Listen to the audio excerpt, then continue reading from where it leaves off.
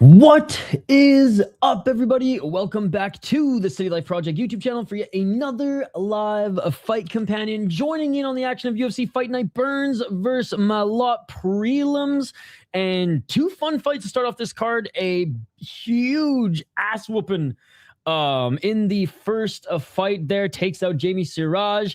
Fight number two, a draw, a little bit of fuckery, but overall a fun fight overall. And now we got our girl from the Great White North, Jamey-Lyn Horth, who is super violent and is likely going to destroy Jourdain, as the Japanese commentary on my beautiful UNEXT stream just said.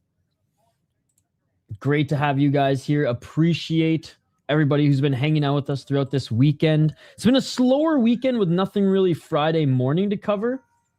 Having said that, we have this appetizer here of a UFC card before the real MMA deep later tonight. All right, we got Herbert looking good with the Maple Leaf shirt there, just saying. Winnipeg, ladies and gentlemen. Love all my homies from Winnipeg. That is a hard fucking place to grow up. Round one, ladies and gentlemen. Let's get it all. Oh, Canada. Right? Good to see you, sis. Good to see you. Let's go, Jourdain. All right, round one. Let's get it. 454, low kick by Aldridge. Also, the Minnesota Wild are playing right now, so that's why I'm Wild jersey, but 445, left hand by Aldridge, and Horth with the right hand. I'm picking Horth, by the way. 337. Auntie Horth eats a left hand, but throws a body kick and a right of her own. There's just so much forehead of JJ Aldridge to hit. And I can empathize, because I have that much or more as well. 420, smoke him if you got him. I know they got him in Winnipeg. Half these people in the audience are just vaping their weed pens right now, ladies and gentlemen. Oh, high kick by Horth. Dude, Horth TKO. Second round, probably. Hopefully first, but JJ Aldridge's jab is getting through. And Horth is getting older, but she likes to fight as a savage. 356, Horth looking for the left hand. Oh, nice 1-2 by JJ Aldridge.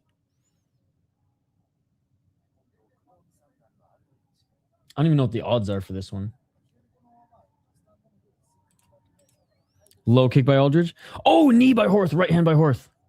Aldridge the underdog. Slightly. I mean, it's women's MMA, so tough. Especially in the UFC. Okay, I'm back. How's it going? How's it going? Dude, yeah. Fun fight overall. Fun fight overall. Oh, nice low kick by Aldridge. Horth checked it, but she still winced. Horth with the right hand. You had it for John. Oh, body kick by Horth. Second and third round, or what rounds? Thing about Jamey-Lyn Horth is, like, I don't think she has much more of a ceiling.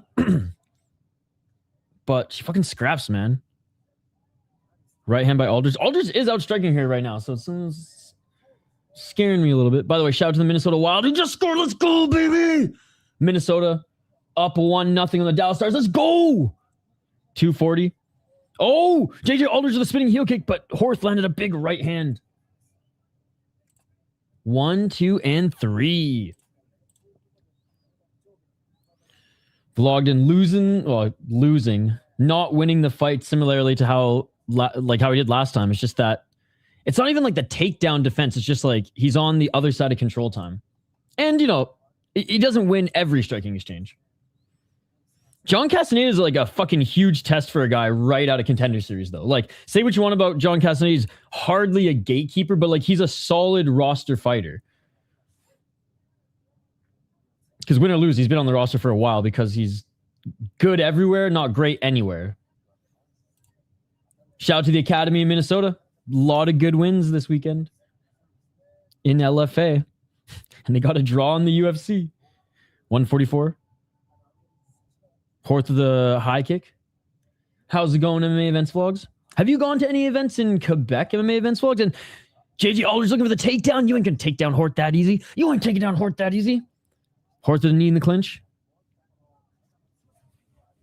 But nah, yeah, Castaneda looked good. Fucker should have made weight, though. Sorry, I mean, fighter should have made weight, though. And I cheer for the Academy boys. We might actually, a client of mine might actually do an event with them soon. He has a mobile sauna that he might roll up to the Academy and just do some podcast episodes with the athletes and just provide cold plunge and sauna.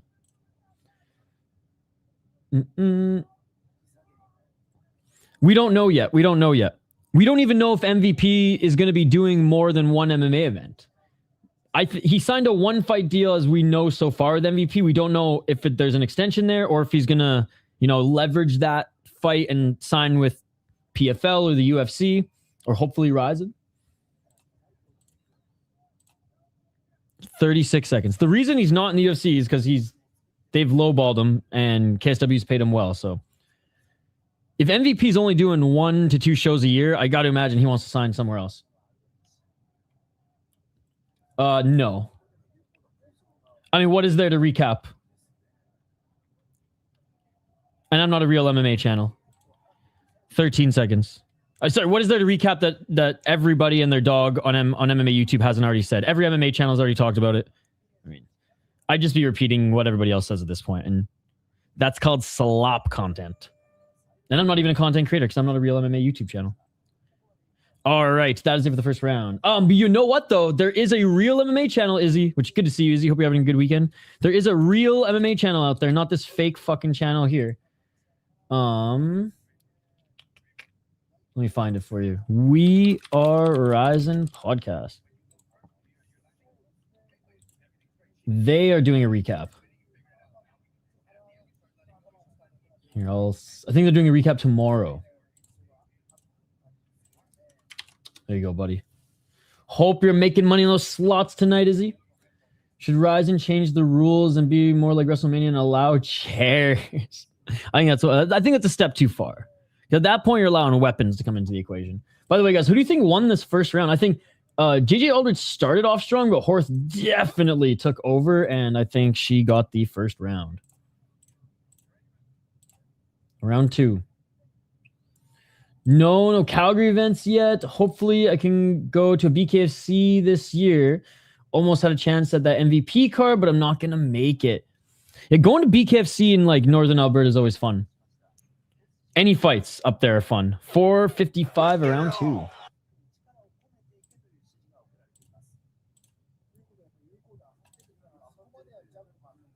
Aldridge to the right hand.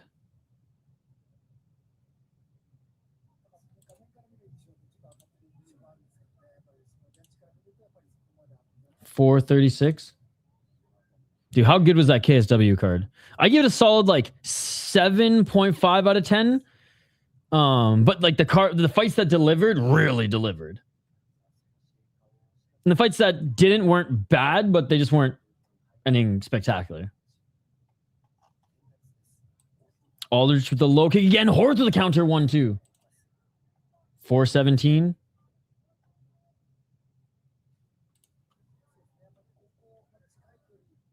High kick by Horth. Just missed her.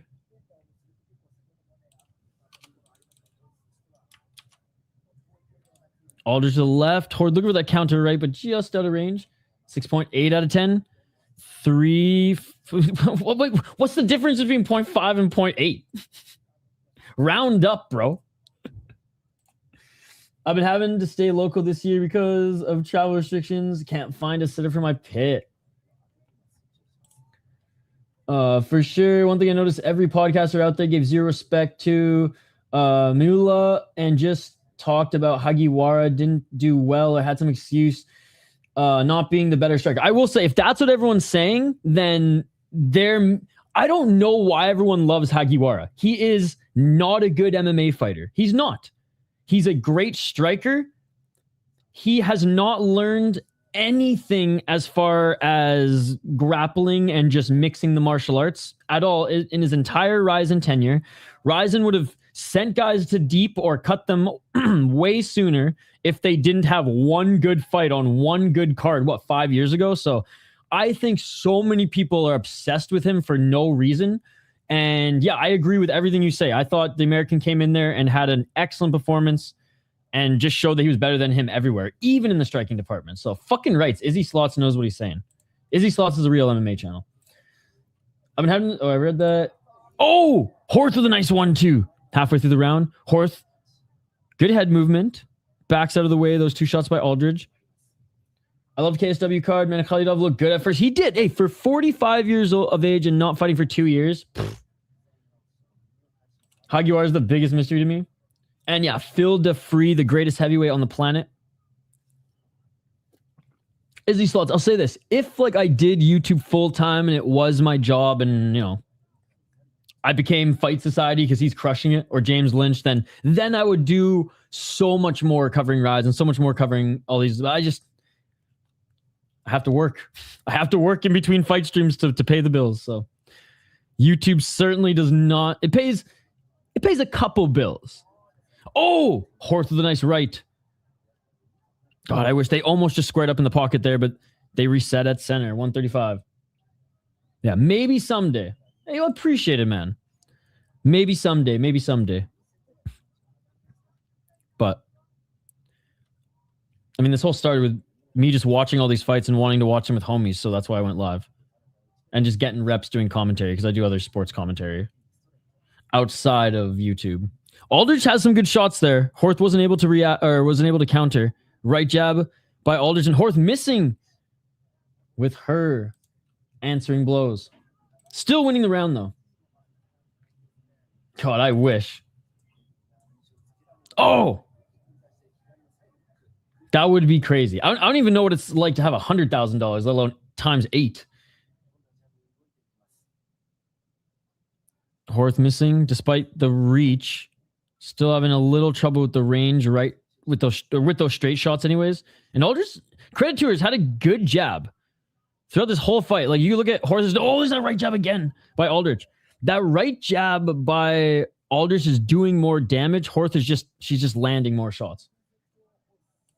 But this second round is closer than the first for me. It's kind of the opposite. It was like Horth was doing better in the first part of the round, and Aldridge doing a little bit better in the second half, just not as dominant as Horth was in the second half of the first round.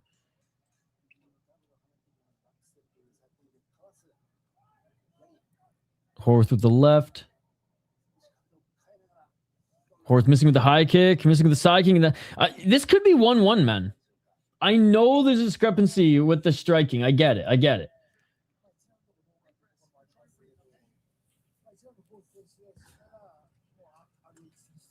Horth probably took it, but that one's way closer. What the fuck, Horth? You're making this way closer than it needs to be. I'm not betting or have any money on this or anything. I'm just like passionate.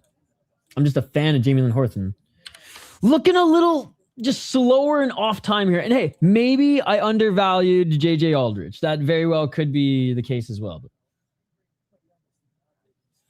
But... Yeah, it's a really nice arena, dude. It's one of the nicest arenas in the NHL, but it's smaller. And instead of having like 18,000, I think they have like 16. So ticket prices are actually more expensive than most NHL, like smaller. I mean, it's Canadian, so it's a big market, but smaller city markets. And actually, like, there's actually rumblings that the Winnipeg Jets might move again because everyone's poor as fuck these days. Taxes in Canada and the States are fucking through the shit's wild. And people just aren't able to afford to go to NHL games. A lot of families are going to junior hockey or going to university hockey or going to the AHL because there's other cheaper options. And yeah, it's Winnipeg might move again, which is super sad. Hey, what's up, Miss Pookie Potato? How are you? Oh, Canada. They did well on LFA. Having a tough go so far here on the UFC, but they're not in Vancouver. Whenever they're in Vancouver, they're doing good. By the way, Minnesota Wild up 1-0 on the Stars. Let's fucking go. Could you imagine? Oh, right hand by Aldridge. God, I ain't here making excuses, but maybe Horth just can't breathe because Aldridge, this is more just complimenting Aldridge, just jabbed up her nose in the second round. Yo, fucking love Malott. Well, there's a couple of Contender Series vets. Mark Vologdin, he was also on this last season of The Ultimate Fighter. Or Dana White Contender Series. But yeah. Mallott's awesome, man. I've been watching him fight for like 5 years. He did really good in Bellator, and he didn't necessarily fight cans in Bellator. He fought good guys. His last 2 fights were against lesser competition, but he was... Oh, low kick by Aldrich. Horth. Oh, Horth's right leg is fucked. Horth's right leg is fucked. You saw her stumble on that, or not stumble, I guess, but limp on that. Changing her stance as well. Hey, what's up, Leeli? Great to see you. T-Will just lost. Didn't they blow a lead? Weren't they up by a lot? Let's hope the Wild don't blow it. You know, Malo's from the same island that I was born and grew up on too, in Vancouver Island. 309. Front kick by Horth. I think the winner of the fight is decided in these 3 minutes, guys. Horth blocked that shot by Aldrich. 229.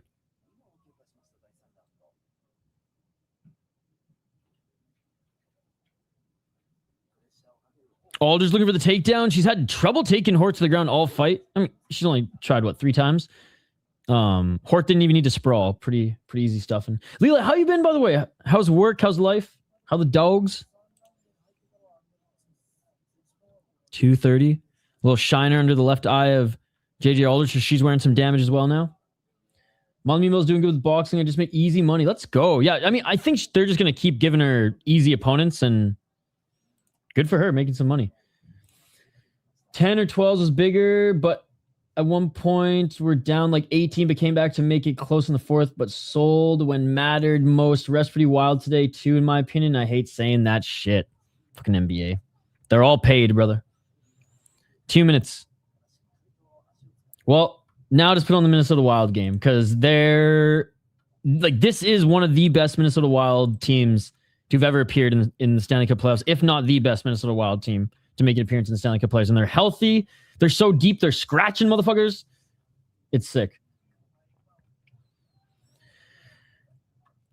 I still don't know about this 3rd round, but I have it 1-1. I had Horth round 1, Aldrich round 2.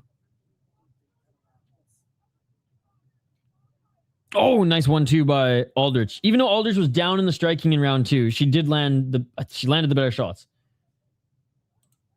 But Horth is landing the volume. Right. Low kick.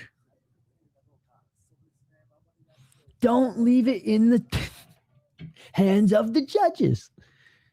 Wrong sport. As a new NHL fan, who would you recommend watching with the most exciting games during playoffs? For every single one. Like, I'm not even kidding. Like, the Stanley Cup playoffs are when the refs put away the whistle and the intensity goes from like 5 to 50. The Minnesota Wild Dallas series is going to be insane because they're 2 top teams in the Central. So that one will be fun.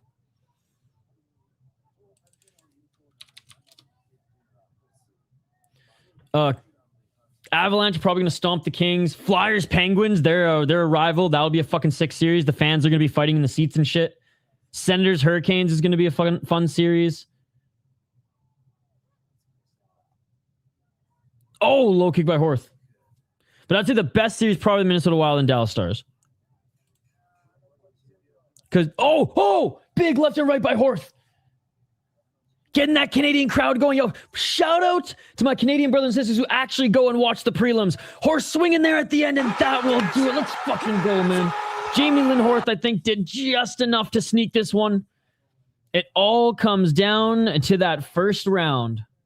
Round 2, I mean, maybe the judge gave round 2 to JJ Aldrich, but I'm more split on the first round.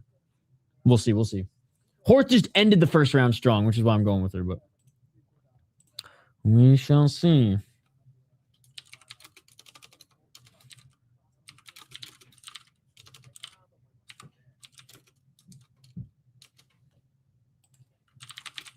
All right, we're waiting the judges' scorecards. Dude, the Japanese commentary. JJ Aldrich. Oh, Canada. Burns lost today. Is he getting cut? I mean, he's lost a lot. Well, I mean, he might not get cut because the UFC hasn't cut Tai Tuivasa, so I am not convinced that losing gets you cut in the UFC. He might retire. He might retire, then join the GFL, and never fight again. Honestly, out of every single fight on this card, I was more excited for this fight than that one, to be honest. Like, I am so apathetic about Gilbert Burns and Mike Malott. Like, I don't care if it goes to decision. I don't care if there's a knockout. I don't care who wins. Like, I'm so apathetic about that one. Charles Jourdain, Kyler Phillips, Mandel, Nallo, and Herbert. Those are the main events. Burns and Malott, who gives a shit? The outcome of that fight doesn't matter at all in the UFC. It's how any future matchups are going.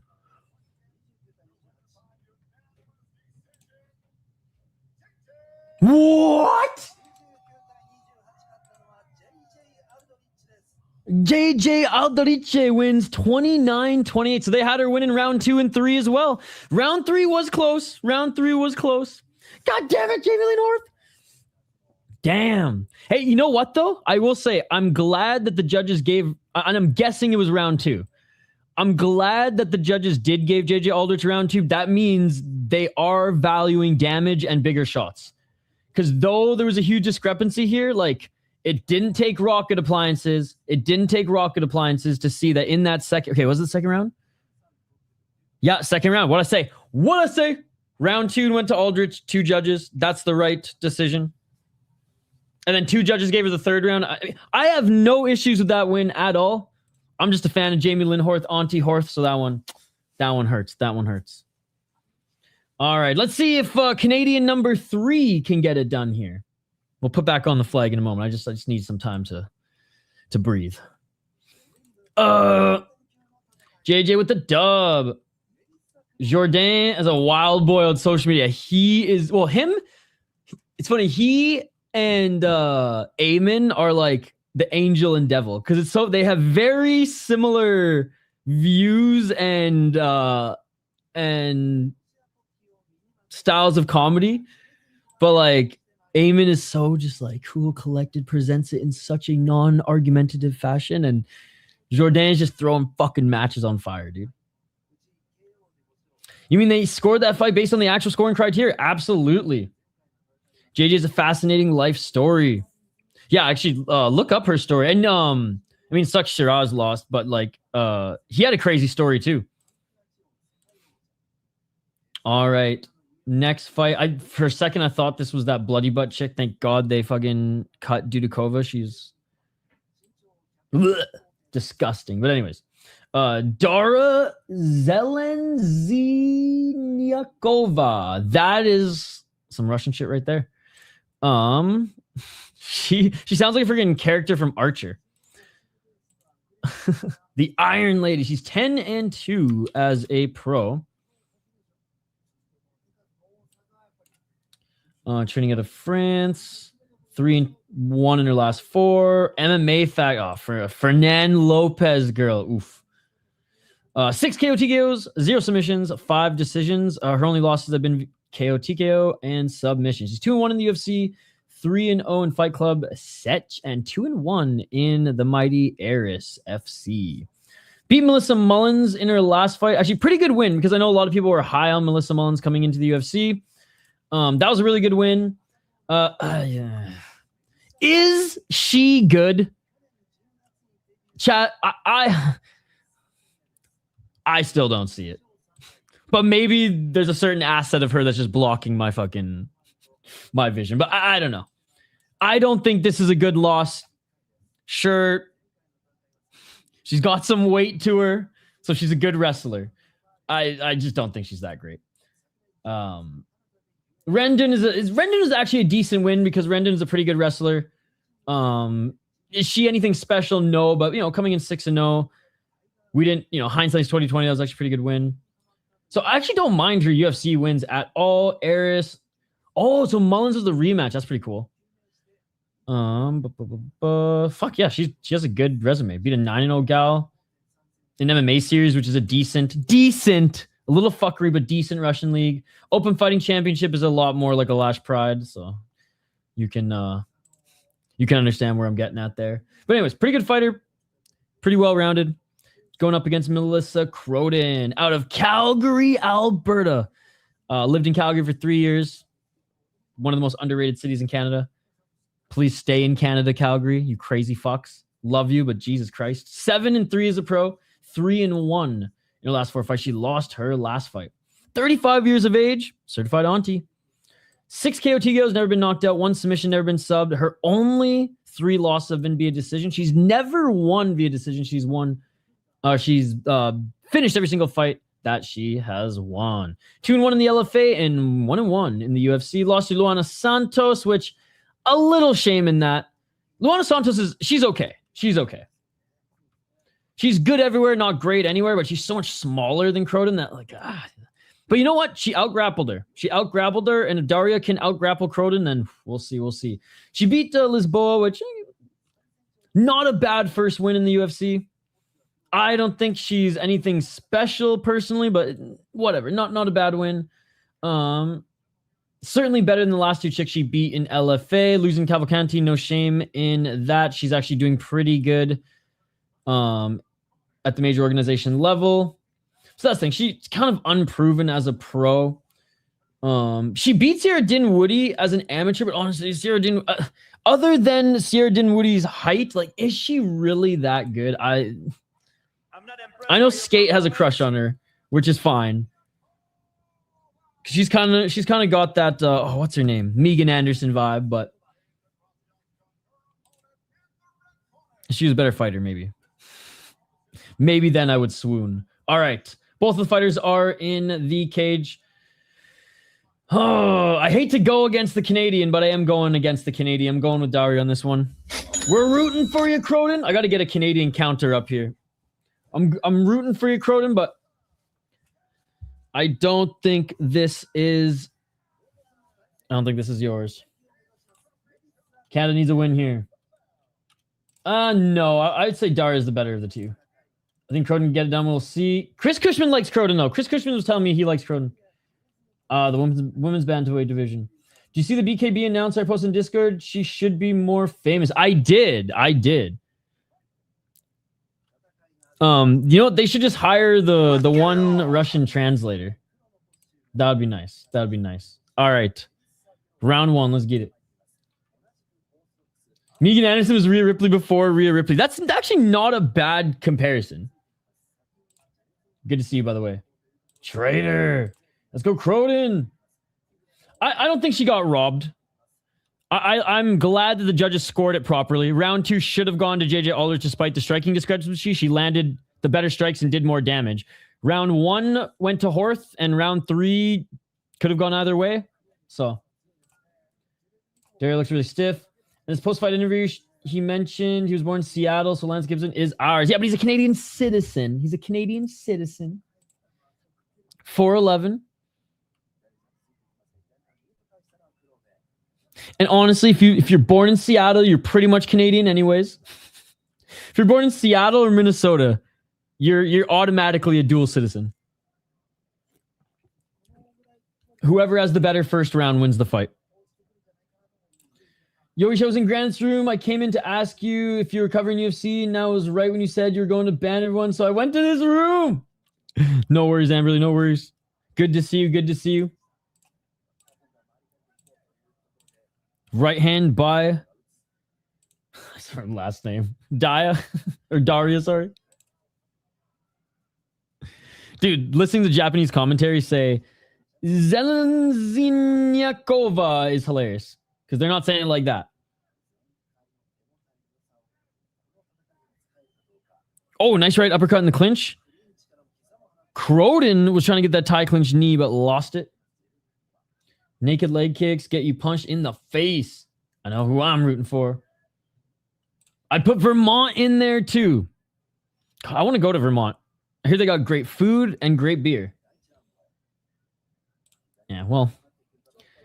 UFC unified ruled bootlickers who don't like superior rule set. Not surprised they don't understand MMA, fried MMA, because they're fake MMA fans. 242. I am a Jamey-Lyn Horth fan. I was more of a fan of that. I was more excited for that fight than most of the fights on this card. And I'm even saying that JJ Aldrich won the fucking second and third round. So I don't know why everyone's up in arms. Oh, nice step back right. And left by Daria. You are right. She's stiff, but she's landing. 100%, 100%. And judges were split every round as well. Oh, Croden landed some good shots. Daria's running backwards. I disagree. I 100% had JJ winning the second round. I actually said I thought the judges were going to give it to Jamey-Lyn Horth, but despite the striking discrepancy, JJ Ulrich did the damage in the second round, the nose, and it was bleeding, and landed clearly the bigger shots. So I'm glad that the judges actually judged the fight properly based on damage. Round 2 and 3, absolutely. I don't know what fight you guys are watching. It was a close fight for sure, and I was okay. Like I thought the judges were gonna give round 2 to Jamey-Lyn Horth, so that's why I was shocked. But I'm happy that they got it right. And again, I'm a Jamey-Lyn Horth fan. I was rooting for her the whole time. I was very biased in that one, but I'm glad the judges are actually starting to judge fights properly. Oh, Canada, baby, damage matters. I got Wild 4-0. I think they win 2-0. 1 minute, 9 seconds.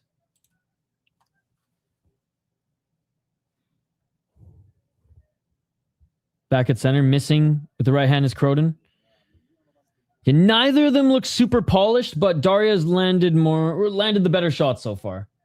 And more, so there you go.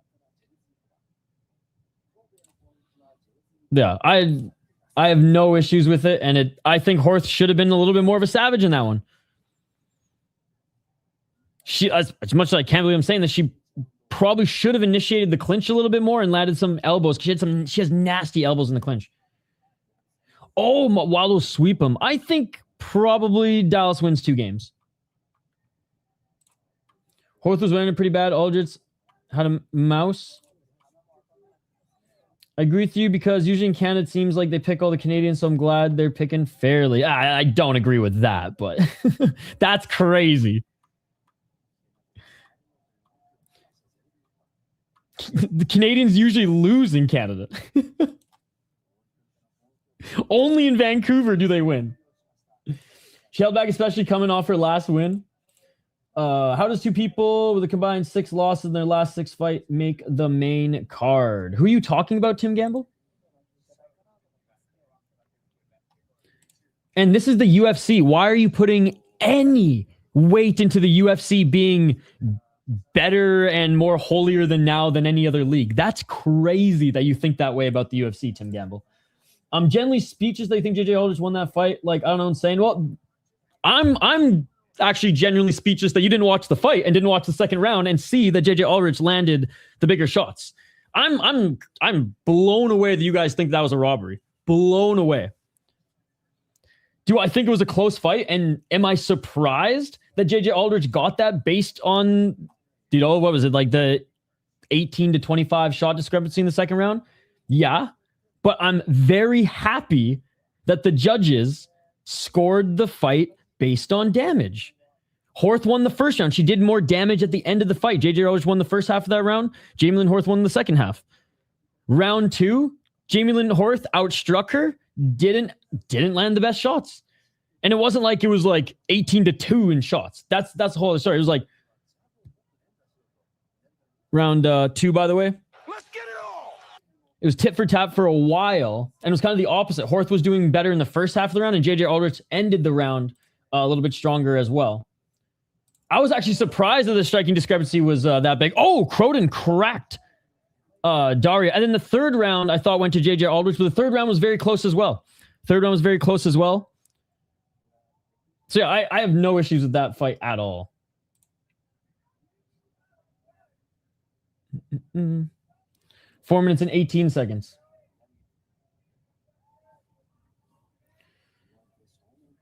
See you later, you fake MMA fan. Goodbye, Tim Gamble. Tim Gamble only watches numbers. He actually doesn't watch fights. And he got triggered. He got angry. Goodbye, Tim Gamble. Fake MMA fan. Dana White bootlicker. 347. Adios, amigos. 338. Yo, what's up, Sean? Croden Herder, yep. Oh, big left by Croden. Yeah, that's not a robbery. Not even close to a robbery. Again, UFC fans diminishing the word robbery, ladies and gentlemen. 322.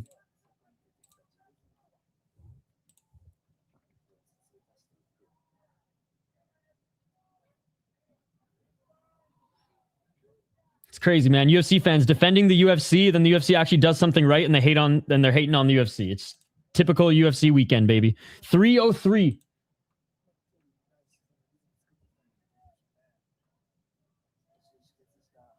Oh, just missing with the left hand was Croden. Pretty good, pretty good. Just been streaming all day, watching fights. KSW is a pretty good card. Filled a free one. All right, they're each exchanging shots. Croden landed one big one on Daria, but hasn't really landed much since. And Daria's left jab, oh, and that nice follow-up right hand is a money, but Croden landed another right hand. Daria keeps running away. I think she's hurt again. She's running away, Chelsea Chandler style. Chelsea Chandler! We have a new Chelsea Chandler! We have a new track star. Please, somebody clip it. Please, someone clip it. Please, someone clip it. JJ Aldridge is not fighting in this fight. I don't know why you guys are so angry. Tim Gamble crashing out. Sis making fun of me now. Close fights can't be robbery, and I'm glad the judges are actually scoring damage. Again, I don't know why UFC fans are angry at the UFC when the UFC actually did something right. It blows my mind. 154. Croden now in the clinch. Right underhook. Running like Chelsea Chandler. She was running. Break out the maple bacon. It's fight time. Oof. We're going to have to drown ourselves in maple bacon. Hasn't looked good for the Canadians. Why are you so mad? It's only a game. Both girls bleeding. 128. Low kick by Croden.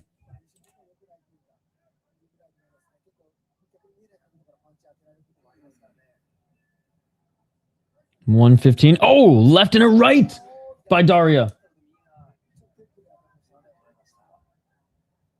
107. Left hand by Croden. Right elbow by Croden as she enters the clinch. Croden, I think, is going to sneak this one out, but again, slobber knocker, back and forth. Oh, right elbow by Croden. But Croden's ending it strong. 46 seconds. Oh, nice takedown at the end of the round, too. 39 seconds. Oh, great job by Croden. Croden with some big right hands. Let's go, Chris Cushman. Your girl's doing well here. Chris Cushman was telling me yesterday, he's like, I think Croden's going to take it. I'm excited to see her. 25 seconds.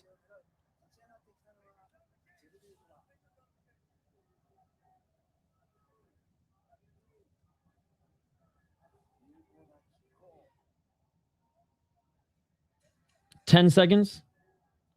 Oh, in the clinch. Couple shots each. Oh, it looked like Daria like winced there. Oh, right hand, high kick. Yo, let's go fucking Croden. Croden's fighting like Jamey-Lyn Horth right now. Or what we hoped Jamey-Lyn Horth would have looked like in that fight. If Jamey-Lyn Horth would have fought like Croden did in this fight, she would have won the last fight. UFC clipped in and said, why are you running? Yes. UFC agrees with chat. That is amazing.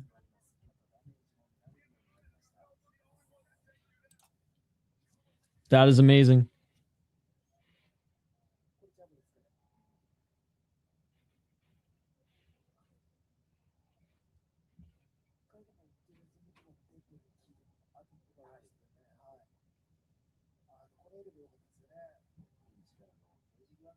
Ooh, yeah, dude. Some decent highlights from that round.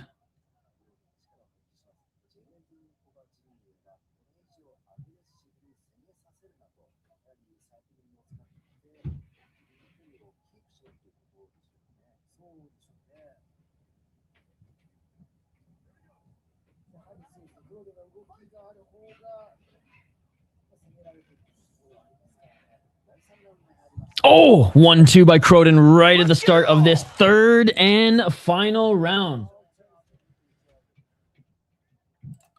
No issue with the Horth decision is wild, man. How so? How so? Give me your... Everyone just keeps saying that I'm wild, and when I called the fight frame by frame, and when I even said after the second round, despite the striking discrepancy, JJ Aldrich should get that round based on the damage and landing the better shots, not just pitter-patter jabs and non-damaging low kicks on the outside. I am the biggest Jamey-Lyn Horth fan. I am way more I was way more biased watching that fight than any single one of you. And I still said that it was a close fight, could have gone either way, but I'm glad the judges gave Jamey-Lyn or gave JJ Aldrich the second round, or two judges did anyways, because she did more damage. Plain and simple. So give me your argument. First round, Jamey-Lyn Horth. Round 2, JJ Aldrich. Round 3, could have gone either way. Two judges gave it to JJ Aldrich because the numbers were way closer in the third round, and they each were going back and forth, damaging shots pretty even. Remember Ayla Quinto versus Jorge? 335, and the women have turned it up here in the third round. Let's go.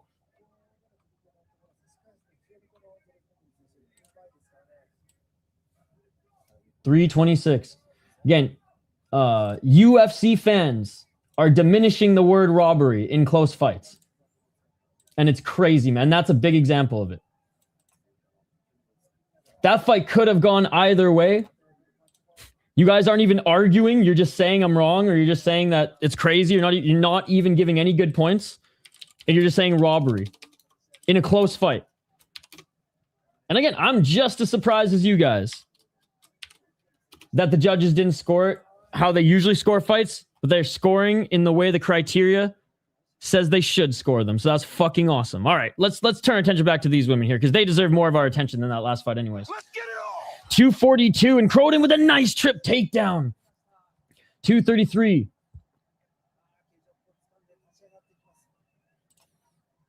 Our word comes from many broken parlays. 228.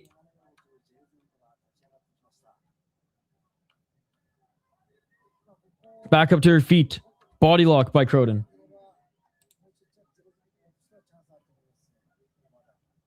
Bloody fight from both of them. Each of them wearing a lot of damage here. Oh, nice job getting that shoulder lock by Croden.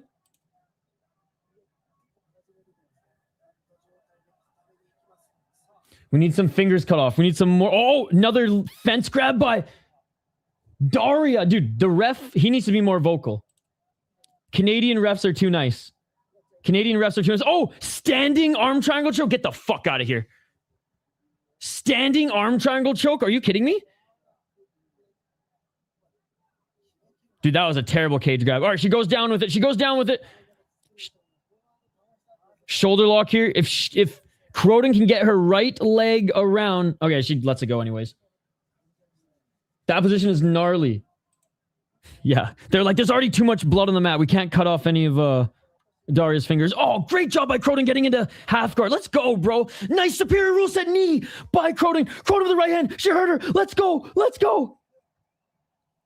Croden running away with this one. She's running away with this one while Daria is literally running away. 1 minute. Yo, let's go. I should have had confidence in the Canadian gal. 52 seconds on the clock. She damn right she's from Calgary, bro. Calgary folk are tough as fuck. Let's go.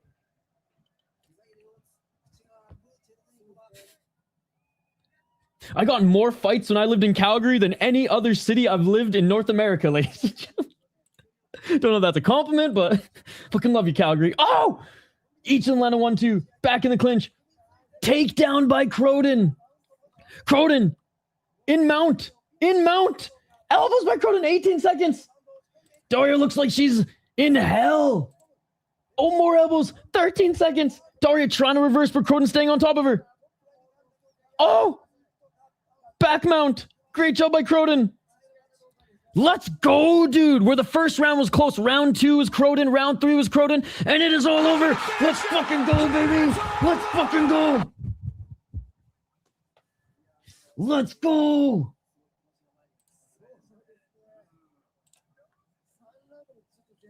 Other than Daria running, this is a good fight. Honestly, Daria running made the fight even more entertaining. Gotta be jaded. She's not fighting this fight. She fought in the last fight. Again, you guys can keep making fun of me without presenting any argument. That's very, very strong argument. Saying robbery is a very strong argument, guys. Jourdain looked awesome. I think she got that.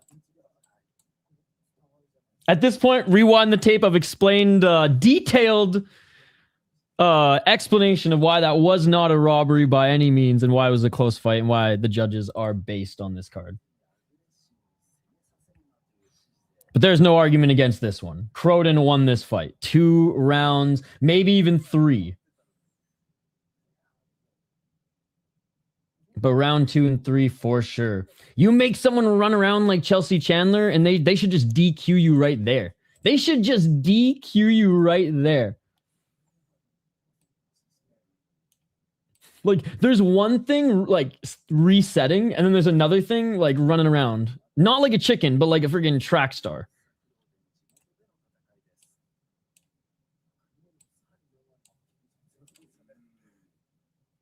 All right.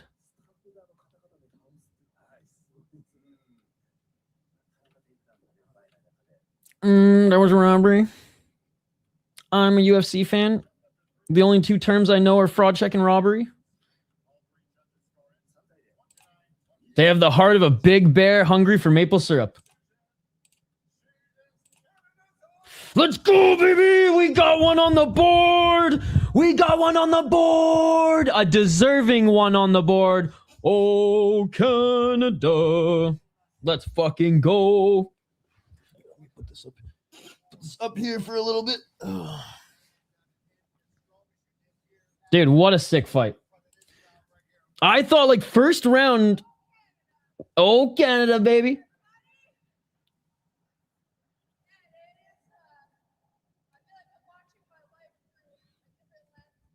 God, a fellow hoser, ladies and gentlemen. A fellow hoser. Spam Canada in the chat.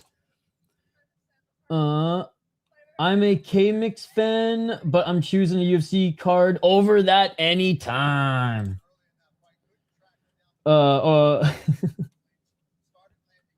Who gets more wins tonight, Canada or the US?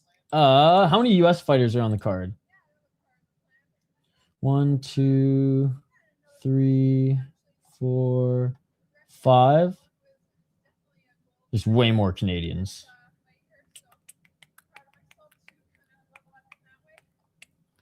I think the Americans still take it. Buzukja has a chance to win. Gage Young is going to win. Nallo should win. Phillips and Jourdain is a tough one, and again, I just don't. I don't know. I don't know actually. Malott, Jourdain, and Nallo might edge it out, but like I don't think it's a fair fight. There's so many more Canadians on the card. If we went head to head, though, I'm probably choosing the Americans, especially because Castaneda and JJ Aldrich already have wins. Mr. Groen, yes, it's fucking for the people, baby. Let's go. Let's go. Fucking love this chick. If she didn't run like a track star, Jourdain finishes her there. All right. That must be her sister. They look identical. Let's check in, actually. Okay, Minnesota Wild. End of the first period. They're up 1 against the Dallas Stars. Let's go, baby. Oh, I hate seeing Tanner Boser at heavyweight, man. I hate seeing Tanner Boser at heavyweight. Unless he's fighting Tai Tuivasa. Wait, has he fought Tai Tuivasa and lost already? If he has, then fuck me, ladies and gentlemen. Whoops. And this is what I want to do. Returner versus debuter. Who's this guy? He's new. He's new, which means I have some prospects to show you. Or prospect highlights to show you. All right. If you guys didn't see before, every single week I post UFC prospect highlights on the channel.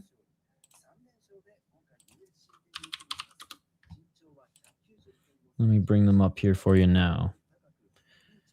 So basically fighters who are under 3 fights or making their debut, I will put together an extensive highlight package. I promise you, my highlight packages have more than any of the others on YouTube. And there are some great highlight channels on YouTube. MMA Falcons is the GOAT. He's the Kaposa of MMA YouTube. But every now and then I know he's strapped for time too. And there'll be like 5 knockouts on a guy who like has potentially 18 to 20, including his amateur career. And I will spend like, if I have to spend 4 hours to find confirmation that a highlight exists or doesn't exist, man, I spend way too much time on these. So I hope you guys dig them.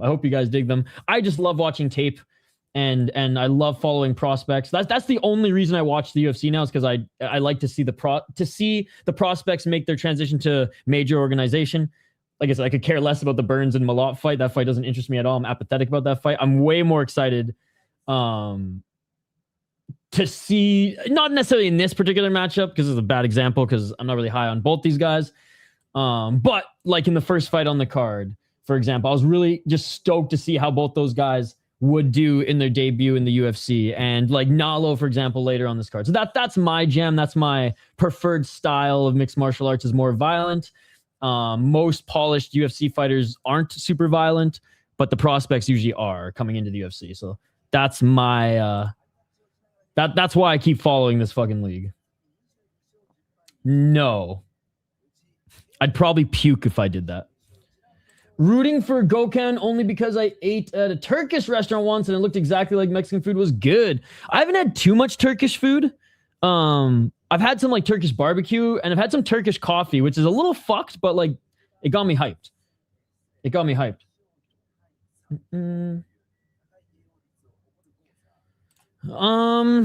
I mean, Guzzi's in the UFC, kind of. There's so many, dude. He's the one I've talked to. There's so many. There's probably like, since I've been streaming, there's probably been like over 100. And like, it depends what you like. Becoming champion, I don't know. Probably few in a major organization, but prospects making major organizations and like and getting like a multi-fight deal in a major organization, hundreds, dude. There's so many great MMA organizations out there. There's so many good fighters. And if you cover 30 plus hours of combat sports every week, and even if I don't watch all the cards, but I go through and watch tape of the prospects, like there's so many. The thing about MMA, brother, is it's longevity in the sport isn't common. Longevity in the sport is not common. So like you could see guys rise, have their 3-4 really good top fights, and then the body's done because like we're fucking human, man. We're mostly water. We're mostly water, brother. So I should put a list together of like my top 10 or top 50. And there's still a few who are like still on the rise, which is pretty cool. All right, they're being announced right now. I was reading chat probably a little bit too much here. My apologies, guys, but I just love interacting with you guys because that's the point of doing these. I will be calling the play-by-play, but here's some of Gokhan's highlights. It's so frustrating that I literally had to like refresh it like fucking 5 times for you guys to see full screen. It's so weird, chat. Good old technology. It will not go full screen. That's nuts, man. That's actually insane. I'm what's the definition of insanity? Doing the same thing again? Thinking there's gonna be all right, whatever. This will have to do. You guys just get to see some of my fucking suggested bullshit. Absolutely. That's what I love about it. Bags of water. Yep, just fucking punching each other in the face. All right, round 1, ladies and gentlemen. I'm going with Gokhan. I think he's just the stronger wrestler. Tanner Boser, slightly better striker, but a natural 205er, in my opinion. They're trying to push the Pink Panther Campbell. He just ran into Danny Silva from Bloodline.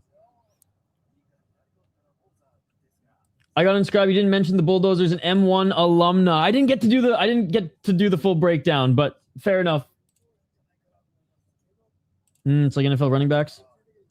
Yeah, not long careers. Oh, Boser with a 1-2, but then he gets tagged to the left, right, and another right by Gokhan. Yo, what's up, Rogue Strummer? Good to see you, buddy. 4-12. Oh, nice takedown defense by Boser as he stuffed that takedown with a nice sprawl. They gave him a tough opponent in his first fight. 356. Again, sorry this isn't full screen. I don't know what's going on.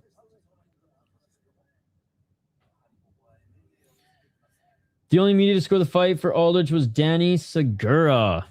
Attaboy, Danny Segura. Well, again, like, third round could go either way. I just think Aldrich won the second round. And Boser hurt him! Boser hurt him! Gokhan on his back. Gokhan, desperation takedown. Fuck, let's go, Canada. Let's go! Boser, some right hands in the clinch. Hey, I'm glad Boser's able to keep this on the feet because I said in the very quick breakdown that Boser's the better striker, but Gokhan's way stronger. And Gokhan's path to victory was like the ground and pound, but Gokhan with a nice right hand. But Boser's doing pretty good on the feet. He's got to keep his hands up, though. 3 minutes. I think Curtis wins. I don't know. I watch fights, not numbers. I have no idea. 252.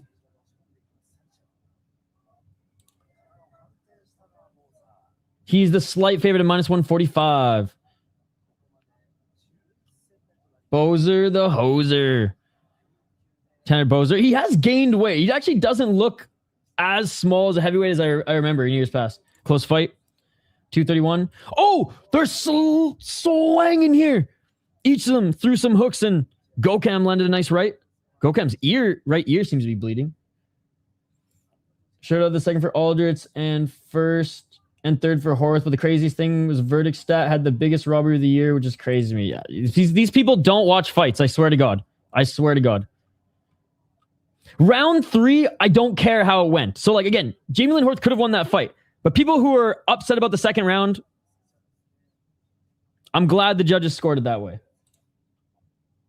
It's so crazy that this fight of all fights is what MMA or what UFC fans are going ham about. Like, God, guys, start watching some other organizations. Like, jeez. High kick by Boser. It was just a close fight, absolutely. See, and that's fair. That's fair. I just think it's not a robbery that the second round 2 judges gave it to JJ Aldrich when I was biased towards Jamey-Lyn Horth. And I even said after the second round, like, fuck, man. Horth outstruck her, but JJ Aldrich landed the better shots and more visible damage on Horth at that time. So anyways, it is what it is. High kick by Gokhan. It'll just be UFC fucking sheep and bootlickers who claim that their league is the best thing since sliced bread and then bitch about the league when they finally do something right.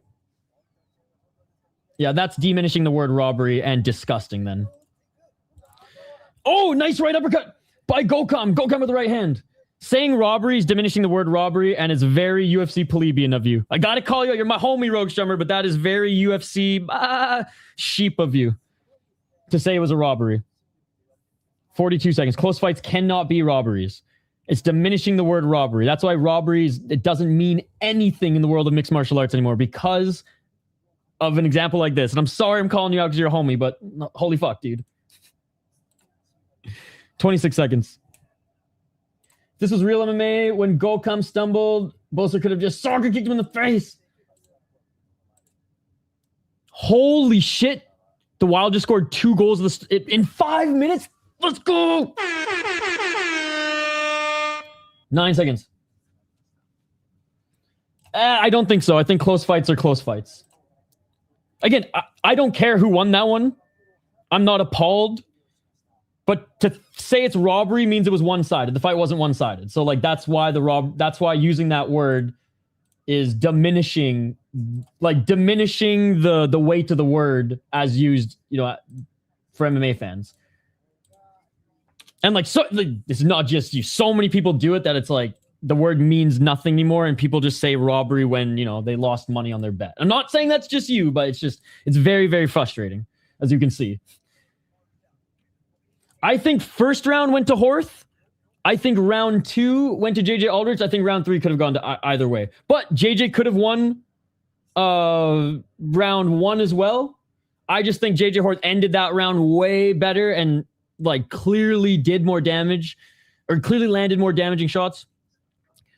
Round 2, I just like how the judges rewarded the damaging shots and visible damage versus just, let's be honest, the pitter-patter non-savage shots, Jamey-Lyn Horth. But again, it could have been 2-1 Horth, and she could have won too. But yeah, again, to suggest it's a robbery, it's beyond comprehension to me. Round 2. Let's get it all. Oh no, I am 100% right on you guys diminishing the word robbery. The way the fight went, you're right. I'm not a judge. I'm just glad that they're following criteria, and I don't think it was out of the realm of possibility in which you guys are insinuating the word robbery like would mean. 432. Diminishing the word robbery is disgusting, and I hate it. I fucking hate it so much. And that's what UFC fans do. 423. I'm excited for Larion's next fight. Me too. Oh, nice low kick by Boser. A low kick by Gokhan. I'm more annoyed that people are throwing the word robbery around than the fucking how even the fight played out or how the scorecards played out. Low kick by Boser. Oh, nice right hand by Boser. God, every fight is a robbery for those who don't win on their parlays, dude. Apparently not. 349. Can't move on from the robberies. Oh! Boser with another low kick. By the way, this fight, way more exciting than I thought it was going to be. Thank God we're still in round 2. 333. Left hand by Boser. Oh, Gokhan with the right, but he also kind of just pushed Boser down, but he's landing some shots on Boser. Boser's on the ground. Elbows by Gokhan. Boser showing some toughness, getting back up on his feet and look for that right single leg. The new heavyweights are making heavyweight fun again. Let's go, baby. I'm not going to lie. I had no idea that Boser was going to put up a fun fight like this. I thought he was going to get taken down and ground and pounded. Shout out to my boy Boser. 304. Let's go, baby. 301. Oh, nice right elbow by Boser. I keep wanting to call him Besser because of the Canucks player. 246. We just need to abolish the 10-point must system, and then all will be it actually will cause more chaos, which is what I love. But that's a great example. 227.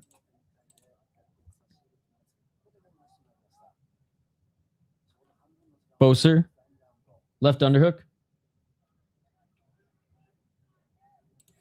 I think it's also Gokhan who is not like trying to finish when he hurts him. He's being very patient. Oh, Boser with the left hand, but good job by Gokhan for keeping that right hand up. Gokhan's got the chicken legs too, so I know Boser actually has been throwing some decent low kicks, but maybe start out the third round with them, throw him off a little bit. Dude, Terrence, indeed. 2 weeks in a row, UFC heavyweight, man. Starting to look pretty damn good. Well, starting to be entertaining. 140. Oh, Boser with 2 big shots. Oh, he's hurt. In the tie clinch. Boser's looking for the right uppercut. 127. I'm not bullish on that. Like, it is what it is. I don't like it personally, but I would way rather protest superior rule set than fucking 10-point must system.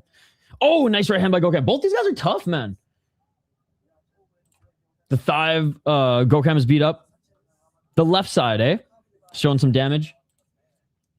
Hoke versus Blades in this. Well, dude, even Asplin had a pretty good fight against Petrino, right? Recently as well. Caposa said it's Bellator heavyweight, and I got nothing wrong with Bellator heavyweight. Low kick by Gokhan. Fortune, Hawkett. Dude, I love Asplin. Guzzi's coming back too. His suspension's almost done. Gokhan is gassed. Tanner's going to finish round 3 if it extends. Let's go. Low kick by Boser. Yeah, damage under the right eye of Gokhan. Oh! Gokhan dropped him! No! No! JJ Aldrich just won, ladies and gentlemen. JJ Aldrich just won. I mean, Gokhan just won. Oh! At least the Minnesota Wild are winning. Fuck! At least he put up a good fight. Hey, Tanner Boser, this is the best you've looked at heavyweight. I picked Gokhan to win, but I'm fucking pissed, bro. JJ, I just... who gives a fuck about that fight? I certainly don't. Smoked. Turkish coffee over Tim Hortons coffee. Honestly, Tim Hortons coffee fucking sucks, bro. Since that Brazilian company bought Tim Hortons coffee, it fucking sucks. We're going with the Turkish coffee grounds right now. I literally have a ton of coffee grounds here. I'm gonna down these for Turkey, baby. If you guys know Turkish coffee, bottoms up.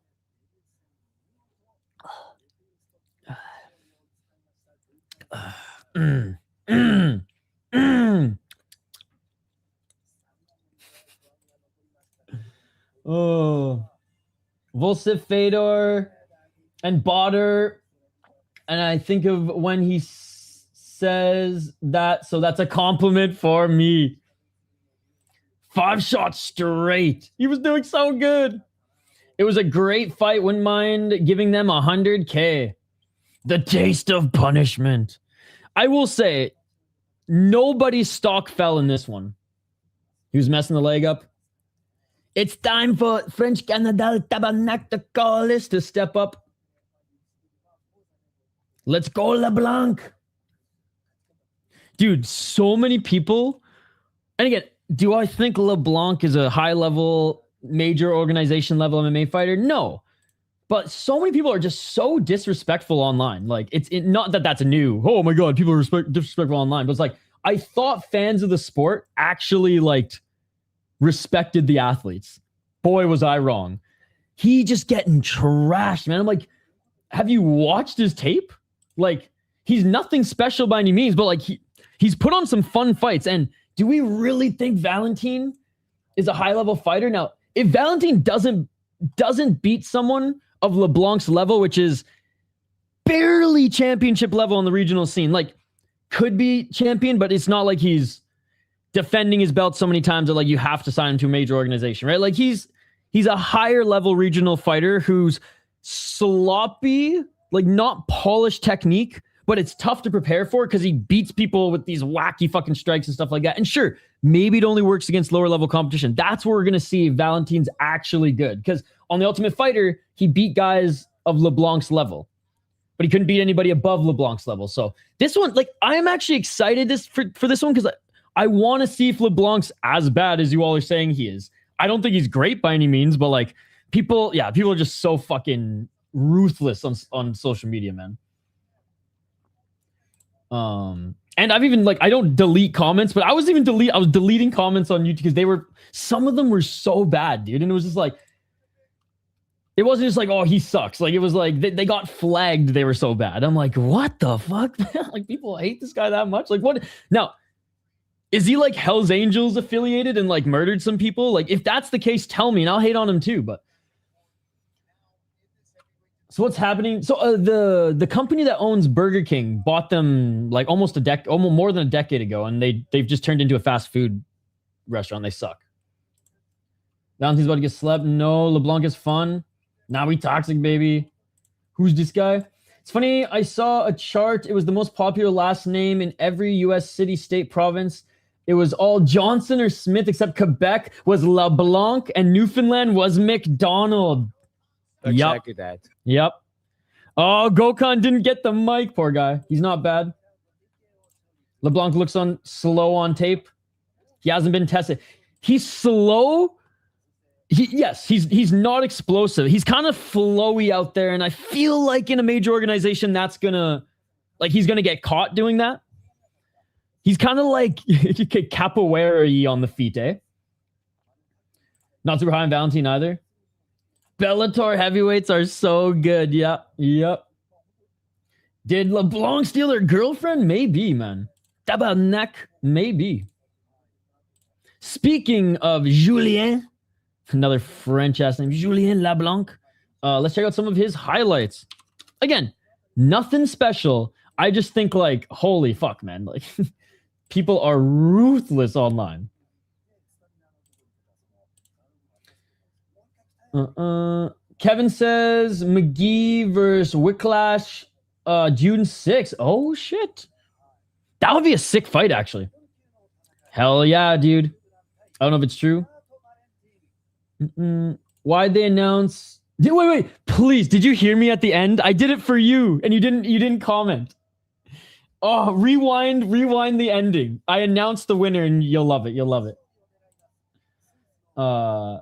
Again, you still didn't present me any argument. You're going to troll me till the end of time. I get it. I don't understand why you guys are just using the words robbery and you're crazy. And you refuse to provide me any argument. I'm just saying. Hey, what's up, dude? I can't remember if the power went out before Blade's fight last week. It did. It came back literally right after, which was annoying as hell. Theo Vaughn, Sist, and honestly, I'm not a real MMA channel, so Sist is probably hanging out in a real MMA channel with those that agreed with his take. And honestly, I don't even blame him, because I don't even know why you guys are here. We're not a real MMA channel. I would way rather you guys support real MMA channels than this fake bullshit one that doesn't even show you guys real fights. Oh, no way. He has Marion in his corner. Oh, that Brazilian from Vancouver, who lost on his Ultimate Fighter finale. You did the better job out of everybody else.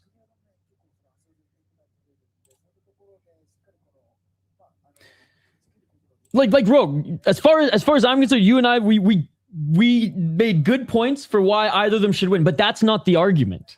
The argument was you guys, UFC fans, are diminishing the word robbery. You could make the better argument that that JJ Aldrich lost, and you know what? You'll probably convince me. My whole thing was I was stoked that the judges are actually following the criteria and that UFC fans, sheep, are diminishing the word robbery.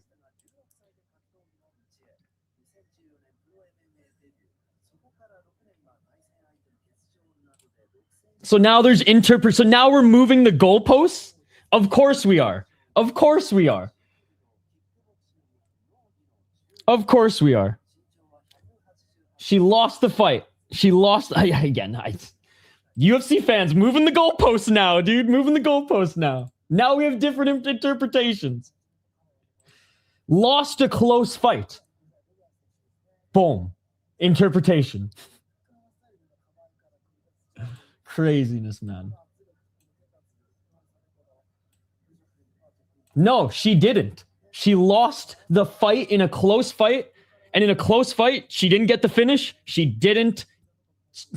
I'm the biggest Jamey-Lyn Horth fan.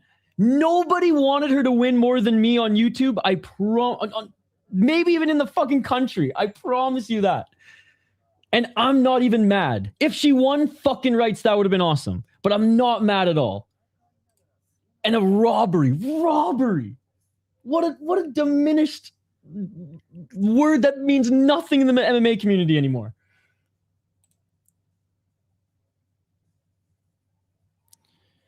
I think it was a good fight. It was a close fight. Damage overall prevailed.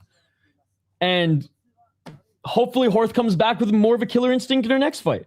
Because if she fought with a little bit more of a killer instinct, That was her fight. That was her fight. Horth is never gonna.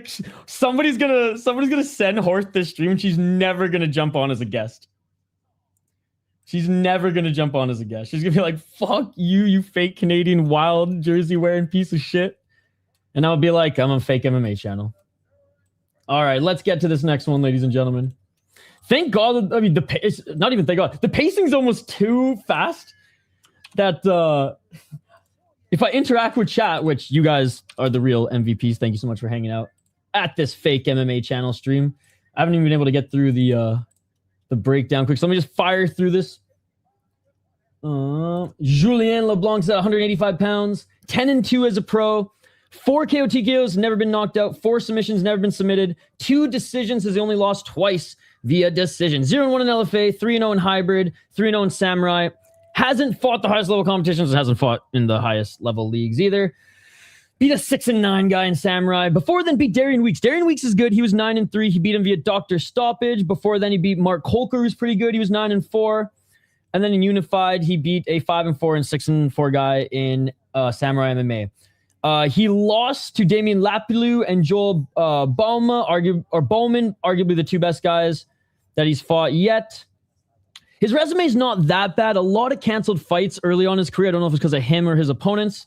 But recently he's been able to put together a decent win streak. 5 in a row, where I'd say 4 out of the 5 fights have been against decent regional level opponents. He's like Canadian regional level champion who might not even hold the belt that long. Round 1, by the way. And he probably could fight at 170, let's be perfectly honest.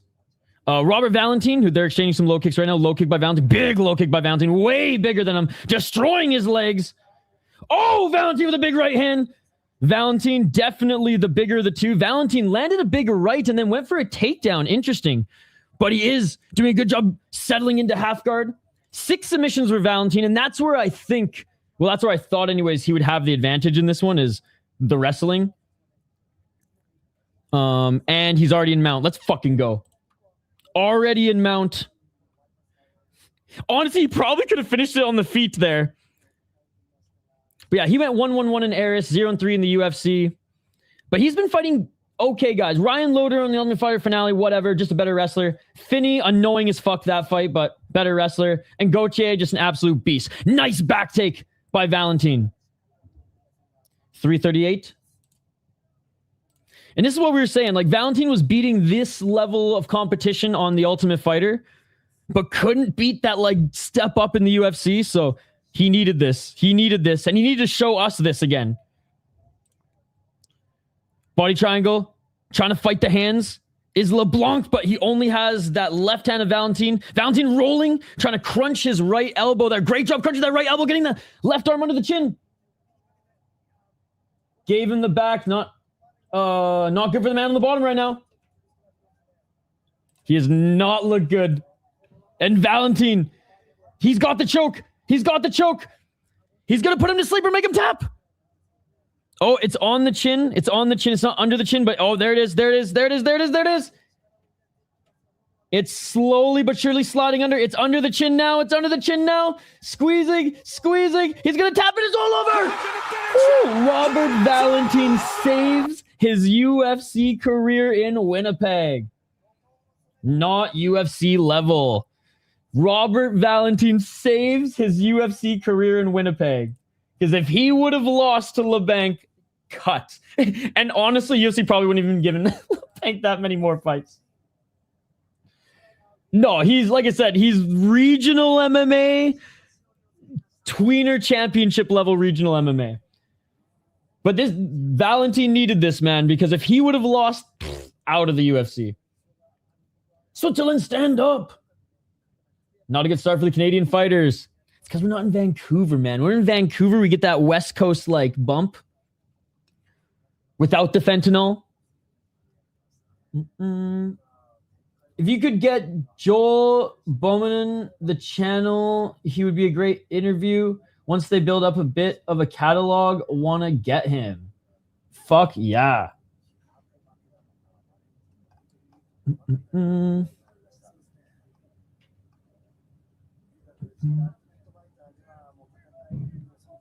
I actually want you all to unsubscribe because I'm not a real MMA channel, and I'd rather you guys go support real MMA channels.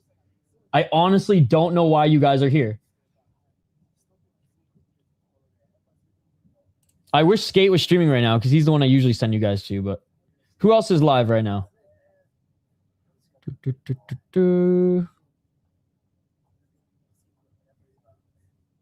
Fuck, doesn't everyone and their dog stream UFC? Oh, main card minute. Here, this guy's a way better channel than me. Go support him. Hey, emotional Valentine. He needed this.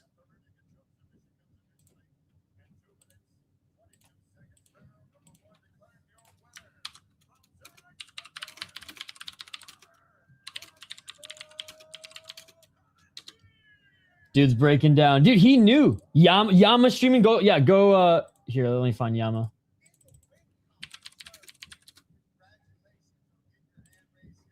Yama streams. He's good shit, man. He streams every single day. Actually, I'm so glad he's over 1,000 subscribers. Like, I'm excited to see his channel grow.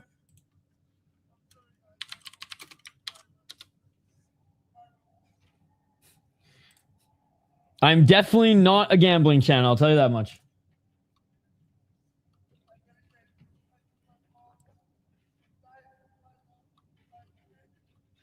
Oh, his mom passed away. Fuck. Oh, man. Fuck, man. Now I'm going to fucking tear up.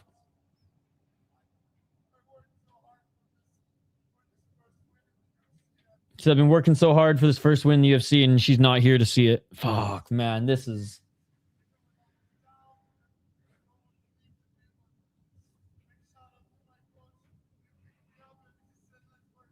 He said, I was so down. No one believed in me. And he said, my coach picked me up and just said, you know.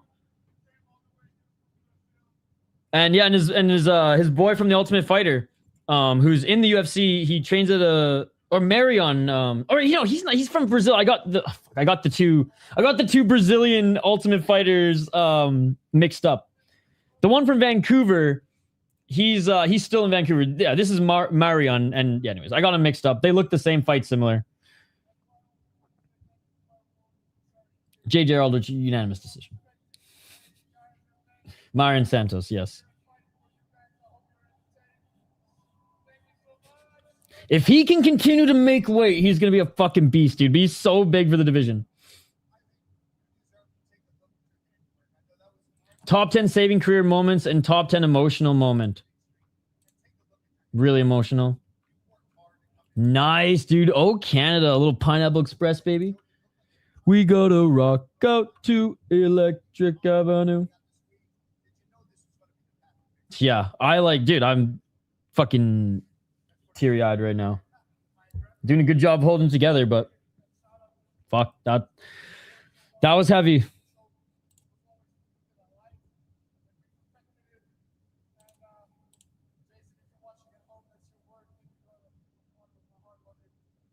Hey, well deserved, brother. Well deserved. Well deserved. Again, that saved his career, man. That saved his career.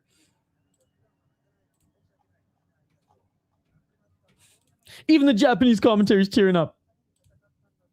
Uh-oh, Dallas scored.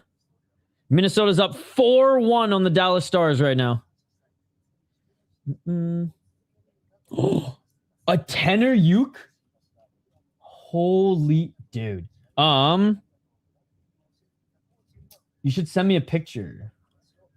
Do you have my social media or email? I think my email is on the description of the channel, but I'd love to see a picture of it. That's so cool. I had a ukulele. It was actually super cool. It was made out of wenge because my friend had some extra wenge that he used when he built an acoustic, and he threw it. Wasn't even veneer, like it was fucking solid wenge, which was super cool. I think he used a little bit of veneer for the neck, or for like the fretboard. Sorry, but it was super cool. I don't want to say I lost it because that just makes me sound like a terrible musician owner. I know I lent it to someone who gigged, and then like I moved, and I was just like, whatever. Probably enjoying it more than I am. And I've been given guitars and stuff that I was like, you know what? Pay it forward. Pay it forward. The link won't work on chat. The link won't work in chat here. But I mean, here's my social, Instagram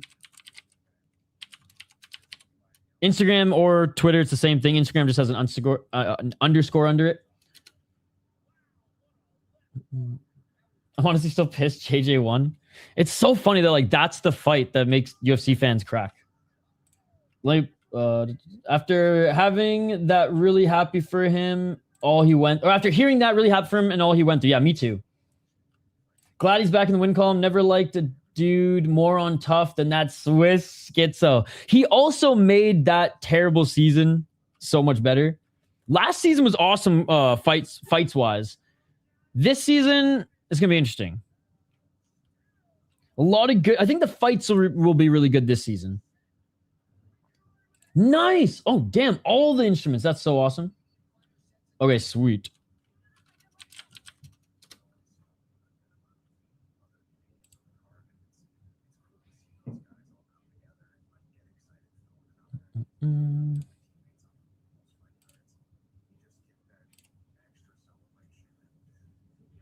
Oh, what?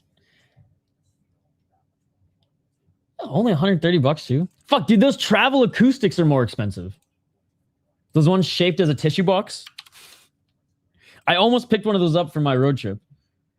Oh, man, that's tight. That's super cool.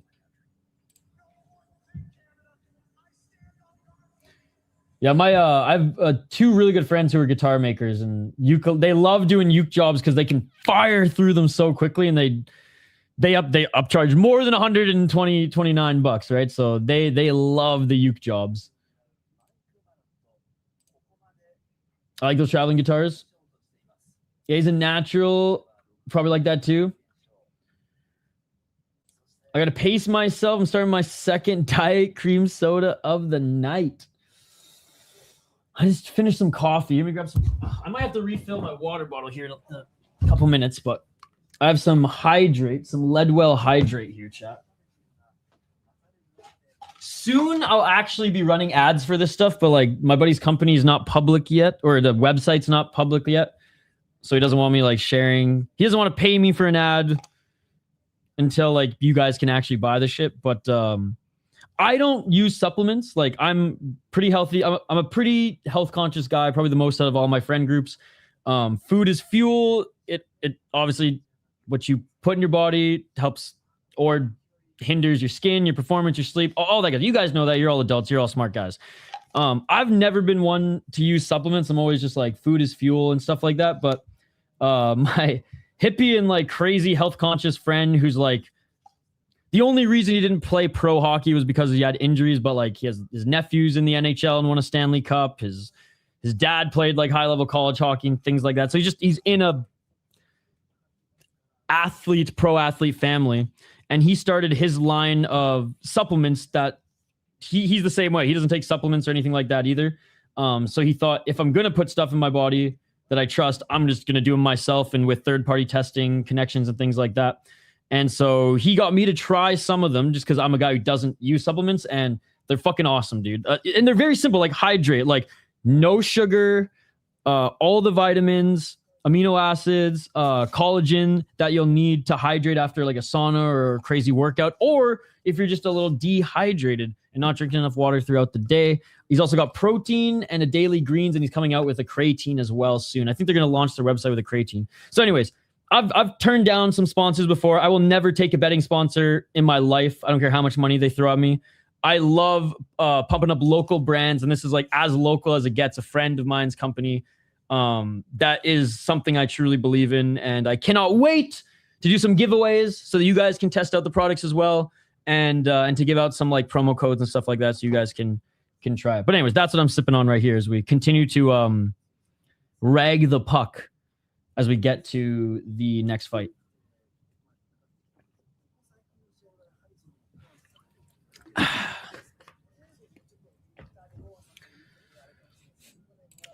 He doesn't have any energy drink stuff, no caffeine stuff.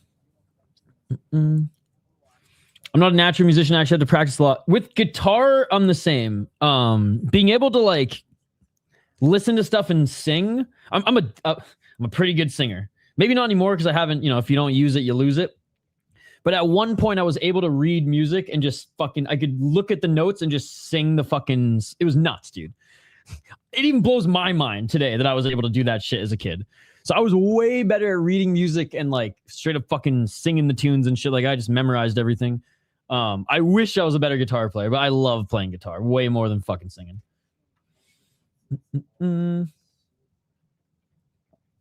I don't care about the UFC like you guys at all. Like I'm way more stoked for Deep tonight. So that's my honest question. I had no idea because I don't follow UFC slop news. I watch fights.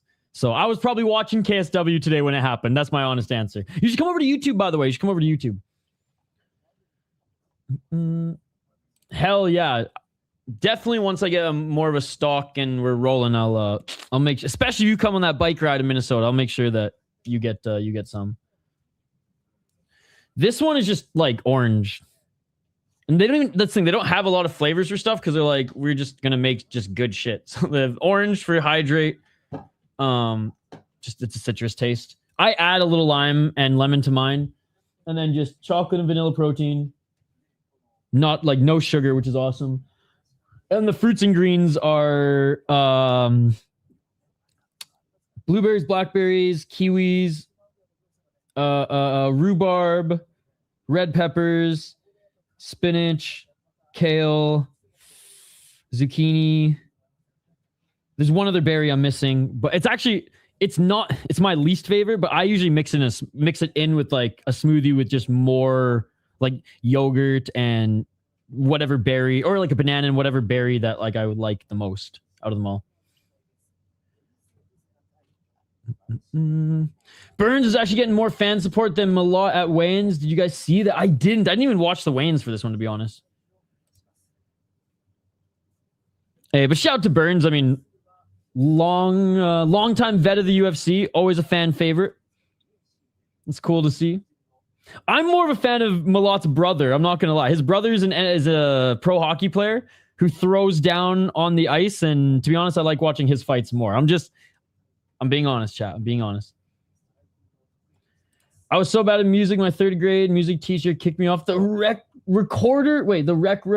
record for the school performance and had me play the xylophone in the very, very back. Yo, xylophone and triangle, though.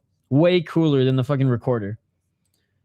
I'm trying to be a lot smarter feeling my body again, like when I used to play a ton of sports, always back in the day. I feel like it's so much easier to fuel when you're fueling for something. Why is deep fights on 2-3? 2 minute rounds. 2 rounds. So that we can get through cards faster and that there's more violence. There are, I think, there might be only one on this one. 2 or 1, 3 round fights. But kind of like Pancrase Blood, it's mostly prospects on this card. So they fucking have the Khabib fights.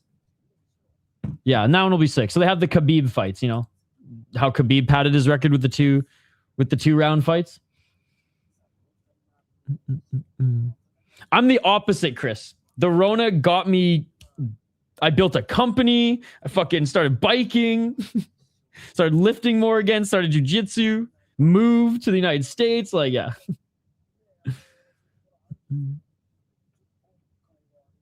Okay, I'll check it out, Amberly. I'll check it out. Thanks for sharing. Biking and swimming, best way to get back into shape. My opinion, especially a broken old man body. Dude, swimming for sure. I fucking can't wait to get back in the water. I almost went swimming the other day because it was like 25 degrees. And then it dropped to 0. No joke. It went from 25 degrees in the morning, Chris Gray, to 0 at night. Go Barbosa! Hey, shout out to Half Man, Half Amazing. Good to see you. Good to see you. Chocolate Vanilla one sounds great. Rest in peace, my Buzukja. You got hit by a Barbosa. Yeah, there's one.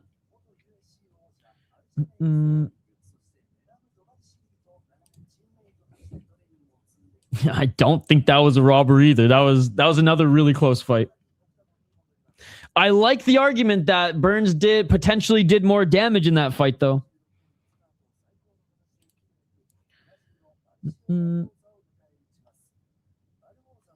I've seen videos of Mike Malott, bro, fighting in hockey. I bet those scraps over the last piece of pizza in the Malott household went nuts. You know what's funny is Mike said like he didn't know his brother had that in him because he was more of a skilled player than anything, he said.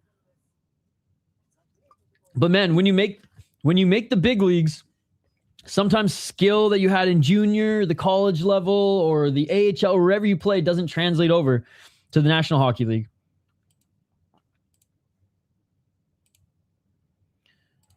All right. Next two fighters are making their walkout. The only little bit of buffer time so far, ladies and gentlemen, as we are halfway through this card. It has gone by pretty quick, to be honest. Some good fights. But a little bit of buffer time there, which all good, all good.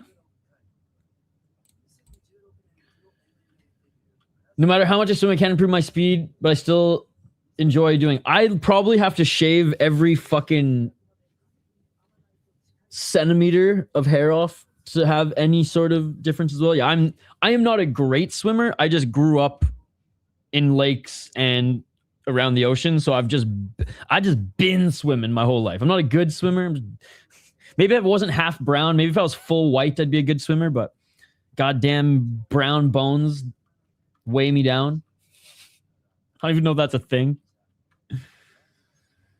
Oh, dude, it's like Calgary. It's because we're right south of like two big, like basically like wind channels off the big lakes that come through from Ontario and fucking from Ontario, Michigan, and Wisconsin.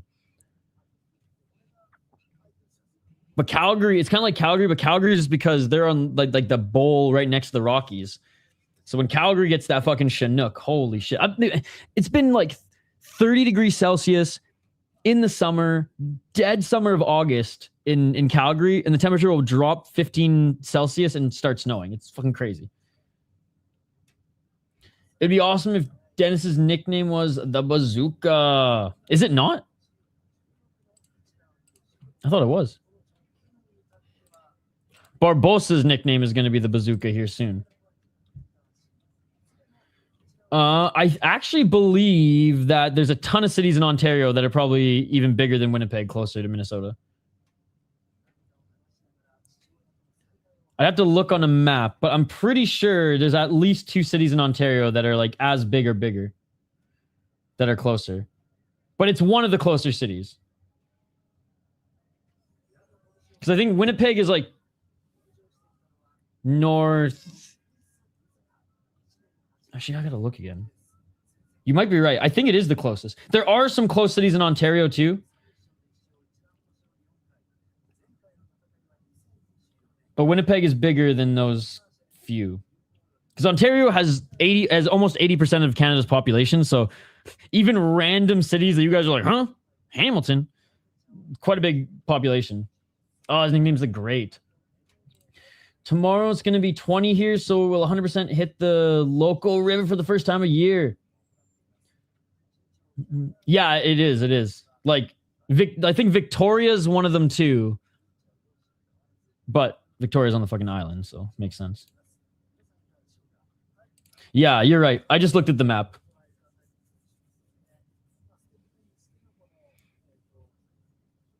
All right, Buzukja's making his way to the cage. Let me play... Or sorry, I said Buzukja.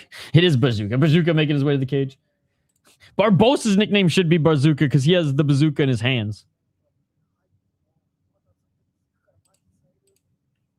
All right, I'll have his... Dude, I know he on top lost. We can play the highlight if you want. We can play the highlight if you want. But it's sad. It's sad. You know, he's only losing in his side quest, though, so... It could be worse. It could be worse. All right, here's Barbosa. And, of course, the full screen. I don't know why full screen doesn't work when you try to share the screen. All right, there we go. There we go.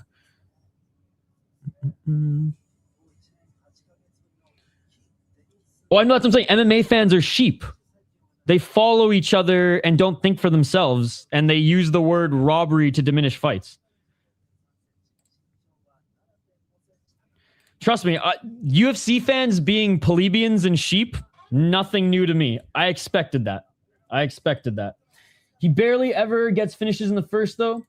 Is you going to post a link of me singing my son? Oh, absolutely.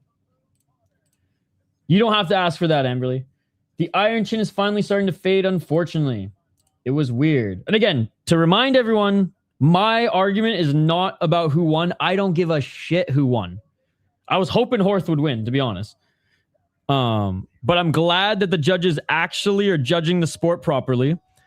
And what I'm arguing is that UFC fans are sheep. They're plebeians who don't think for themselves, who lick Dana White's boots. Oh, sorry, I got off track. UFC fans diminish the word robbery and don't know what a close fight is and don't know what a robbery is. That's my argument. Barbosa's gonna roll this clown. How is Buzukja a clown? Let's go, Buzukja. I think if Buzukja takes it to the ground, he has a good shot of winning. On the feet, Barbosa's scary on the feet. Buzukja 12-5 as a pro. He's the underdog for this one, really. I thought this one would be way closer in odds. 1-3 in his last 5 fights. That's probably why. 5 KO TKOs, only 1 submission. Isn't known for wrestling. That's not his bread and butter.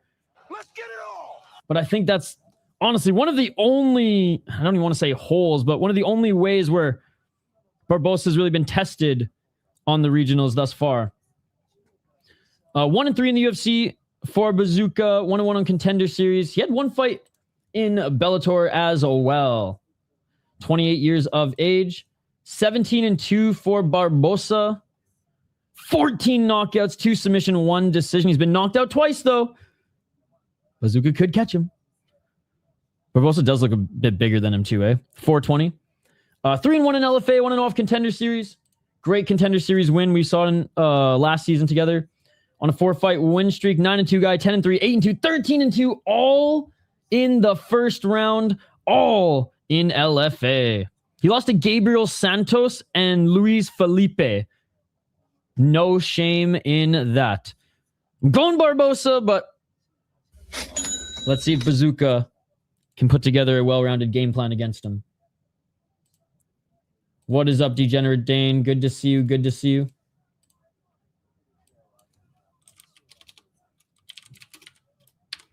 $343. Oh, and he knocks him out. He's dead. He's dead. Buzukja's dead. Left hand by Barbosa. Dude, this guy's a fucking beast. And again, okay, he knocked out Buzukja, whatever, but still, how clean was that? How clean was that?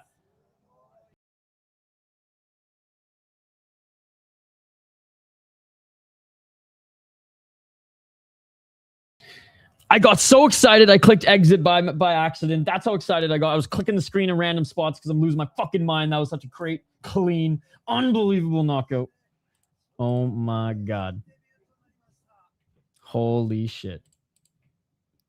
I literally clicked exit on the wrong tab. I was so fucking stoked. Damn. Well, there it is, ladies and gentlemen. More buffer time is ahead. More buffer time is ahead.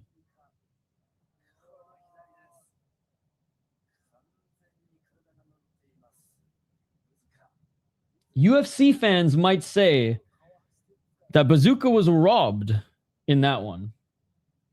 I think that it was just a nice left hand. Oh, man. Perfect. Neo in the Matrix. Yeah, minus 400 wasn't wrong. He got hit by the Barbosa kaboom. He's like, Barbosa's big, man. Just starched his ass. So much power. That is so much power. Holy fucking shit.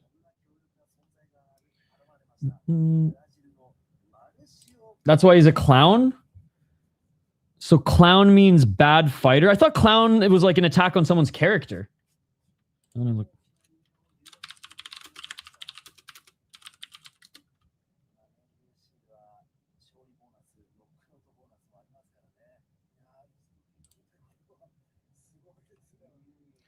Yeah, an attack on someone's character. People label as clowns are so whack or stupid.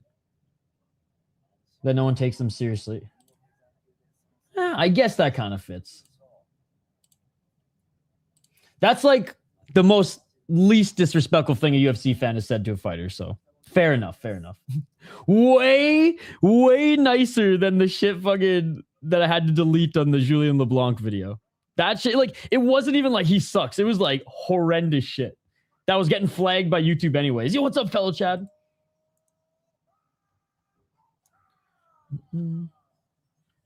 Words can't mean anything, dude. That's craziness. That's craziness. What do we live in? Fucking the Purge? Ah, right. You move the goalpost to make your own definitions. Hashtag UFC fan. Beautiful left hook. 18-2. Did he? But now I'm curious. Like, is he a bad dude? I'm like looking up the lore of Buzukja. Now I'm curious. What did this guy do? What did this guy do?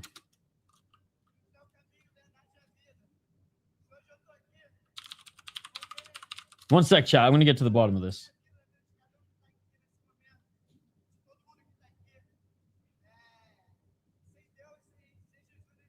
You know what?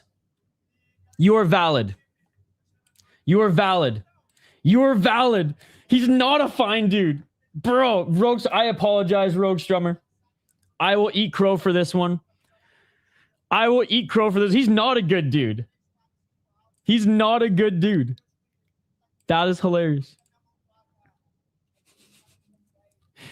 Oh my goodness. He was temporarily suspended for getting into an altercation with a fan back in January.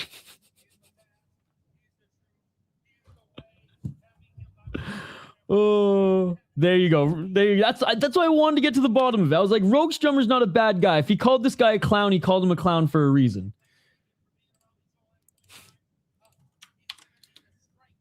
Oh, yeah, dude. Whoops. I mean, he's not... he's no John Jones or Gabe Stevenson, but, like... he's kind of Armin Sarukian. Commission level into the extended suspension pending full disciplinary hearing later date. The suspension was initially on January 7th. Buzukja remains suspended until the commission decides on a possible punishment. Buzukja came under fire after he ended up getting in physical altercation with a fan of UFC 310 after he cornered Aljamain Sterling in his fight against Movsar. Oh my God.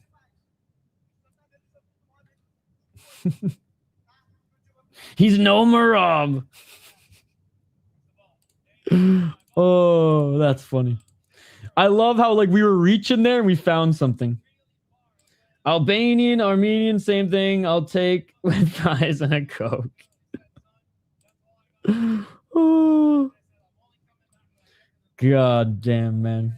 I may rip my hair out because of the fucking UFC plebs, but I fucking love you guys. This is awesome. What a fun stream. Oh. All right. What do we got? What do we got next? I'm just blown away. We found something on Buzukja. That's so funny. Oh, that's so funny. All right. We got America in this next one. Okay, America against Brazil again. Let's see if Gage Young is likely gonna take this one back. 15 minutes. I knew we'd have a little buffer time. 15 minutes until the main card. 15 minutes till the main card, but we'll load it up here. And we'll react to some highlights that went down today. A lot of mixed martial arts today, guys. A lot of mixed martial arts today. But yeah, we got about 15 minutes. Perfect timing. Perfect timing. We got 15-minute chill period. I'm kind of happy about that. I haven't been kayaking for a few years now. I love it. Canoeing, rafting. It's so relaxing. I love kayaking too. I don't have the best balance. So I'm not a big paddle boarder, but give me a kayak. Let's freaking go. And I mean, we have ocean kayaks back home. So Chris Gray and I, we know about fucking kayaking. Ocean kayaks are so sick too. The only thing that sucks in ocean kayaks, you don't realize sometimes how much the tide is fucking with you until you're so far from where you started or where you wanted to go, and you're like, shit, my arms are tired. I would way rather go on kayaking trips than fucking canoeing trips, man. Hey, what's up, T-Pack? Good to see you. 1-4 UFC. That was Dennis's last fight in the promotion. Yep, especially the way he went out like that. Like, if it was a war, close decision loss, maybe they keep him, but unfortunately, we saw one man in Valentin save his UFC career. We saw another man lose it. Oh, end of the second period. Minnesota up 4-1, by the way, guys. I know you guys are all big NHL fans.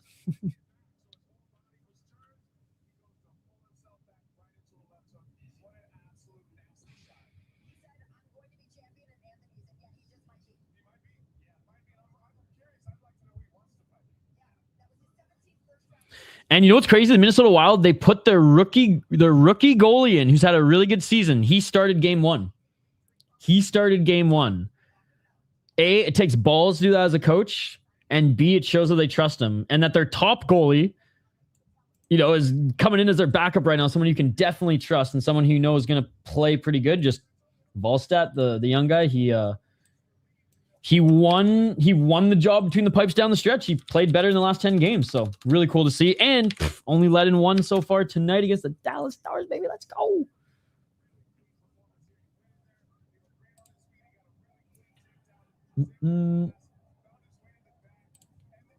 Won't let me say Twitter or X.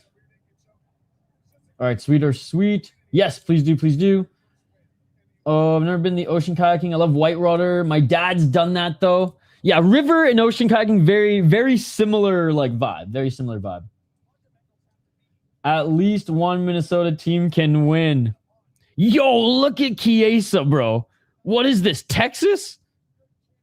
Bro just should have worn a fucking... He should have just worn a friggin' Harewood dinner jacket. Only Chris will understand what I'm talking about. Fucking Chiesa, man, he should just wear a fucking... At this point, like, I'm sorry, you ain't rocking this. He should literally just have come in with a Harewood dinner jacket. I do like bolo ties. I just think in fucking Winnipeg, what are you doing here, bro? What are you doing here? Again, you're in the South, or you're in you're in cattle country, 100%. You're fucking Winnipeg, bro. I want a Dawn Cherry suit, or I want a Harewood fucking dinner jacket. He is from Spokane, yeah. It's funny, he actually developed in BFL in Vancouver. What a brutal head kick. The guy went out cold. Roberto Luongo, yeah, he had to poop. He said he always got the nervous shits, and if he didn't shit pregame, he was shitting in between periods. Yep. Roberto Luongo is one of the coolest goalies of all time. I'm so happy that he won a Stanley Cup, 2 Stanley Cups, not as a player, but as a manager with the Florida Panthers. All right. Let me just tee up this next one. You tagged sick. I see all the highlights you guys tagged me in. Thank you. Oh, fuck, Chris, I still have my grandpa's Harewood dinner jacket. There's so many things I'll let slip out here that like nobody knows unless you're outside of fucking Nanaimo or Vancouver Island. Yo, Chris Gray, you know that Nallo grew up on Vancouver Island?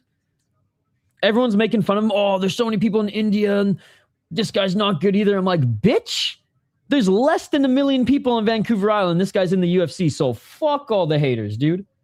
Less than 1 million people, and Nallo's a UFC fighter. Fuck all the haters, man. How many other UFC fighters have been from Victoria? Not many. Not many. I picked Gilbert Burns. I don't even know he's from Victoria. He's probably from fucking Nanaimo or Duncan or something, but I picked Gilbert Burns. I know he's probably not going to win. Actually, he is probably from Sandwich, let's be perfectly honest. Not going to win. I just want him to win. I'm not super high on Malott. But I'm going by what Burns has done for us lately, and what he's done for us lately has not been good. And he's not even Indian. He's only one shade darker than me, guys. Come on now, come on. And I'm a friggin' hoser flag bearing, Minnesota Wild jersey wearing, snapback sporting North American motherfucker. He's been doing it for a while. He's actually not bad at it, in my opinion, Terrence.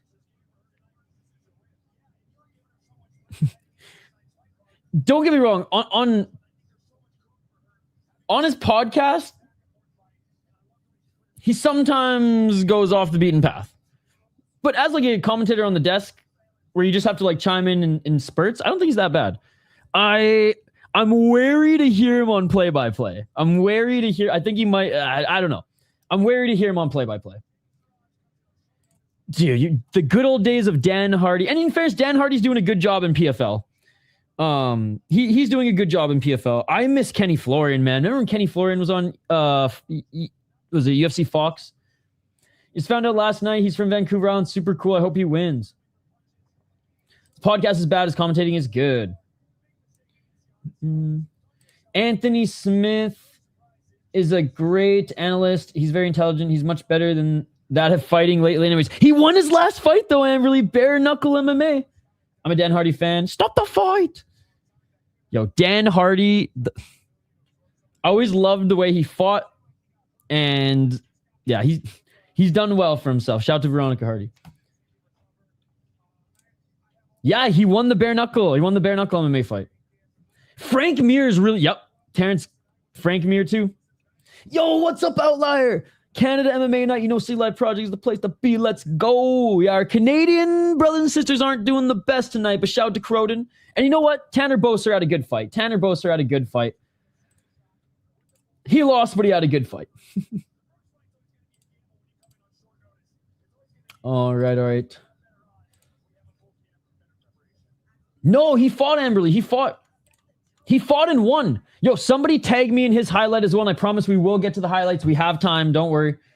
I am just going to drain the main vein quick.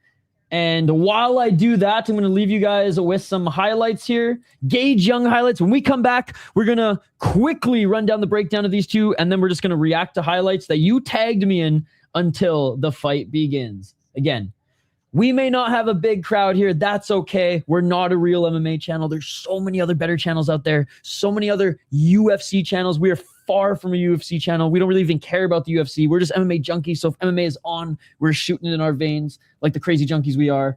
But this crowd, this stream, this chat has been fucking awesome. So you all are amazing. Thank you so much. Back in less than 6 minutes. And we'll go over the main card and react to all the highlights you guys tagged me in here today. Here's a highlight reel of Gage Young. We'll be right back after this quick pee break.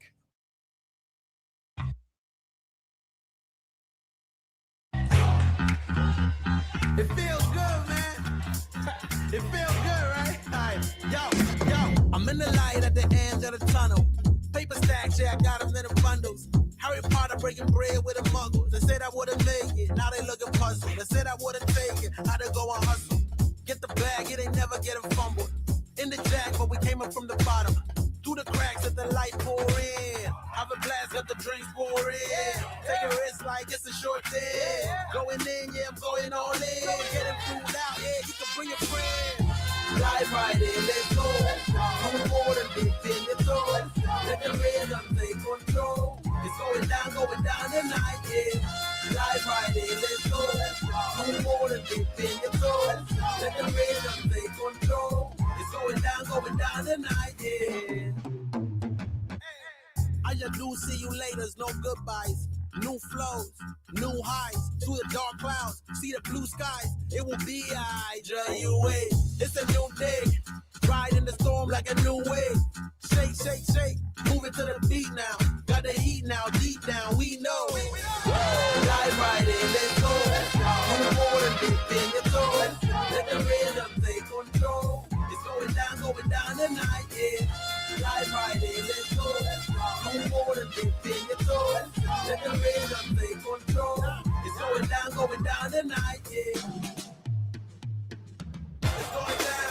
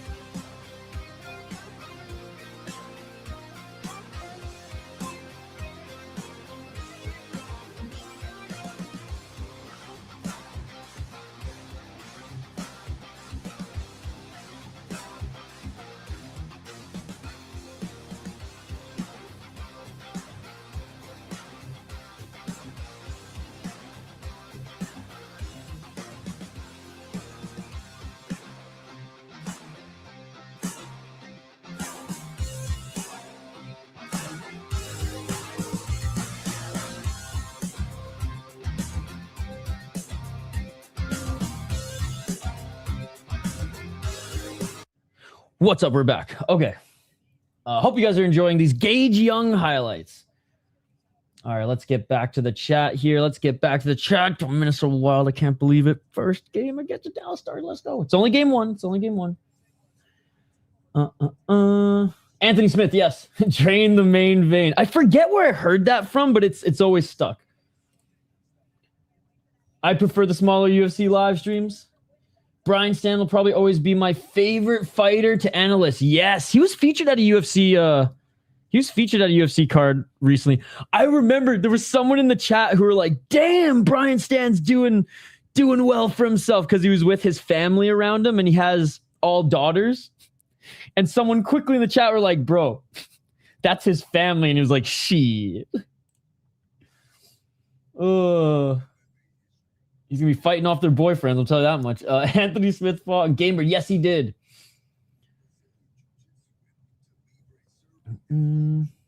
I think he just get a... yeah, he's the former WEC champion. He's doing well. Mandel Nallo victory, by the way, whatever he decides in that moment. Westinian, my man. I hope you're doing well. I hope you've been having a good weekend. Bro, I'm hoping he wins too, man. I'm hoping he wins too. Fellow Vancouver Islander. He's born on the same island as I was, man. Super cool. Super cool. This is one of those weeks for me. I'm down to the bare minimum with everything. I hear you, Amberly. This week was actually a pretty good week for me, but the week before was a lot. No, this promo's good, man. It's giving me exciting vibes. And I'm very critical of now we go to the Ultimate Fighter. I'm very critical of cold opens because we watch so much and so many MMA leagues that have better cold opens than the UFC, but this one's pretty good. This one's pretty good. They need to get the voice who does LFA though. He's way better, man. Paramount needs to hire him. Brian Stan's a legend, does real estate now. I was going to say he makes more money in his day job than I think he ever did. Didn't he? I don't think he quit. Wait.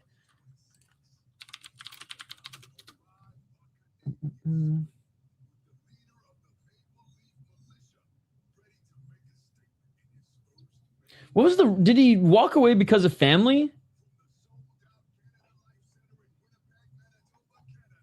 But anyways, yeah, he's a beauty. Former Marine, right? Or was he Marine or Navy? But anyways, yeah, Brian Stan's the fucking man, dude. 5-1, let's go. The Minnesota Wild just scored again. Let's go. Two things I care about in hockey now that the season's over. Canucks get the first overall pick and draft Gavin McGregor. And that the Minnesota Wild fucking get past the first round of the playoffs. After that, whatever. But we just need to win the first round so that this city doesn't burn itself to the ground. If the Wild do not get past the first round, Minneapolis and St. Paul will be on fire, dude. With all the shit that's happening outside of sports, if the Wild don't win in the first round, oh my God, dude. Buildings are going to be fucking blown up and destroyed. Not by me. Not by me. You know the WEC champ that lost out the most was Miguel Angel Torres. He was too short by the he was too short by the time the UFC came around. He was good. I remember recently actually. God, what was it?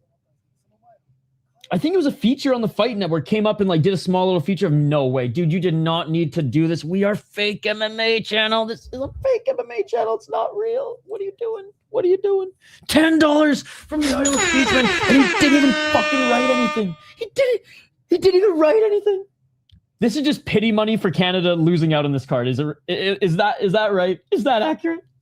Is this pity USD for our Tooney and Looney brothers getting their ass kicked on this card? And yes, Jamey-Lyn Horth lost that fight. She should have fucking gone full savage Jamey-Lyn Horth, but she didn't, and she lost it. Oh, Shane, the Canadians are getting their ass kicked on this card. Thank you so much, Skate. How's your day going? How's work going? I know you've been crazy busy this weekend. So busy that you weren't even live for Knockout. I saw that you weren't live and everyone's like, no, Skate's busy. So I didn't want to call you in case you were sleeping. But yeah, we survived Chris Cushman and I, we survived the tornadoes. Good night of fights in LFA. And then let me tell you, dude, there was a point at 3 a.m. Eastern. No, 4 a.m. Eastern. So 3 a.m. my time. There was a point where Chihiro Suzuki had an exhibition fight against one of his old grandmasters. Okay? Lethway guy, which is cool, but grandmaster, okay? He beat the fuck out of him. And then, dude, 7 bouquet of flowers, 4 speeches. Buddy was yapping for so long because he was retiring. We don't even, who the fuck is this guy? Chihiro's crying as he's like giving him like a medal of honor. And I'm like, this has been half an hour since Chihiro beat the shit out of this fucking 50-year-old with shin pads on, 16-ounce gloves. What is going on here, dude? Oh my god! And like you would have ended stream early. I'm not gonna lie, you would have ended stream early. And then this pudgy ass fucking purple dude from the old McDonald's shit, Grim or whatever his fucking name is, comes out and just starts singing this like crooning this Japan was Japanning 100%, crooning this random fucking song. Dude, it went on for 6 minutes and 52 seconds, the song alone. And then they start Grimace, yes. And then they started clapping, and then they put all the fucking ring card girls, all 14 of them, which I no complaints. But then they put out like all the flowers, and they need to get like a photo up, and Chihiro trying to like wipe his tears. He's crying. I'm just like, it was 1 hour. 1 hour. And the pacing was so good. There was a 45-minute intermission, and then that. No, there was a quick knockout. It was like 5 minutes. They got him in, quick knockout. We're like, yeah, fuck yeah, knockout's the best thing ever. We're awake, baby. And then that happened. Oh, I know that was verbose, but holy fuck, dude. So by this time it's 5 a.m. and I'm like, I don't know if I can keep doing this. There's 7 more fights on the card and I am so tired. All the caffeine is gone. No, like I said, it was like fucking 70s Japanese crooning. It was like it was like shitty Frank Sinatra, but Grimace, Japanese Grimace. It was fucked. And then I go on Twitter and everyone on Twitter's crying like, oh, we're so happy, but like Uncle got retired. I'm like, yo, it is 4 a.m. Fuck this guy. Where are the fights? Oh, I'm a fake MMA fan. What can I say? Or a fake MMA channel. Ooh, too hardcore of an MMA fan that my channel is a fake MMA channel. Hey, what is up, Hole and Dan Sock? Good to see you. Grimace, yes.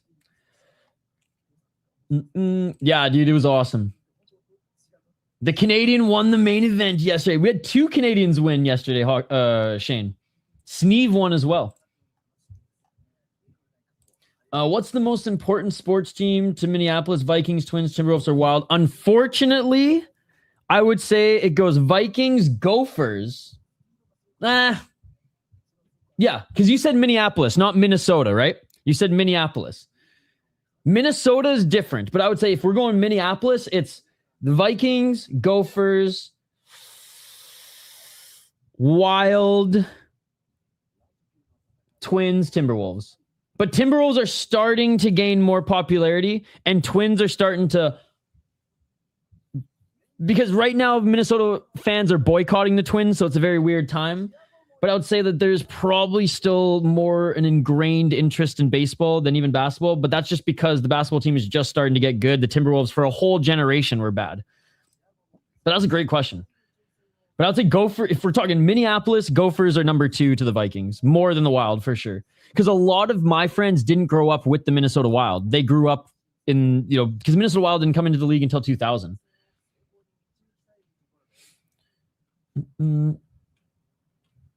Yes, Thomas fake MMA channel, but it's true though. And I need to get a badge. I've been fooled. Exactly, then we've been fooled. They announced was it Ogikubo Shinryu and rematch and Motoya Tony Laramie. So I think those 2 will be awesome.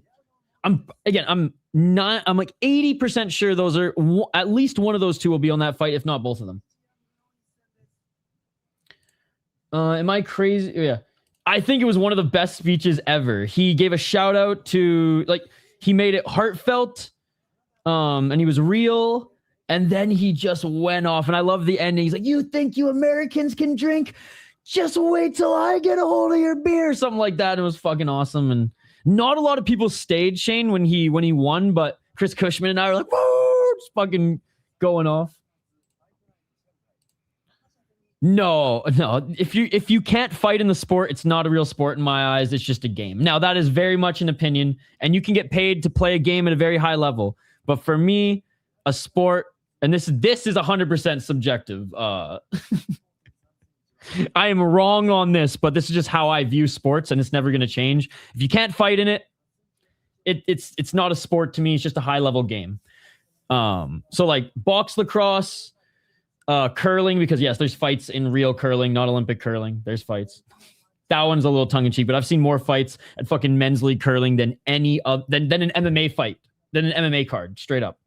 Crazy ass hit Canadians, dude.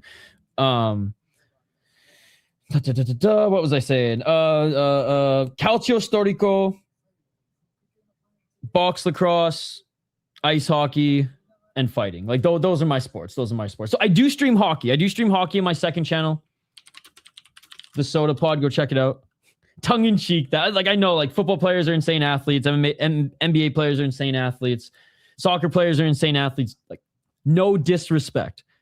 I grew up watching violence as my entertainment, right? So if you can't fight, and the sports that I grew up going to watch live, box, lacrosse, hockey, boxing, MMA. So like, and when I was watching soccer, Zinedine Zidane was headbutting motherfuckers. So to me, sport is fighting. Fighting is sport. Everything else is just a very amazing high-level game.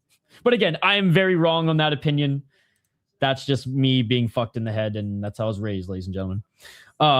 Okay, quickly, before we do a crash course highlight, this is the Anthony Smith. And we'll get to more highlights, I promise. I know we kind of went through this break pretty naturally here. But this was the Game Bread highlight.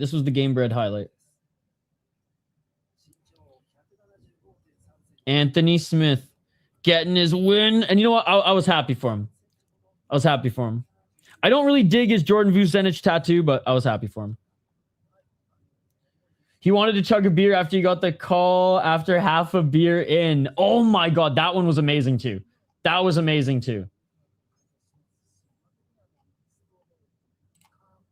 unbelievable.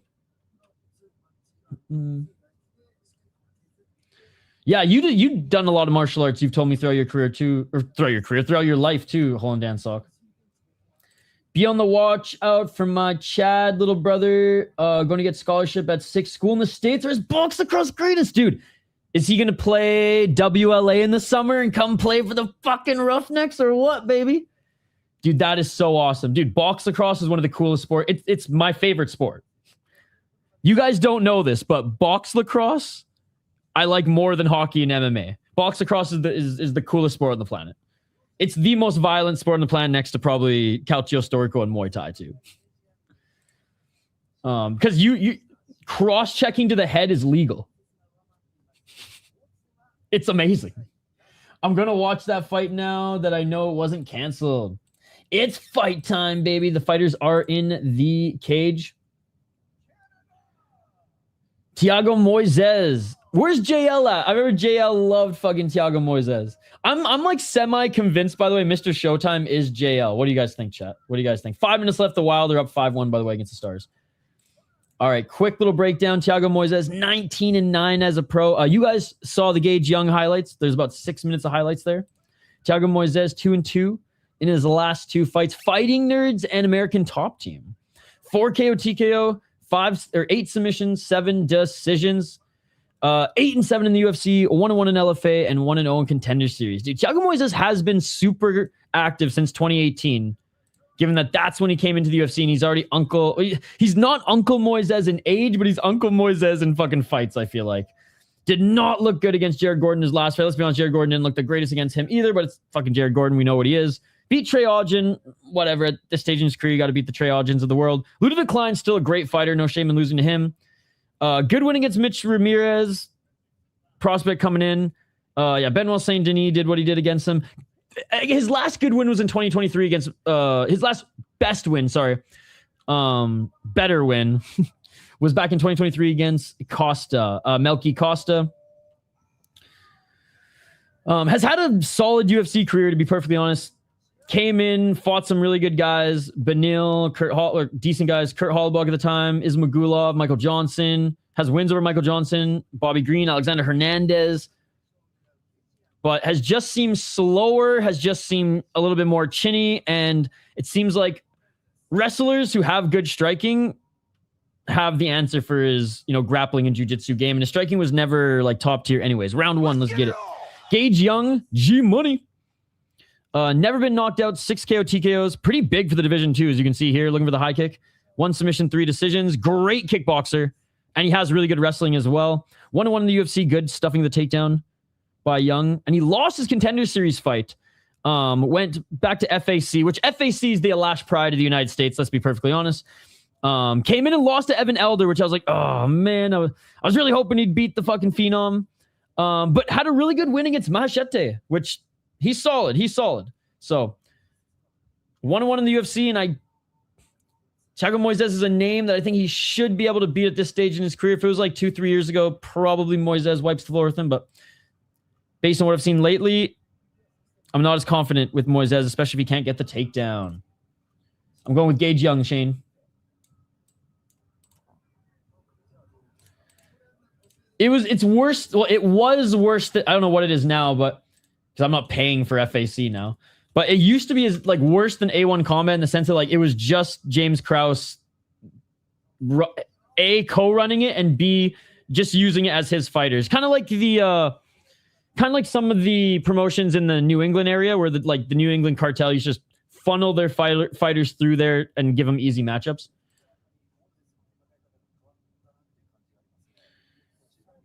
Fans you see are tough, man, booing already because they're doing a little grappling. It's craziness. 324. Okay, it's that's good. They're at least on somewhere now, and Krause doesn't run them. 315.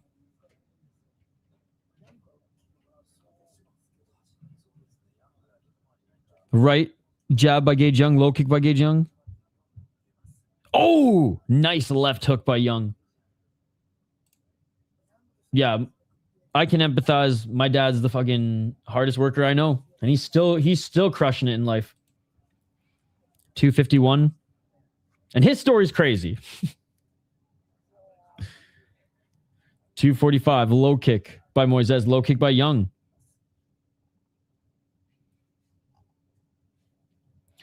He's always done marathon triathlons, and he tore his ACL a year and a half ago, and he's now training for the Ironman again. That's unreal. I'll say this. My old man still works construction, blue-collar shit, and plays soccer, runs with his dog, but he's way too broken to do any of that shit now. So that's so cool. I know he still plays soccer in senior league, which is great. Look for the takedown. There was Moisés stuffing it. The first go around was Young. But then Moisés is able to get the trip takedown and takes him down with 2 minutes and 9 seconds on the clock. That is so fucking awesome. Give your pops a fist bump for me next time you see him.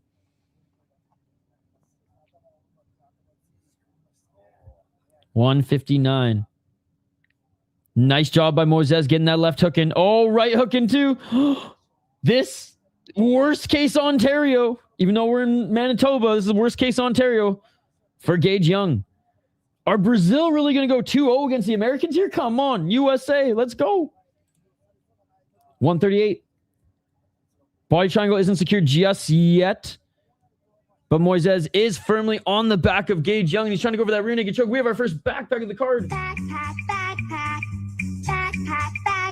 yeah! 124. Oh, Gage Young trying to shake him off, but Moisés is still with it. And again, Moisés, he's a jiu-jitsu guy, so this is where he wants to be. 112. Gage Young doing a good job of fighting the hands, defending. Moisés trying to get that lock under the chin. Moisés was trying to go for it with that left hand a couple times. Now Moisés softening up Gage Young. 54 seconds. Great second half of the round for Moisés here. Oh, Gage Young trying to reverse and... Oh, he doesn't quite reverse yet, dude. They're in like a stalemate right now. Oh my goodness. Twister attempt. Twister attempt. Oh my God. Moisés is going for a twister. I don't think he's going to be able to get... He's not going to be able to get... Oh, man. He wasn't able to get his right arm around the neck, but fuck. That's crazy. Oh, okay, he's trying now. He's trying again now. He's trying again now. Oh, he's not going to get it. He's going to give it. He's going to try to get back in the mount. Dude, that's how crazy his jiu-jitsu is. The fact that like Gage Young wasn't able to reverse that. All right, Gage Young now in the top position, but Moisés looking for an armbar. 5 seconds. I know he's not certified Unk, but honorary Unk Moisés. Good first round, man. Good first round. Great round. My break is about to end, but I imagine the fights have been fire. It's been pretty good. The Canadians are getting their ass kicked. But hopefully they'll turn it around here soon.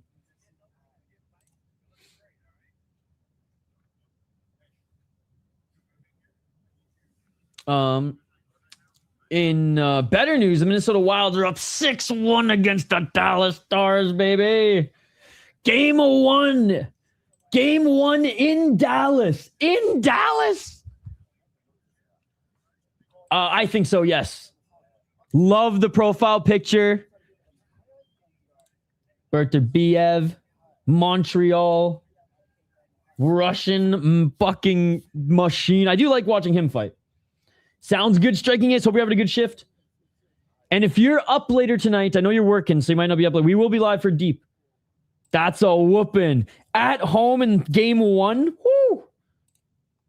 Moisés round. I think so. Well, that means I have to wear this jersey and this hat and these sweatpants on game day. Hockey players and hockey fans, we're a little cuckoo. Round 2. Let's get it all. I mean, even Sidney Crosby. Everything 8.7 to that crazy ass guy who's still wearing his shoulder pads and cup from junior. Hey, let's go, outlier.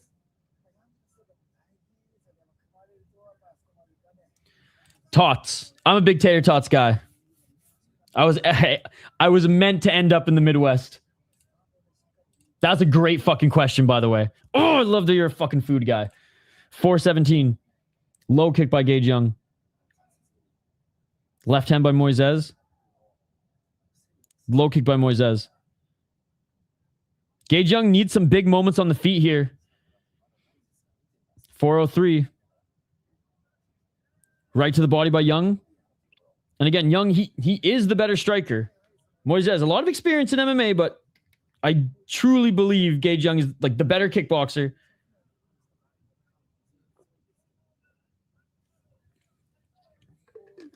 He needs some big moments here.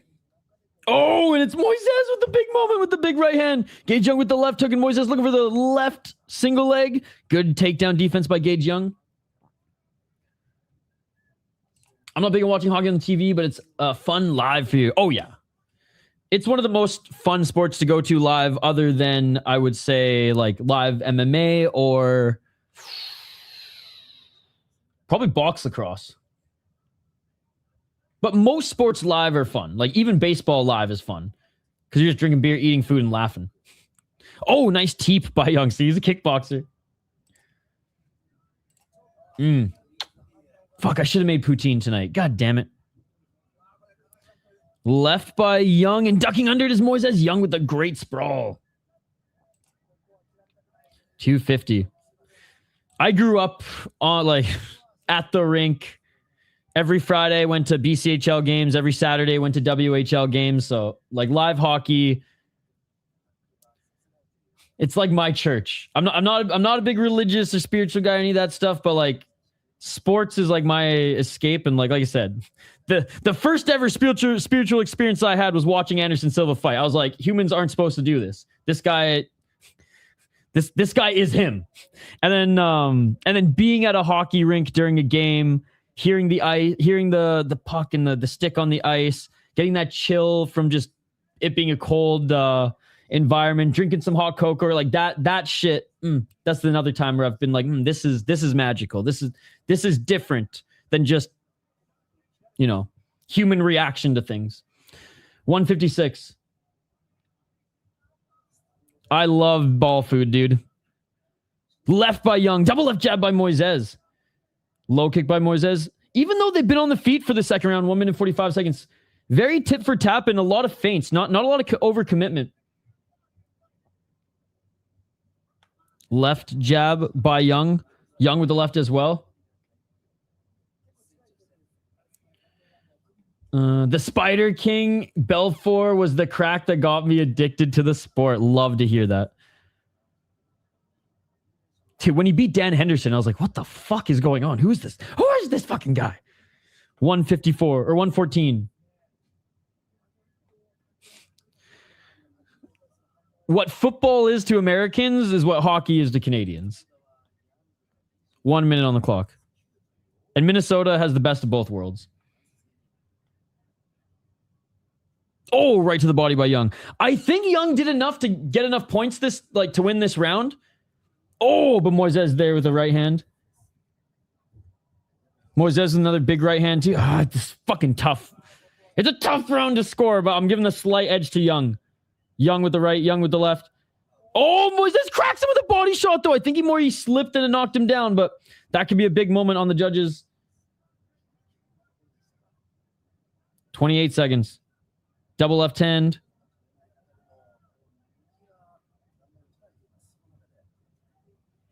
Young with the left. Yo, shout to Moisés having a good boxing match here. Or having a good kickboxing match here against Young, who actually competed and won professional kickboxing titles. Again, big right hand by Moisés. Fuck, man, you could give this round to Moisés now. This lasts like 50 seconds. I have no idea in that one. I don't know about that. The second round, fuck, man. I don't know. I want to give it to Young. No, I'm going to stick with it. I still think Young edged it out. But Moisés ended fucking strong. If it was like I'm still going to say 1-1. Moisés round 1. Gage Young round 2. Round 2 is tough to score. Because Moisés really did only come back in the last like 50 seconds is generous. And it's like, can we give him was that enough to win back the round? It's close. I really don't care. This is one of those swing rounds for me. I think you can argue it going both ways. To spice things up, we'll say 1-1 going into the third. Whoever wins the third round hopefully takes it. Oh, yeah. I don't hate decisions like UFC bootlicking fans, but goddamn, as someone who covers mixed martial arts on YouTube, I hate decisions because everyone just yells robbery. Yo, what's good, dude? Low kick by Young. Young with the right hand. Round 3. Fraud check and robbery. 2 fucking terms that just make me puke because people don't even know what they mean. Finally, a UFC card for our Punjabis. Oh, Canada. That's actually so funny. That's actually so fucking funny. You're the man. 417. Nallo's not fucking Indian, bro. He's from Vancouver Island. Oh, Young with a nice right hand. That one hurt Moisés. I don't gamble, but this is one of the times I like to look at the live odds to see about the consensus scoring is. Yo, Young with 10 takedown defenses. Defended 10 takedowns. There we go. 349. Oh, that elbow just cut him up. Literally, I'm like 15 seconds behind you guys. I saw that elbow hit as soon as you comment. And Moisés is looking for the takedown again. Young just switched from kickboxing to Muay Thai. Literally, he just switched from kickboxing to Muay Thai, throwing these elbows, step in left elbow, teep. Moisés looking for the takedown. If we were only allowed superior rule set, Young could just soccer kick Moisés in the face, and the fight would be over. But Gage Young, yo, he's making this so it's a 1 Brazil, 1 USA. Brazil beat USA in the last matchup. Oh, now Moisés wants to play a little Muay Thai as well as he comes in with a straight left elbow. Barbosa beat Buzukja. Can Gage Young beat Moisés? Oh, big right by Moisés. You know what, man? Like, props to fucking Moisés in this fight. Oh, fake MMA. Another fake MMA. Moisés falls to his back. If this was real MMA, Gage Young could have stomped him or kicked him in the face. Fake MMA, ladies and gentlemen. This is why the UFC is closer to the WWE than it is actual MMA, like Ryzen or Deep, in which we're watching later today. Although, I think only 2 fights are superior rule set in Deep tonight. But regardless, this kid's so talented, but he's showing us a lot of respect for Moisés. 218, double left jab by Young. Left by Moisés. Oh, Young just dropped him. 1-2. Young in the top position. Young with some big shots. Young entering his guard. Moisés trying to grab an arm. And Young looking to try to get in side control. 2 minutes left. Honestly, Young he should just bring him back up to his feet. But honestly, he's confident that he's not going to get caught by Moisés. Moisés looking for the ankle. Hell yeah. Moisés is like, please get in my guard. Please get in my guard. And dude, ref saying, Moisés, get up, get up, get up. Moisés is fucking hurt. Body kick by Young. Young with the low kick. Young thinking that he's on Friday fights. Swing and a miss by Moisés. A right hand by Young. Young's playing with his food a little bit now, dude.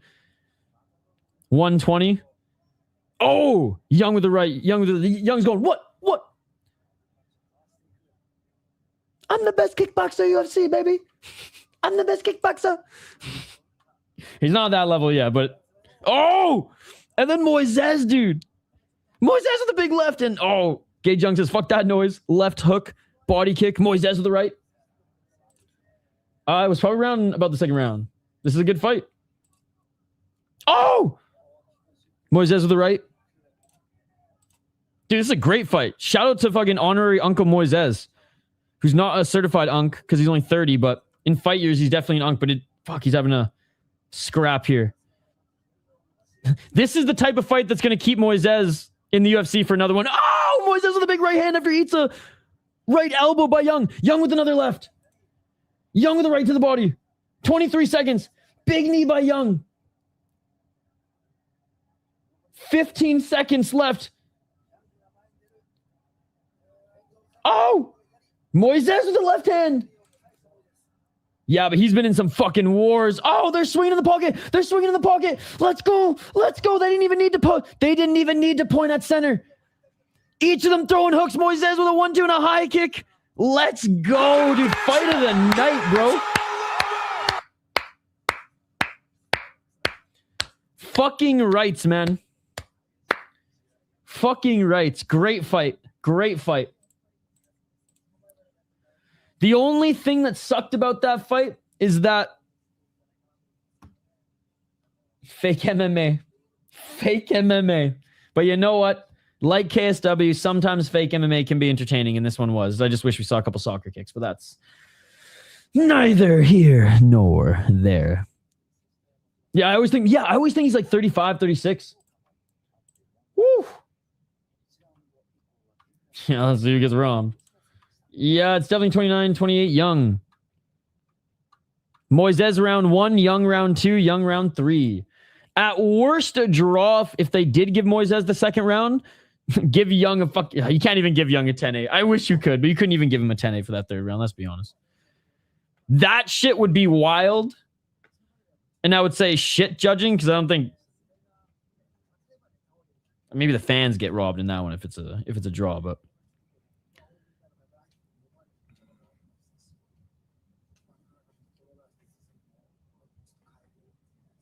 Second round was close.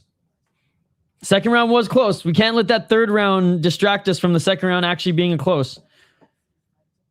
I do give the second round to Young, though, because even though Moisés in the last 50 seconds, and I'm being generous with 50 seconds, even though Moisés had like a good sequence, a good moment in the round, in the last portion of the round, I don't think it was enough to edge out what Gage Young did overall in the round. And he did win a decision. Okay. The right decision, in my opinion. Second round was close. 29-28. Have no issues with that at all. No issues with that at all. Oh, split decision. Never mind. Split decision. Okay, the right guy won still.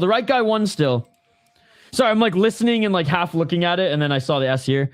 So, damn, so a judge did give Moisés the second round. So yeah, the second round was close. As we mentioned. So there you go, Fried MMA.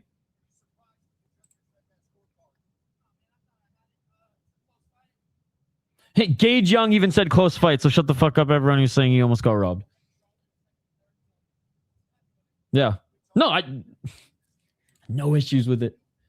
I lean more unanimous, but the second round was fucking close. But I'm glad that two judges saw that Gage Young edged it out overall. Great fight, no robbery here. US 2, Canada 1 sounds familiar. Stop, dude. Oh my God. Where's my knife? Oh.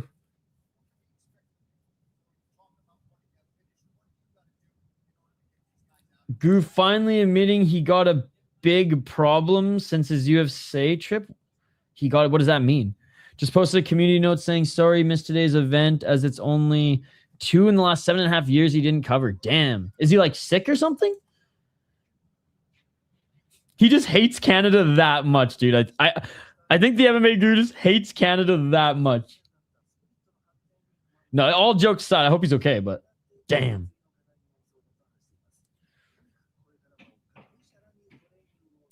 Yeah, again, I don't want to even like joke about it if he's actually like sick or like something bad has happened, but like also like he rips on Canada more than anybody, so I think he just hates Canada.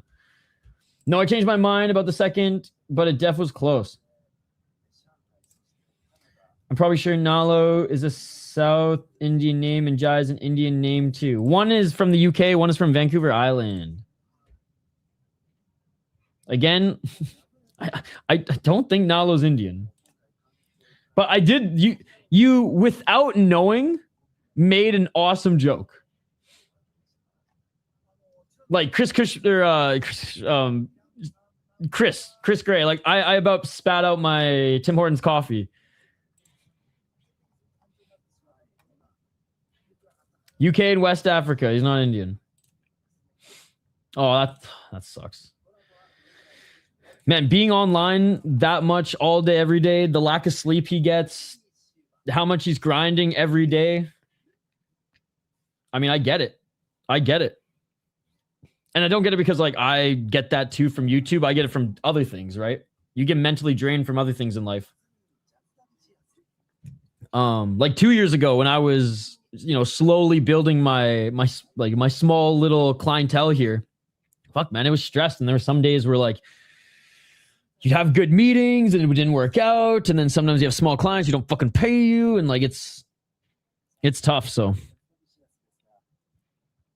sometimes, and for me, it was more financial stuff. Him, it's kind of the opposite. It's like burnout, despite actually, setting himself up. So I get it. Bro, he's from Vancouver Island. Stop trying to take this away from me. He was born on the same island as me, brother. I'm just teasing you, by the way. But it's I was going after Gray Shirt the other day, was saying the same thing. Gray Shirt was like, oh, we're going to have our Indian prospect. I was like, he's from Vancouver Island. Less than 1 million people. And he's in the UFC, baby. More NHL players come from Vancouver Island than fighters, baby. Let's go. I'm from immigrant parents too. I'm Canadian. My mom's American. My dad's Persian. I'm as immigrant as they get too. American immigrant, baby.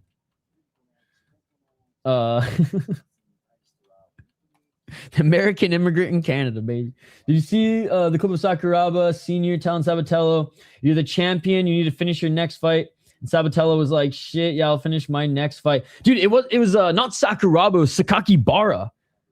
It was well, I mean, did Sakuraba say it too? Because Sakakibara, the Dana White of Ryzen, told him that. But if Sakuraba also said that, that's hilarious. Yeah, there's the yep. Exactly that was the joke, and he got it. He does say, though, the Indians can claim him. Nah, dude, us Islanders claim him. Vancouver Island claims him. Let's go, Jasmine. All right. Jazzy had a tough go in her last fight.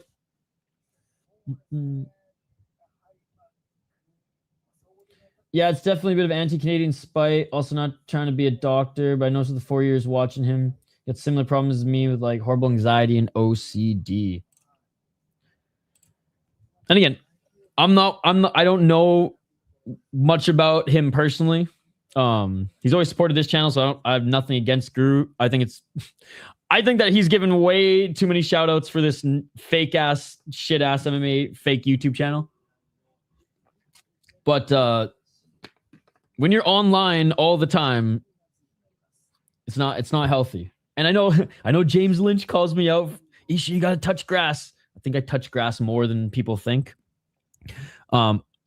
I wouldn't say I live a balanced life, but I live the closest thing to a balanced life. Like, I have a social life. I get my exercise in every day. I cook all my own meals. I read every day. I listen to music every day. I play a little music. Like I do a lot with my time, even though I need more sleep, because sometimes I stream 7 hours of the day, sometimes 14 hours, then I still do all the things I need to do or want to do, and then I don't sleep. So like, no one's perfect, but I think you got to try to balance things out. Balance is key, right? All the fucking hippy dippy shit says that, right? Wild win 6-1, baby. I know you guys don't care about hockey, but I don't give a shit. It is the Stanley Cup playoffs. One of the greatest tournaments in sports. Kirill Kaprizov got 3 points, 2 assists, and a goal. Matt Zuccarello, 3 assists, baby. Matt Boldy with 3 points, 2 goals, and an assist. Eriksson Ek with 2 goals. Ryan Hartman with a goal. Quinn Hughes with an assist. And Jesper Voss at 96 save percentage. Oh my God. I'm so happy. I'm going to puke. Holy shit. 96 save percentage. Let's fucking go. But he's starting game 2. He's starting game 2. Thank you, YouTube channel. Sorry, guys. I forgot about the first fight. It's actually 3-1 Canadian. Or 3-1. Or 3-1 USA. Maybe he just needs a break. I took a month break and it was awesome. Yeah, and especially because his sleep schedule is flipped, right? And again, I'm going to be streaming deep later. I understand that. My bad, it's Jasmine Jasudavicius time. Oh, it's all good, man. No, thanks for bringing it up. Thanks again bringing it up. Whether you support, against, or whatever, I hope he's okay. And if he needs to get help or take a break, I hope he does, man, because he doesn't owe YouTube or people anything, man. All right. Let's quickly go over this one. Hell yeah, they're giving Jasmine Jasudavicius the red corner. Damn rights, dude. Damn rights. I still have highlights to react to. Don't worry. Don't worry. We won't end the stream without them. No, the US is 4-1. Mystic, are you doing this on purpose just to keep fucking pushing the dagger in a little bit more? Draw, brother. 1, 2, 3. 3. Why 4? There's a draw. What are you doing here, Fried MMA? She's 37 and still a moderate favorite. That's pretty good. Yeah. She did start MMA later in her career too. That's why. So she's not, even though she's 14-4, has been able to kind of like peak later in her career. I'm fried. That's true. Fried MMA, baby. Smoke 'em if you got 'em. Dude, yeah, especially the older you get. Like I'm in my early 30s now, and like I feel it, man. For a long time, I didn't need it. I can't go against fucking biology anymore, right? Like that shit will kill you. So, anyways, let's turn our attention to this one. But again, wish your boy all the best and hope if it's a break that he needs or whatever it is that he gets it. It was a fun fight. It was a fun fight for sure. All right. Karine Silva, 19-6 as a pro. I'm not going to lie. I thought she was going to be a lot better in the UFC or a lot more entertaining in the UFC. She came into the UFC on a fucking heater, finishing girls left, right, and center. And in her first fight in the UFC actually looked amazing. 8 KOTGOs, 9 submissions, 2 decisions, 5-2 in the UFC, 1-0 in Contender Series. Lost to Macy Barber in her last fight. And honestly, very surprised in that one. Beat Dione Barbosa. Good win. Lost to Arroyo. Not a good win. Not a good performance. Not a good showing. She probably should have beat Arroyo. Rina da Silva. Pretty easy win. But I'm surprised she didn't get the I'm surprised she didn't get the finish in that one. Good win against Moisés. You know, like she came into the UFC and boom. What was it? Yeah. Yan, Botello, Souza, and Moisés. She bulldozed through female Khamzat Chimaev style. No joke. I thought it was only like 2 fights, but yeah, 4 fights. So I was like super high on her. I'm like, oh man, she's gonna be future champ, whatever. And then this fight happens, and I was like, oh, okay, no, she's just been super active. She had a big 2023. This was just whatever. And then she lost to Arroyo, and I was like, oh shit. And then yeah, beat Barbosa, whatever. Not a bad win whatsoever. Barbosa kind of on the rise, good grappler.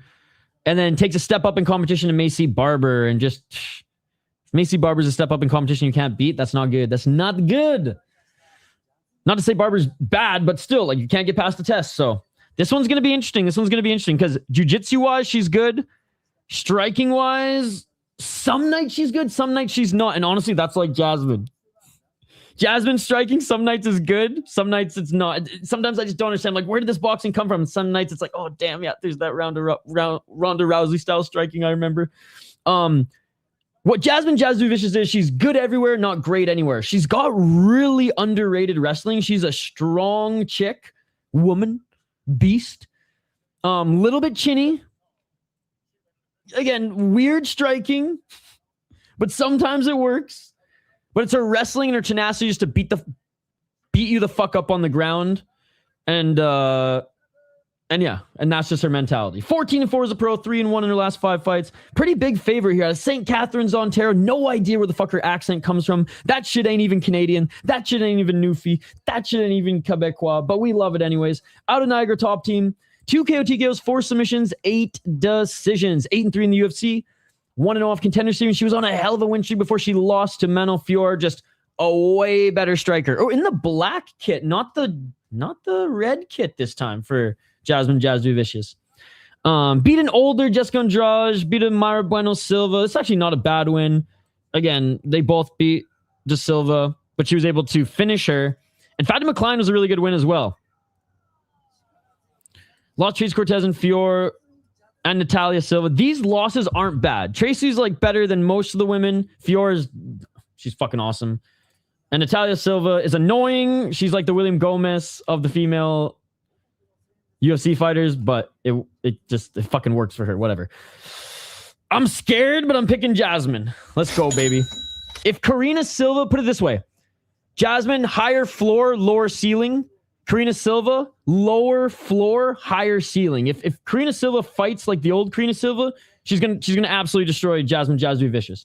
If Jasmine Jasudavicius just fights like she usually does, and Silva can't get going, this might be her fight. 437. I think he's going to be a guy, and I hate to say this, like our boy Cam Teague, who's kind of used on Dana White Contender Series to prop up other guys. That's what I think. I think he's going to probably have like 2 Contender Series fights, but probably not get a UFC contract. But we'll see. He has been getting better in his striking. 420, smoking if you got him. They're just each gauging range. She's the adorable William Gomez. Age is but a number, man. Look at the... Go to KSW today. Look at the 2 title fights and tell me the guy's age. 358. Because a lot of them are failed hockey players and found MMA late in their careers. It's like only kind of true. 347. She is adorable. Kai. I love how she fucking key eyes with every kick and punch too. Neither of them have found range yet.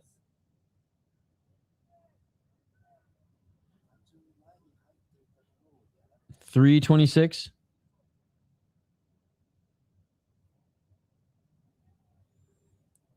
JJ got the handlebar braids. God, I never really take note of the fighter's braids. Nice left hand by Silva. All I know is Kyler Phillips always goes ham, but he's got the fucking locks, dude. And I ain't talking the friggin' appetizers. Giddy up. Jesus. Calm down, Chris Gray. 251. Low kick by Karine Silva.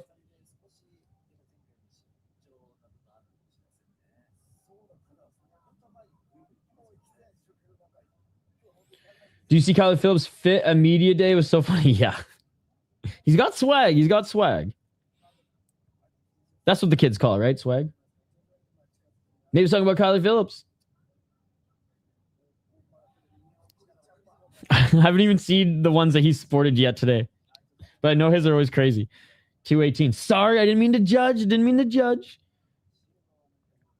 Oh, nice left by Silva. Very cautious fight. Jasmine not fighting like the savage. She's going for the single leg. Couldn't get it. Now they're in the clinch. Underhooks by Jasmine. Want more fighters with long hair like Benson Henderson. Dude, want more fighters with toothpicks in their mouth like Benson Henderson. How crazy is that? I think it's aura now, not swag. Okay. Oh, nice takedown by Jasmine. Here we go. Let's see if she can do work in the guard. I mean, Activate A. He was like, Jasmine, the Canadian Khabib. And I was like, you know what? I dig it. Yep. I agree.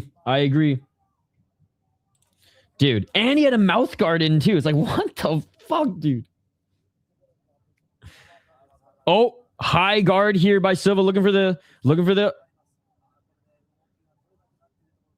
not even looking for the triangle yet. Just very high guard, trapping the shoulders of Jasmine. Jasmine's going to slam her.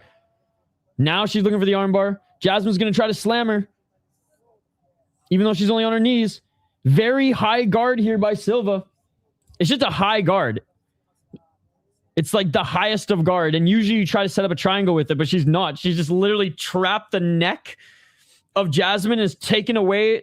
Okay, now she's going for the triangle. I was going to say. Oh, man, this is getting tighter and tighter. Jasmine might have to duck and roll. 2 arms in, she's fine. That was a weird setup, though. Is my winner of the round? I think so. Oh, 100%. 25 seconds. I don't think Jasmine did enough to win the round. Neither of them landed too much, and Karine got the submission attempt and has been landing from the bottom, so. 10 seconds. Jasmine must be just so fucking annoyed right now. Like, what the fuck is this shit? She was literally just trapped there, shoulders in, like, I can't move. Really good defense by Silva, and then I don't know if they're going to count that as a legit submission attempt because both arms are in there, like Denial said.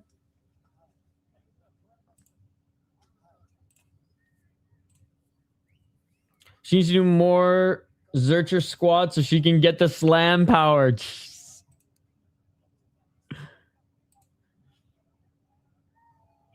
That round is going to be interesting to see how it's scored.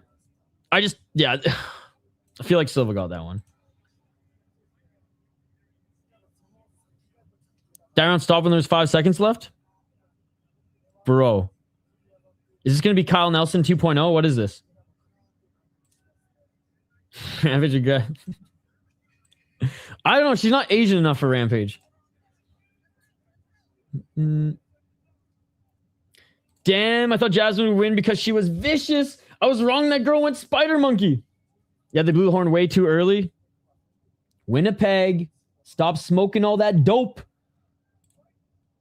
Fucking the timekeepers and horn blowers are hanging out with the Trailer Park Boys right now. Getting liquored up with Randy. Round 2. Randy? You just keep saying my name. I am the liquor. 441. Or large enough. True. I mean, he's a big guy. Both. Liquored up with Devin Lozedge. Yeah, man. Hopefully they didn't find him in a gutter somewhere. Burgers and beers.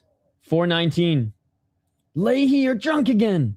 I'm mowing the air, Rand. Oh, nice kick to the body by Jasudavicius. Okay, they're starting to open things up with the striking now. Imagine being Glock. Steve Garcia's laying dead in the middle of the ring. That shit beautiful. God, I can't wait for Steve Garcia's fight. I will say, that is the fight I'm looking forward to the most on the White House card. Jasmine with the left hand. Jasmine with the left elbow, but blocked by Silva. 346. Good to see everyone in the live chat, by the way. Smash that like button. Oh, Karine Silva with a nice 1-2. Right through the center, right through the guard of Jasmine.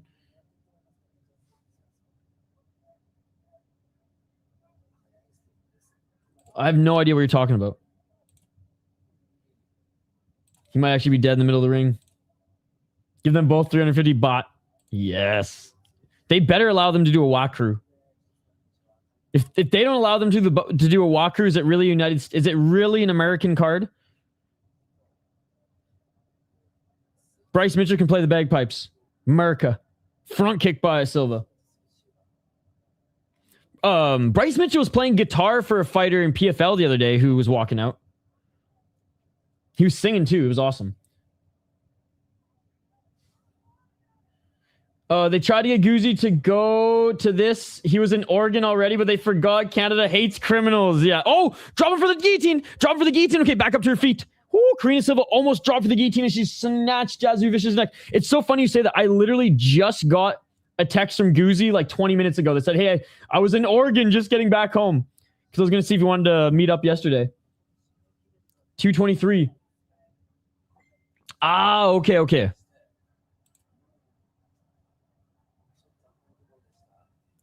$214. Friday MMA is not convinced it was Bryce Mitchell. I'm convinced it was. 207.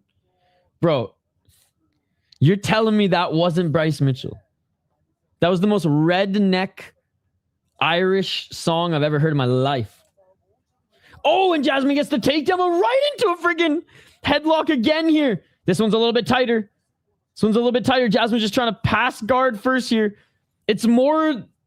The choke itself is not super tight right here. It's more just annoying that the fists are being pushed into the neck. Good job by the ref for swatting away Silva's feet. And there we go. Jasudavicius in half guard here. Right, Glenn. Sorry. Glenn Mitchell. She keeps diving into it. 69, dude. That is true. Even Helwani played his tunes on his show.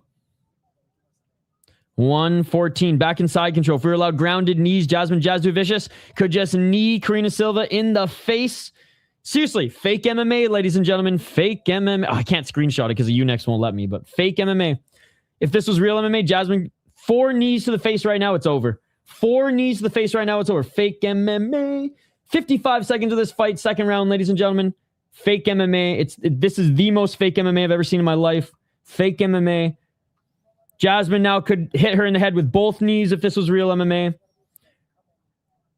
Now she's forced to move to the side here to land elbows. All right, now we're in the 69 position.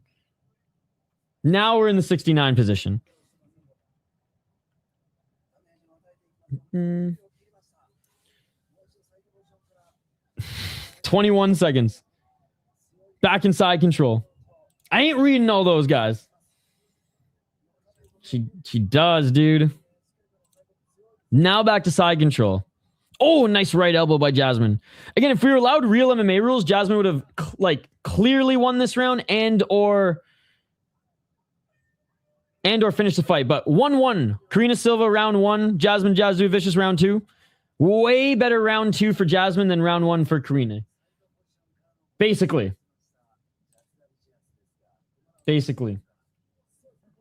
1-1.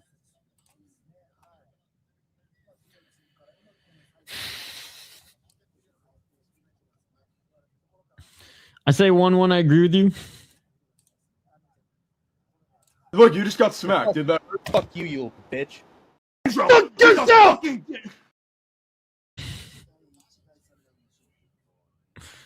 Oh.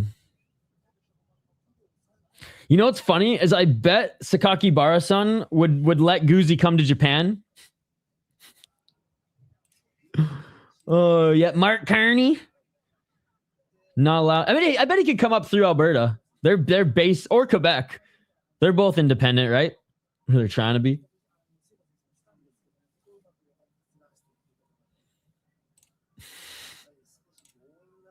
All right, round number 3, ladies and gentlemen. 2J, you blind UFC sheep. I gotta get a sheep fucking sound so bad.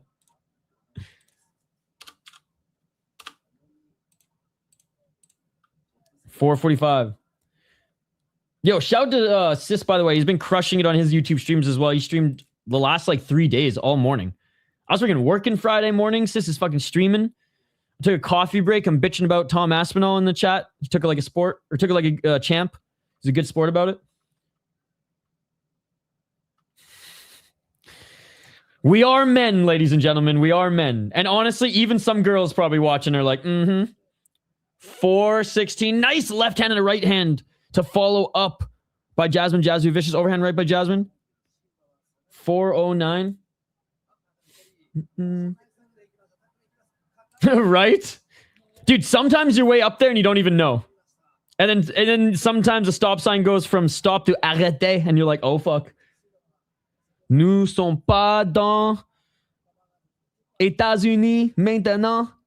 Tabarnak. All right, nice takedown by Jasmine Jasudavicius. Can't settle into half guard. Back in the full guard, and here comes that weird high guard by Karine Silva.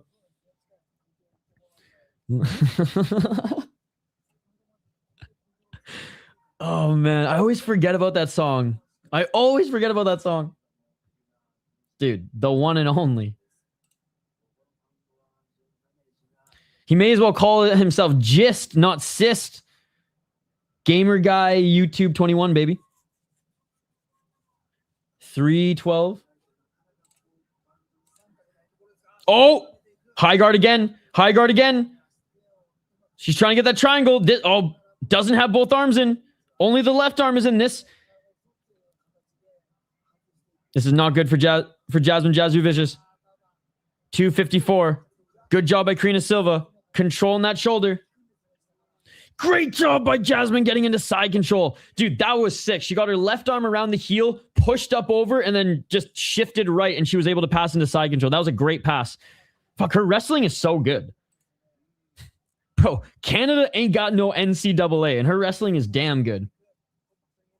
The Moose had a dream he was going to make a Moose fan. Dude, Moosehead's a great beer, by the way. Elbow time. Yeah, fake MMA, so you got to use elbows. So it must be strong as fuck. Both of them seem strong as fuck, eh? But yes. 2:09.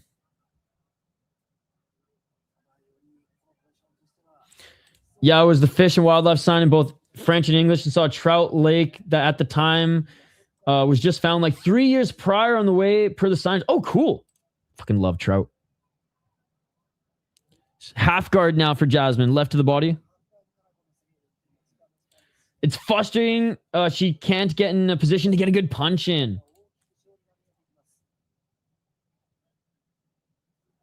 $136. You guys have elk in northern Minnesota as well? Or do you got to get into Ontario for those big boys? Oh, trapping that left arm of Silva is the left knee of Jasmine. Jasmine lands a big right elbow. She's trying to get into the crucifix. Jasudavicius, 1 minute. I mean, first round is whatever, because I honestly think Karine Silva won the first round. Close, but like neither of them did much. Silva did a little bit more of something. Round 2, Jasmine, control, strikes. Round 3, Jasmine, control. Not a lot of strikes, but it's not like Karine Silva's throwing anything either. We do now, they get reintroduced. They did the same in Wisconsin. Oh, okay, cool.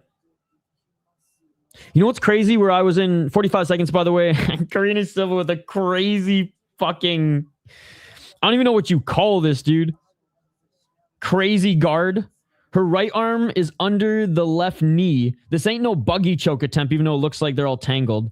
She's just defending Jasudavicius from passing, but Jasmine's still able to land those short right elbows. This girl has some crazy flexibility. Dude, she does. Jasmine still in half guard. Now landing some big shots as Karine Silva's trying to get back up to her feet. Jasmine now looking for the rear naked choke. No hooks in. Let's fucking go. Field to free her. Field to free her. Nope, back to 69 position.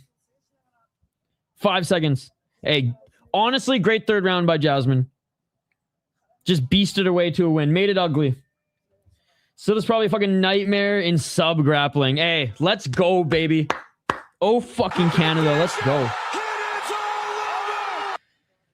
I think round 2 and 3 pretty clear Jasudavicius. Round 1 probably goes to Silva. But like neither of them did anything. Jasmine got a takedown. Silva kind of went for a submission. But I'll go with the kind of went for the submission and then some shots from the bottom. Yeah. But pretty, yeah. I don't even know how to describe that fight. It was a dirty fight. Jasmine had to make it a dirty fight to win this one. She beasted her way to a victory, in my opinion. And showed really good wrestling. I'll say, like, wrestling won her this performance. If she didn't have that good wrestling, dead. Submitted. Or beaten up on the feet.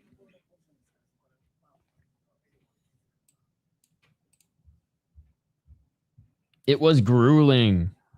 Activate A, man. He calls Jasmine the Canadian Khabib. He ain't wrong, dude. Sherlock has a 29-28 Silva. Really? That better be Jasmine. Is scared, though, from earlier. I just don't... I don't know the argument that Silva won the second and third round. Round 1, 100%. I don't understand how they have Karine Silva not winning... Or Karine Silva winning round 2 and 3. There you go. Yeah, it's the right decision. Canada's own Jasmine is back in the win column. Let's go. It's 3-2 now, baby. It's 3-2 now, baby. Good for her. She said this is not the kind of fight she wanted here tonight, but she needed to get the win. She even said, she's like, I was playing it safe to get back in the win column. You based Jasmine. No bullshit. Tough matchup. Yeah, dude. She says, I'm disappointed I didn't get the submission victory. Look at the fucking hippie guy in her corner, man. Holy shit. That is a hoser. Dude, that's fucking Sam the Caveman from Trailer Park Boys. Straight up. Don't say it, caveman. Ah.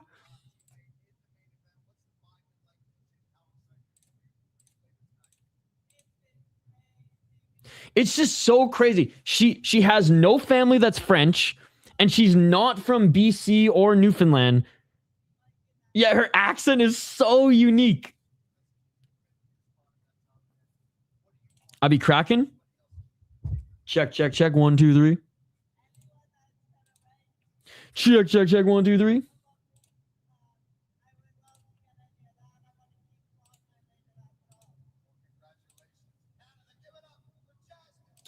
might have to change. It was impressive, but would she be able to beat Stamp Fairtex? I think she would, to be honest. I think she would. Stamp might head kick her on her entry, but if she gets stamped down, good night, Jim Kite. Hey, dude. Good to see you, buddy. What it do, City Life crew? Is this Sean Avery? Bro, that's Sean Avery. That's fucking Sean Avery. You ain't telling me that's not Sean Avery. Oh, here we go. Rat garbage. She would flex Stamp. So would I. Boom, boom. Let's go. That's the new Zuffa boxing guy, and he seems to have no charisma. That is not... Dude, that is Sean Avery, dude.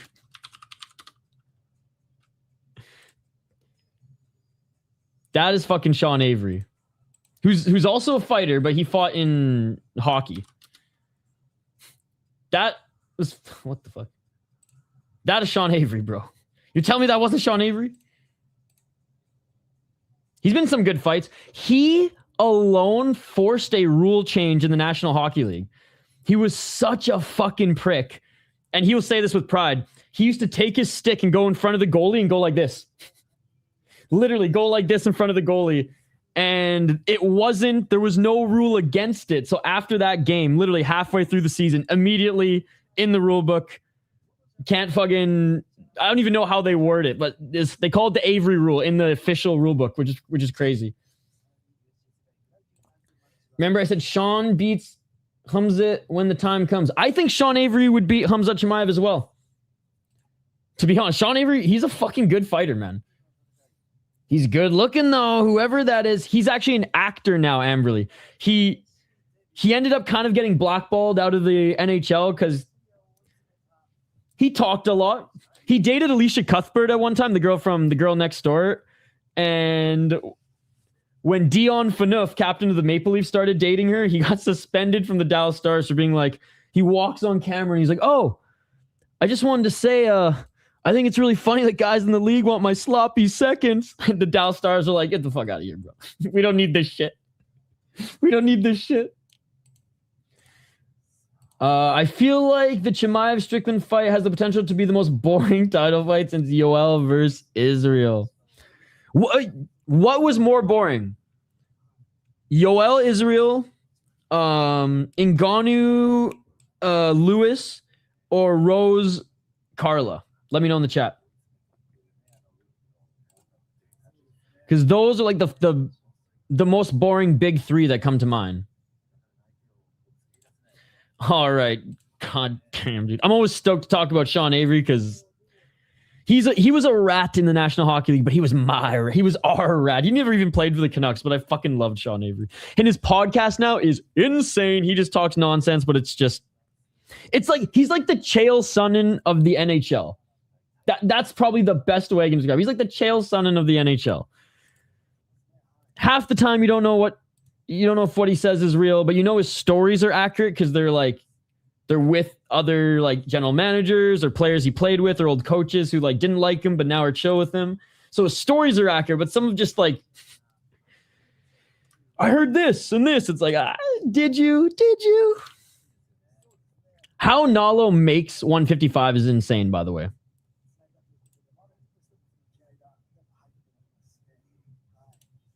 All right, ladies and gentlemen. Rose versus Carla for sure, because the other two, there was at least a chance someone could get slimed.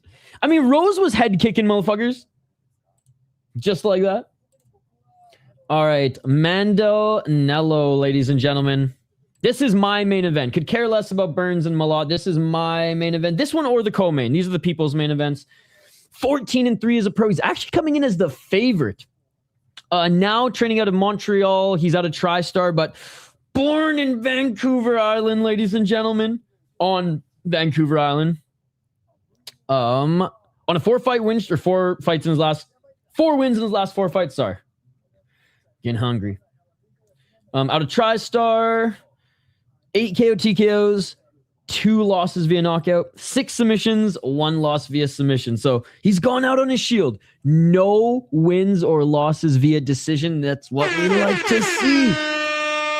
He's only been finished. He's only finished his opponents. Love it. Love it.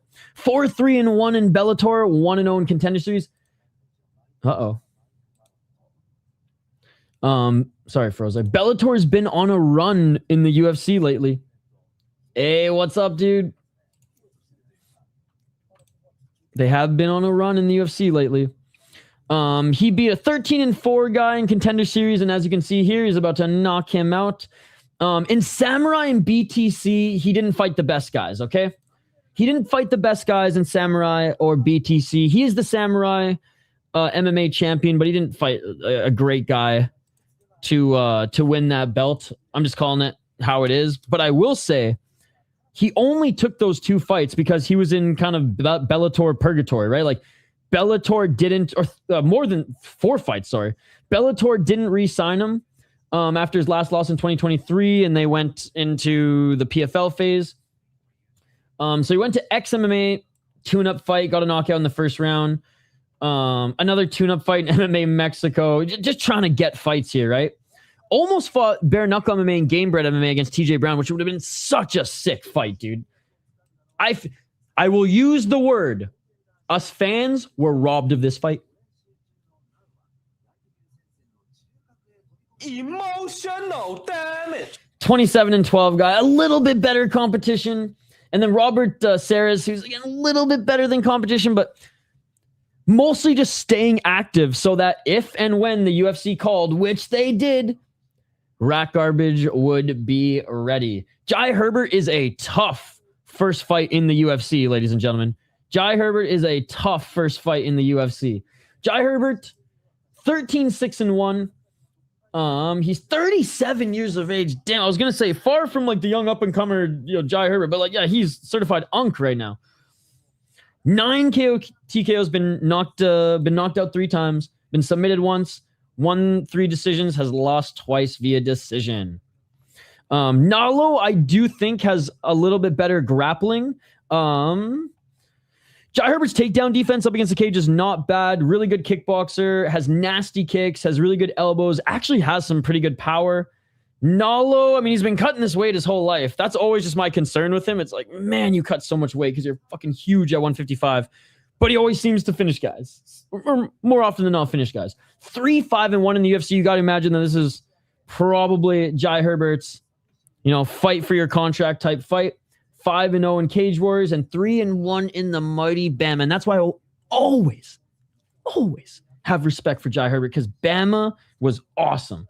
Such a good league, way better than what Cage Warriors has become today as far as entertainment.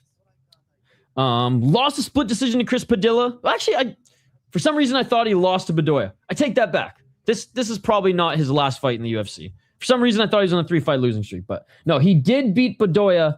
And I remember I was even surprised that he beat Bedoya. And I'll eat crow on that one because the whole chat was against me. And they're like, I don't know what you see in him. He's blah, blah, blah. And all you guys were right. So that one, to this day, I was wrong about Bedoya. Split decision against Chris Padilla. It's no shame in that. Faraziam's pretty good. Draw against Ludovic Klein's actually pretty good because Ludovic Klein's a beast. Kyle Nelson, good everywhere, not great everywhere. I think Malott probably beats a Kyle Nelson too, even though I like Kyle Nelson. He got absolutely murked in his last fight. Holy shit. Fun fight against Topuria. Topuria took that fight on short notice to enter the UFC, up a weight class, got rocked, but then he fucking knocked out Jai Herbert. So, Los Moicano, Trinaldo. Yeah, I mean, Kyle Nelson and these 2 fights impressed me the most. But a gamer, a fun kickboxer, and he does have some power. Again, I think this is a tough fucking fight for Nallo's first UFC fight, but he's been a major organization fighter for so long, ladies and gentlemen. Let's fucking go. We're going with the Vancouver Islander. It says Vancouver, British Columbia. He was born on Vancouver Island. The UFC doesn't know what the fuck they're talking about. Vancouver Island, bitch. Let's go. And Nallo's the favorite minus 170. I'm going with Nallo. I'm going with Nallo. Theo-Charis is fighting right now. Doug Rose with the Glock or Drunk John Jones. Oh, Doug Rose with the Glock, dude. Oh, Canada. Vegas boy rooting for all the Canadians because we need to stand together. We all won in the end. Dude, fucking rights, outlier. Oh my God, bro. Glock Rose all day. He tried to fake tap? No. In every shot, the Indian dude's hair was a different length and style. He's not Indian. He's from Vancouver Island. Picking Nallo. I picked Nallo KO round 2. I'm going to bet the odds are fairly accurate. Tom Theo-Charis tapped and tried to play it off. David Hawker beats him in the first via nice gilly. Drunk John Jones is scary. But isn't John Jones always drunk? No, he's Western African. Hey, does that mean I'm not Canadian? Does that mean I'm not Canadian? He's not Am I not originally Canadian because I'm brown? Nope. I'm Tim Hortons Canadian. That's going to get me canceled. That's going to get me canceled. I'm just teasing you, Amber. I'm just teasing you. He's his heritage is Western African or West African. You don't look brown to me. I look yellow right now. Damn it, that's gonna cancel me too. Oh, fuck, I shouldn't have clicked that. Oh God. We're done. We're done. If Nallo has power, it probably should be minus 200, minus 3. I watch fights, not numbers. So he's like Egyptian. Perhaps. All I know is I saw he was born and raised on the same island as me, and I was like, I'm looking past his color. He's a Vancouver Islander. We're brothers. We're island brothers. I think his mom is part Egyptian, actually. I read an article about him the other day, but I was like speed reading through it, and I was just kind of waiting to read the part about his fights. So I skimmed over a lot of like the heritage story and was just like, oh, Vancouver Island, sick. Canada-ish. Well, how Canada-ish if he was born and raised in Canada? Is that like saying like every white American and Canadian is only white American and Canadian-ish because they're either German, Irish, UK? You're only American-ish because you're not. I guess Native American and Native Canadian would only be true Canadian and American if we're really getting down to the brass tacks. No, I was saying that everyone keeps saying he's Indian and he's from Vancouver Island. All right, round 1, ladies and gentlemen. Oh my God, the way the Japanese people say, or the Japanese people will. Fuck. You guys may as well just shut down the channel right now. The way the Japanese commentators here on UNEXT are saying his name is amazing. They're having so much fun with it. All right, here we go, guys. Round 1. Oh, high kick by Nallo. Again, huge for 155. Oh, nice shot by Nallo. Nallo trying to go high with those kicks. Low kick by Nallo. Oh, ducking under that high kick was Herbert. And Nallo just continues to throw kicks. Front kick. Another front kick by Nallo. Oh! Nallo hit him with the left. Nallo with the right. Jai Herbert swinging now. Nallo's got to be careful. Jai does have power. He's super accurate already. Oh my God. Yo, what's up, Picture Perfected? Oh! No, with another left. Another right. Let's go, baby. Fake MMA. He could have landed knees. But he landed a knee on his feet. Jai Herbert. He's hurt. Nallo with the right. Nallo with the left hand. Nallo with the right. Picture perfect. Says fuck the clinch. 351. Oh, no! No! No! No! Herbert cracked him! Herbert cracked him! Herbert's in the top position. Nallo, get up! Get up! Get up! He's trying, but he's eating some shots. 337. This is straight crack. Rack Garber's now going for a heel hook. This is crack. This is straight crack. 331. Nallo back up to his feet. Oh, my God. 326. Oh my, now he's clinching. Now he's not saying fuck the clinch. What a fight. They're both rocked. Oh, Jai Herbert. Hit him with another 1-2. Nallo's still not all there. You can see he's like, oh, fuck, I'm still seeing the Tweety Birds, bro. Nallo with the body shot. Nallo with the right hand. Oh, Herbert cracked him again. No! Herbert just dropped him for a second time. Herbert with another 1-2. Nallo trying to survive. Nallo trying to survive. Oh, no! Nallo! Oh, he's so pissed. He's yelling, fuck! What a fucking come. Oh, he can't even stand, bro. Oh, no, not my boy Nallo. Oh, fuck, dude. Not my Vancouver Island brother. What a comeback by Jai Herbert. Nallo tried to finish him, man. Nallo tried to finish him. He was close. But Jai Herbert, the power that he has, bro. And again, Nallo cut so much weight. You gotta think that that's a little bit of a factor. Jai Herbert won. Oh, man. That one hurt. That one hurt. Oh, it was straight on the button and he was seeing the fucking stars, man. That was insane. Great fight. Holy shit, that was crazy. Incredible round. Goddamn. Holy shit, I just ate my words. That wasn't a fluke. That wasn't a fluke. That's disrespectful. That's disrespectful. God damn it. It is over. Wow. I love the suit from Lorosenko, dude.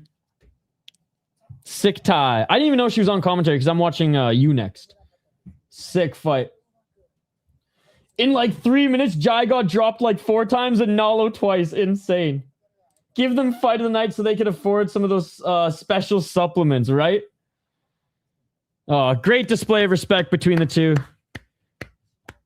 I hope this raised... I hope now that like Jai Herbert is, secured for another fight, and I hope the fans see how fun Nallo is, man.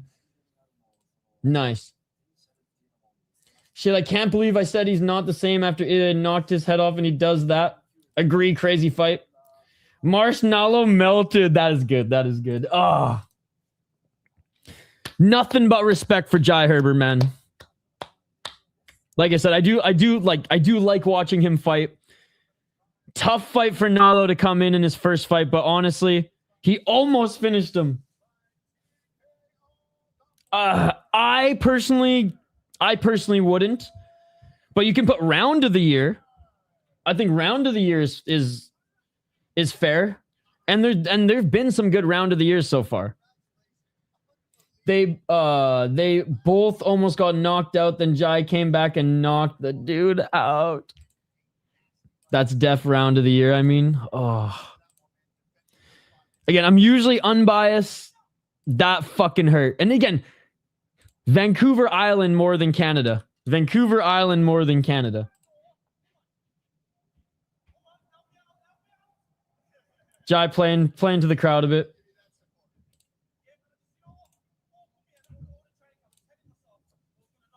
He said all through training camp, I was saying it was going to knock him out. He said when he hurt me 4 times, I knew it was coming back.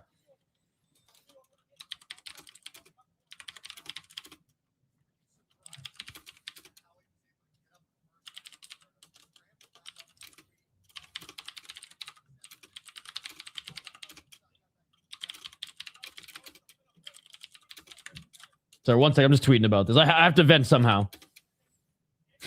Venting verbally is not going to cut it right now. Oh, God, stop showing it to me, bro. Stop showing it to me. Where's Guru? See, Guru could be motherfucking Canadians right now if he was online. This fight just cured Guru's mental illness. Again, I shouldn't even joke about that if he actually is going through some stuff. Mandel, Nallo going out like that hurts my soul. That's what I'm tweeting. My Vancouver Island brother got murked in a wicked comeback by Jai. The Black Country Banger.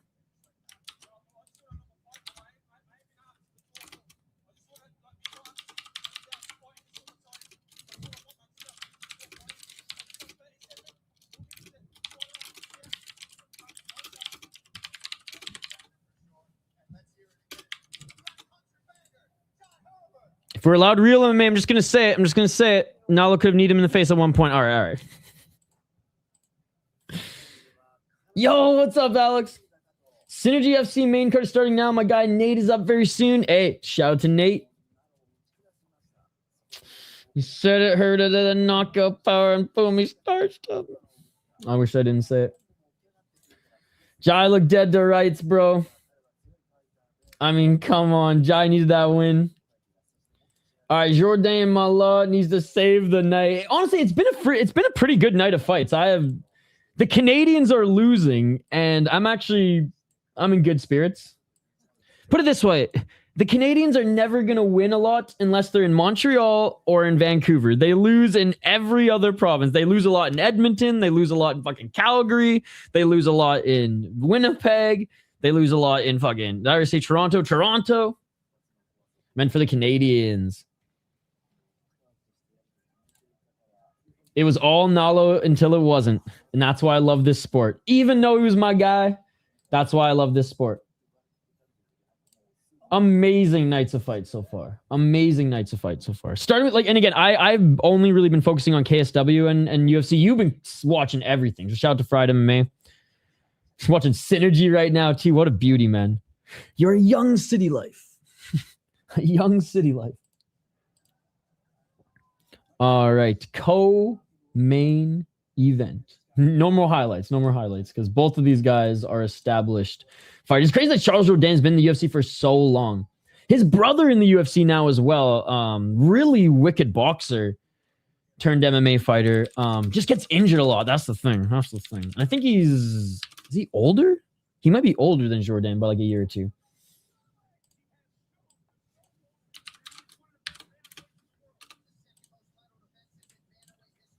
And Honor Fight League. Exactly that. And a great night of fights. What was there been? Maybe 2 decisions, if that. Yeah, and to be honest, I don't necessarily think decisions are bad if the fight is good. The Jasmine Jasudavicius fight wasn't the best fight. We were rooting for her. A lot of us were rooting for her, so I think that's what made it more fun to watch. I'll say that the arguably fight of the night was Gage Young and Gage Young and Thiago Moisés, and that went the distance, right? So I actually really enjoyed the Moisés and Herbert fight, and that one went the distance. Melissa Croden, that was actually another really good fight too. That was a nonstop action. That one went to decision. Then there's the fight that must not be named, because it just causes chaos and unsubscribers, which, you know what? For those who unsubscribed because of the JJ Aldridge stuff, that's fine. Fake MMA fans, ladies and gentlemen. Oh, it's okay. We didn't want to watch Deep with you tonight anyways. Me neither, totally agree. Nothing wrong with decisions at all. Like you, I'm an MMA fan, not just knockouts. Although, I'd be lying if I said, I'd rather see a whole card of just all decisions. Not mix a little bit of both, right? Mixing the martial arts. I mean, fight OTN, fight of the night is Moisés versus Young for sure. But I do think Nallo and Herbert win the bread. They're gonna win the bot. I think the last fight was fight of the night. Personally, I just don't think it was long enough to be fight of the night, especially if you're going up against one that's that's full 3 rounds. I think it was the most entertaining fight of the card, but I think and again, I don't know what the UFC curriculum is. This is just 100% my personal view, but I like to see at least it go 2 rounds, because then that's 10 minutes of fighting. This was not even 3.5 minutes. Well, maybe it was a little bit more than that, but you know what I mean? I'm not disagreeing that it wasn't the most exciting moment on the card. Was that crack cocaine of a fight? But I want to give it to the guys who bled more, the guys who are, you get knocked out, it fucking sucks. Don't get me wrong, but like the guys who took more damage. But again, that's just a me thing. I could be on an island with that. I could be on Vancouver Island with that, with a semi-knocked out Nallo. I agree. The UFC is going to give them fight of the night, but it's not the real fight of the night, in my opinion. That fight was sweet. I'll go head-to-head for the next fight. All right. Yeah. Maybe just me, but because of short fights, there have been a lot more commercial time tonight. Yes. But I'd say overall, the UFC Paramount era's pacing has been a lot better than ESPN's. Scott, are you going to stay up and watch some Japanese MMA with us later? And what did you cook up here today? Because Scott is always cooking up that good shit every weekend.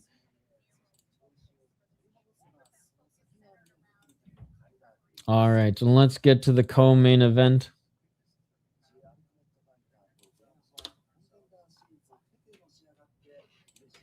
Kyler Phillips, Charles Jourdain. It's crazy. A skinny Charles Jourdain, man. He's got some fucking power at this weight class. Oh, hell yeah. That shit beautiful than a motherfucker. Yeah, I don't know if I'm going to go to sleep or not. I'm going to crush a workout after UFC. I'm going to eat some food, finish some laundry, and then I'm going to crush a crazy workout, and then we'll see where I'm at. I think either UNEXT or the Deep YouTube channel. You do have to become a member to watch the Deep YouTube channel. I think it's 14. It might even be less than that. I think it's like $14 a month. But usually, like, I'll look at the schedule, and if there's like 3 deep cards in that month, I'll buy the membership for that month, cancel it, wait to see what the next month has. I do that with Black Combat because Black Combat's is actually more expensive. Black Combat's is like $30, $30 or $35. So I always look. I'm like, okay, if Black Combat has 3 cards, okay, that's $11 to $12 a card. That's totally worth it. But what I hate is sometimes with Deep, and most of the time I just support Deep anyways. But if I'm strapped for cash one month, or I got to fix the ball joint on my fucking car, been saving some pennies for that. I'll just look ahead and be like, okay, whatever ones that I know that are coming up. Okay, there's 3 cards this month. All right, I'll easily pay for the YouTube membership this month, and then maybe 1 month when there's only 1 card or no fights, then I'll just make sure that I'm not paying for nothing. Scott's always grilling. Yep. Okay, well, Scott, what are you making for your right to repair? Fucking ball joint. By the way, Jeremy donated a bunch last month as well to help, or this last month to help pay for the car. YouTube pays me a month later. So all the April donations I get in May, all the May donations I get in June. That's just how it works. So that's coming in soon. And I promise that's where the money's going to go. I already bought the part. I'm just fucking lazy. So I'm going to get my buddy to do it. Because I have a jack, but it's not huge. And I don't know. If Sis were here, we'd make a Vladdy joke out of that one. I just set him up perfectly. Bro, I went on Twitter and people are saying that, Minnesota Wild fans should be excited about that win because Dallas outplayed them everywhere. Oh my goodness, I got to watch the highlights of the game. I grilled some steaks, roasted cauliflower, sliced avocado. Oh my God, that sounds amazing. I love roasted cauliflower. Too bad you don't live in Maryland. Area, I would fix your car for you on the cheap. Hey, if I ever drive through Maryland and I need a tune-up, I know who I'm calling. Yeah, I meal prepped it. It wasn't the greatest. I ran out of basmati rice, so I had to use fucking white rice. And it just turns to mush. Oh, yeah, that Davy Grant fucking fight was insane. So I think I had some turkey, some shredded turkey, red peppers, zucchini, onions, mushrooms, garlic, and I just and like 5 eggs, and I just fried all that shit up. Just a big wellness meal that tastes okay. Doing it with ground beef and lamb definitely makes it taste better, but there's turkey on sale.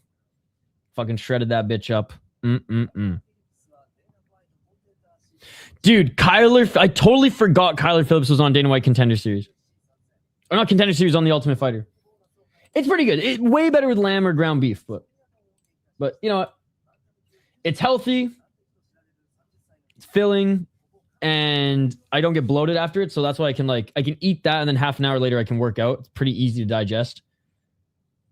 Basmati though, rice, best rice. Little tahdig on that shit, little potato tahdig. I mean, I am, but not because he's Canadian. I'm always like hoping that the Canadians win, but I'm picking Jourdain not just because he's Canadian. I'm picking him because I think he's the better fighter. 17, 8, and 1 as a pro, 2 and 2 in his last of 4 fights. Oh, Lamb is so good. 8 KO TKOs, 7 submissions, 2 decisions. If I could, I'd have a few Lambs so I could just free range, baby. 8, 7, and 1 in the UFC. His UFC resume does not tell the whole story. His only knockout loss was to Jean Silva. Jean Silva is the only guy who's been able to knock him out. He's got a pretty good chin. Now, he has dropped weight. Like, he looks like skinny Jourdain now, but I honestly thought he was like not super big for 145. So I think 135 is his weight class because he has a lot of power and he just moves a little better at 135. Fought in TKO where he ripped up TKO alongside his brother, where he went 8 and 1, and again 8 knockouts, 7 submissions, 2 decisions. He loves to finish his fights. He loses more decisions than he gets finished, which honestly I feel better about that somehow, some way. An amazing win over Davey Grant, flying knee, knocked him down, got the choke. Great win against Victor Henry, who, say what you want about Victor Henry, he's tough as nails. Shout out to the former deep champ. I don't know if you guys knew this. Former deep champ. He beat Uncle Montoya, one of my favorite fighters of all time. Insane. Montoya's still competing to this day against high-level competition too. Yet only got knocked out by Jean Silva. This was a very close decision. I do think Sean Woodson won. By the way, what the fuck happened to Sean Woodson? Hasn't fought, I guess 2025. But yeah, a year ago. It takes him a year to cut weight. That's why. Kron Gracie, this was probably his worst fight because he probably could have finished Kron Gracie way earlier, but just had too much respect for the jiu-jitsu. Ricardo Ramos was a good win. Great fight against Shane Burgos. Shane Burgos won. Great fight against Nathaniel Wood, but Nathaniel Wood clearly won. Great win again, or no, sorry, bad loss against Julian Erosa. I remember that one. Just good first round and then just Andre Philly beat Doohoo Choi, which is a good win. Damien Lapulu in TKO. Hasn't been able to get over the hump.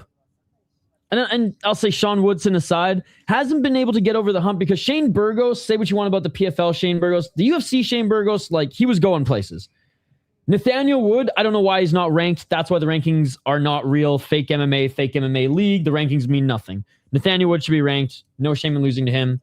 Sean Woodson aside, losing to John Silva, like, he just can't get over that.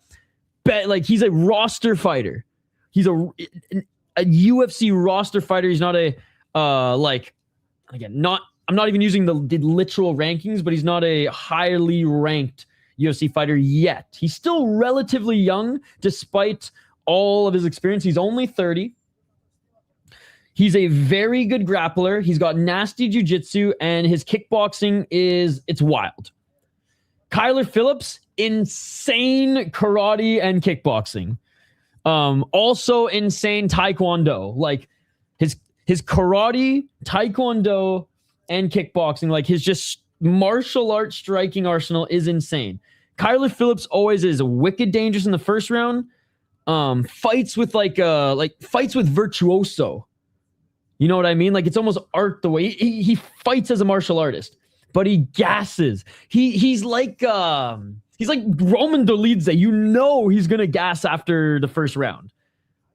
So I think the first round is going to be the most dangerous round for Jourdain. But I think the more this fight goes on, the more Jourdain is going to be able to control Kyler Phillips if he wants to mix the martial arts, if he wants to get him in the clinch, if he wants to take him to the ground and try to submit him. But if this stays on the feet, I think Kyler Phillips has the edge. But if we're mixing the martial arts, I think Charles Jourdain is the better mixed martial artist and has other tools. So, and Kyler Phillips usually gasses. So, or full-on gas is unfair. He slows down because he always has such a high pace early. So it'll be interesting to see how this first round goes if he blows his gasket early. All right, they're being announced right now. I'm going Jourdain. USA. I think Kyler in this one. Right now, chocolate peanut butter smash, but I switch up the flavors often. I don't drink smoothies most days, but avocado, yogurt, protein powder, and oat milk. Nice. I'm pinching pennies right now until payday, so I usually get like a bunch of fruit for my smoothies and yogurt, but I decided not to on this last grocery trip. Just got the essentials. They're loaded up on veggies and meat. I have a feeling this is going to be another fast-paced fight. Me too. I'm going Jourdain because he is, in my opinion, the better fight. Let's hope it doesn't go like last fight for Jordan's sake. If the fight is good, I don't care. Is he too slow for the top guys, though? At 145, I thought he was. At 135, we shall see. I like both guys. Really like Charles's back tattoos. Like Charles Jourdain is like a lot of what Quebec is compared to Canada, and I love it. Kyler's better braids than the females tonight. Rainbow flags in the chat, ladies and gentlemen. Rainbow flags in the chat. That shit beautiful than the Round motherfucker. one. Oh, Kyler Phillips with left hand.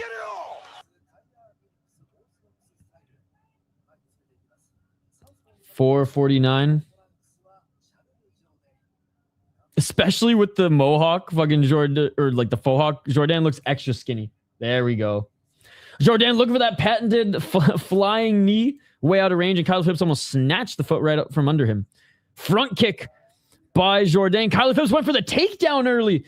I don't know about what you're doing here, Kyler Phillips, but okay. Charles Jourdain off his back is dangerous. Charles Jourdain trying to grab a arm from Kyler Phillips. Now a triangle choke. What the fuck was armbar attempting? Kyler Phillips gets out of it. Again, you want to go into Jourdain's guard? What the fuck are you doing, man? Just saw rat guard versus Herbert. What a fucking fight. Oh my God. All right, Kyler Phillips in side control. I was going to say, you don't want to go into friggin' Jourdain's guard, man. Side control is good. Jourdain can get out wrestled, but you want to play jiu-jitsu with this guy, and he's going to constantly fetch submissions. He is dangerous. Kyler Phillips trying to get into mount, does settle into half guard. Jourdain off his back. Nice elbow by Phillips. I'm so surprised this is the game plan Phillips is going with. 3-4 better than side. For ground and pound, absolutely. But I think side is tougher for Jourdain to get anything going. At least from half, he can fucking roll like that. Back up to his feet. Hope he didn't grab the cage there. Hope I didn't see the camera. Hope he just palmed it. If not, he has to get his fingers cut off. That is true, Denial. That is true. It takes away his submission attempts, but you're not going to be able to do much damage because fake MMA. 301. Right hand by Jourdain. Oh, another takedown by Kyler Phillips and Jourdain. He's in his guard, and Jourdain's going for the left arm. Jourdain's going for Kyler Phillips' left arm, just constantly chasing submissions. 247. Kyler's having fun. I don't know about that. Back in half guard for Kyler Phillips. I don't know what his game plan is. Just fight for mount? Because he's not doing much. Okay, back into side control. Didn't land an elbow. Well, let me introduce you to the kneecap. 218. Jourdain trying to control the neck. Jourdain rolling. Almost gave up north-south. Back into side control is Kyler Phillips. I mean, out-wrestle Jourdain is the game plan?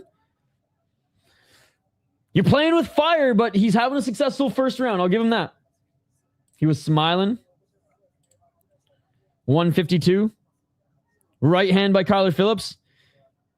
I'm impressed with the wrestling. He's doing a great job in this first round. I'm just with someone with gas tank, with a history of his gas tank. Was that the smart move? Oh! Jourdain almost landed the Rolling Thunder. Holy shit. Or I don't even know what you call that fucking windmill kick from the back. 125. Oh! I disagree. Canadians aren't bad as MMA. You clearly don't watch regional MMA. This fight is picking up. Buddy doesn't watch BFL, doesn't watch Unified, doesn't watch Samurai, doesn't watch BTC, doesn't know who Tony Laramie is. So yeah, that's crazy to say. 103. I don't think that they're a world beater by any means. Hockey's our sport, not fighting, but to say they're bad is crazy when there's literally high-level regional shows in Canada. The UFC has some on their roster. Ryzen has some on their roster. Octagon has some on their roster. You know what I mean? Like, they're in every major organization, so that's just false. And I'm not even like defending my nation. Like, that's not even from a bias of me defending my nation. I'd say the same thing. I'd call you out if you said some other bogus stat about another country. Oh, left hand by Jourdain, right hand by Jourdain. 23 seconds. Oh, big knee to the body. Right hand by Kyler Phillips. No Kazakh champ, so Kazakhs must be bad at MMA too. 6 seconds. And that will do it for the first round. Probably Phillips. Busted nose. I think using his energy in the first round, he's going to lose his knockout power and lose second and third. Oh my, 10-9 Jourdain. Phillips just kept that position. Great first round. Interesting game plan by Jai Herbert. Interesting game plan by Jai Herbert. But I personally don't think that Canada will ever see a Rory McDonald, will ever see a OAM or a GSP ever again. But like, for how small the population is compared to the United States or Russia and some of these other countries, and furthermore with hockey, soccer, and lacrosse being way more popular sports. Yeah, I saying that Canada's bad, I think is wrong. Saying that they're not great or definitely like they're not necessarily on the rise by any means or don't have any top guys, but Let's get it all. If there was no good Canadian fighters, the UFC would have no interest in going to Canada. It's not like they make too much money up here anyways. 4 minutes and 35 seconds. Oh, nice little sweep by Phillips. Damn, that was crazy. Foot to nose. People have it for Phillips, but nah, Phillips won that round. Jai Herbert, you mean interesting game plans for Phillips? Yeah. GSP's literally the GOAT. 417. Yeah, but he's not active right now, and I think he's referring to like right now. 406. Jourdain trying to pick that ankle again. And Phillips re-enters half guard. Oh! Phillips passed a mount, but Charles Jourdain reversed. Let's go, baby. Oh, but Phillips reversed again with the body lock. Someone cut off Jourdain's finger. I saw that grab. Jourdain gets taken down again by Phillips. Bro, I'm actually kind of impressed with Phillips wrestling here. I just did not expect this to be the game plan at all. I was like, at first, I'm like, why are you going to the ground with Jourdain, who, you know, has threatened some submissions and is constantly scrambling, but I guess he did not want to fucks with his striking.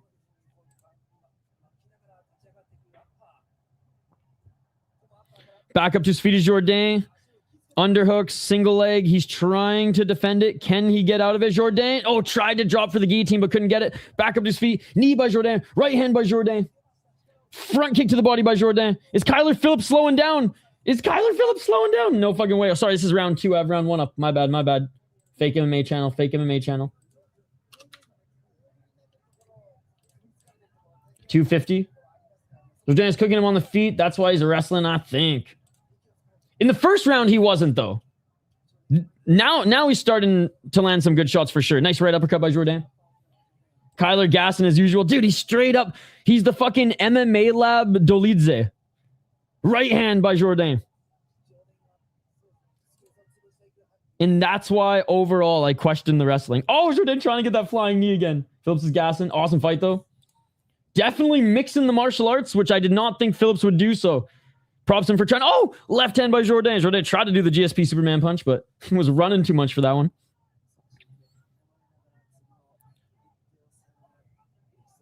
Dolidze. I drank the Dolidze Kool-Aid watching that first Vettori fight. And I thought he was going to fight like that every single fight. Nice low kick by Jourdain. Yep. Dude, I feel like his last like 4 or 5 fights. Oh, right uppercut by Jourdain. Left hand by Jourdain. Jourdain with a body kick. Right hand by Jourdain. Body kick by Phillips. Left hand by Jourdain. Right hand by Phillips. Jourdain's so violent. He's got a fun brand / style of fighting for sure.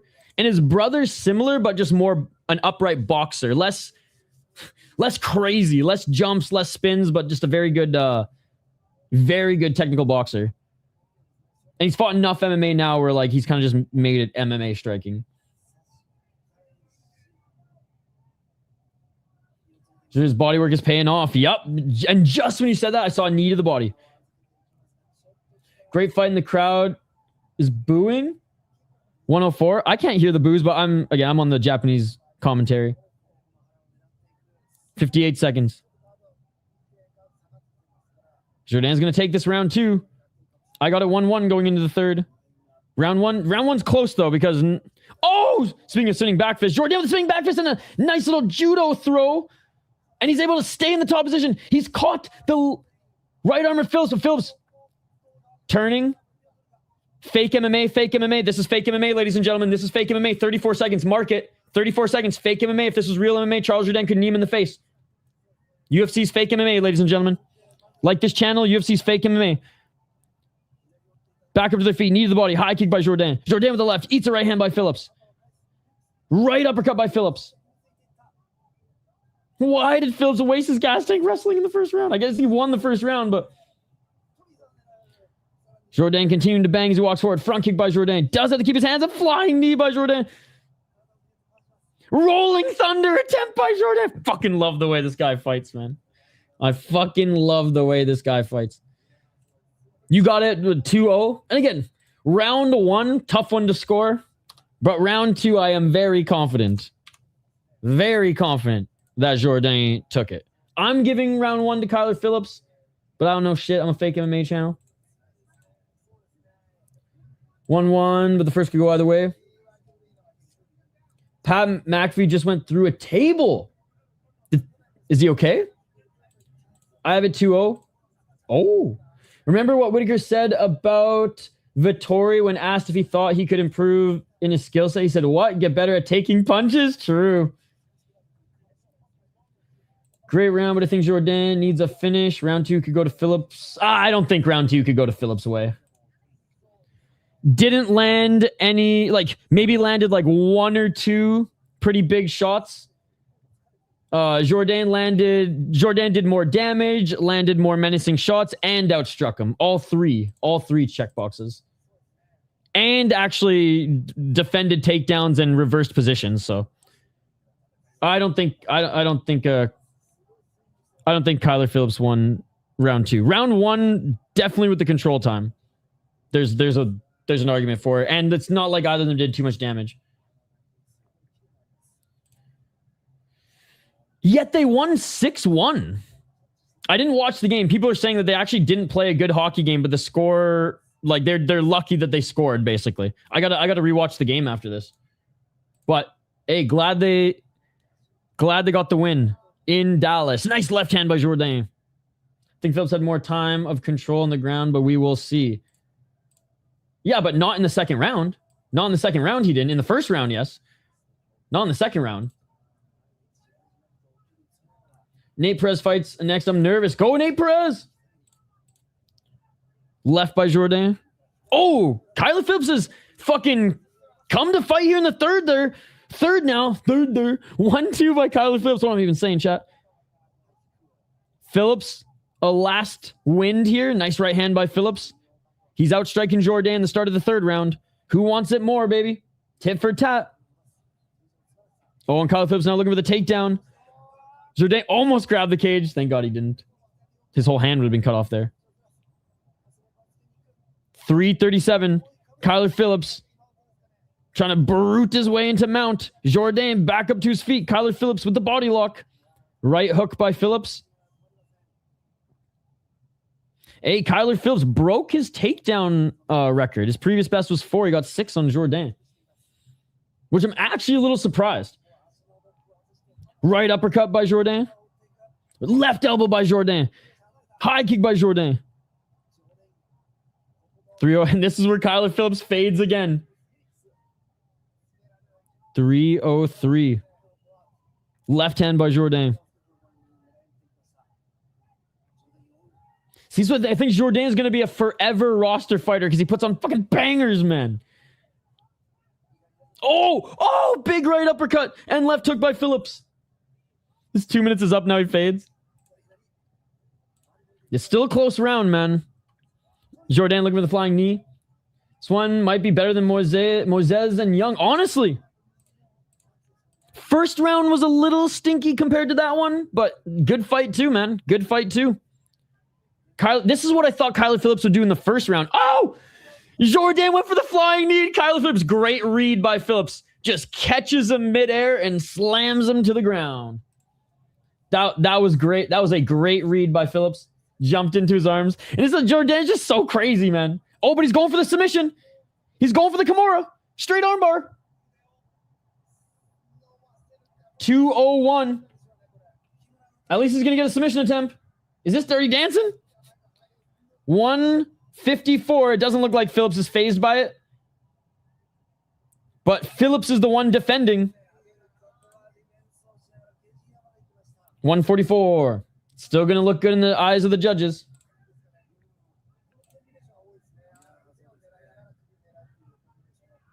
Doesn't count as an official submission attempt. What the fuck does ESPN know, right?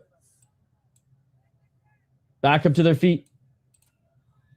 Body lock by Phillips. Phillips might steal this round, man. We'll see. There's 1 minute and 22 seconds left. I think the fight's still up for grabs.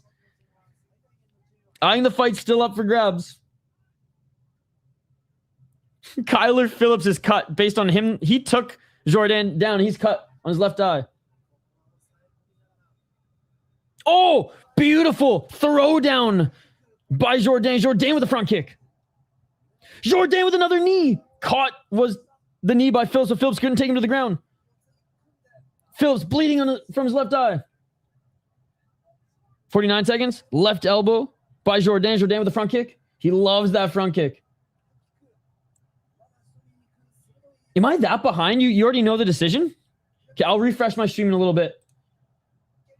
Oh, nice takedown by Phillips, but not a nice takedown. Actually, only pushed Jourdain to the ground. Jourdain back up to his feet. Right uppercut by Jourdain in the clinch. Fuck, Jourdain's going to take us back. Left elbow. Jourdain won this back. I said it. I was like, the last fucking 1 minute and 30 was going to decide this, and this has been Jourdain.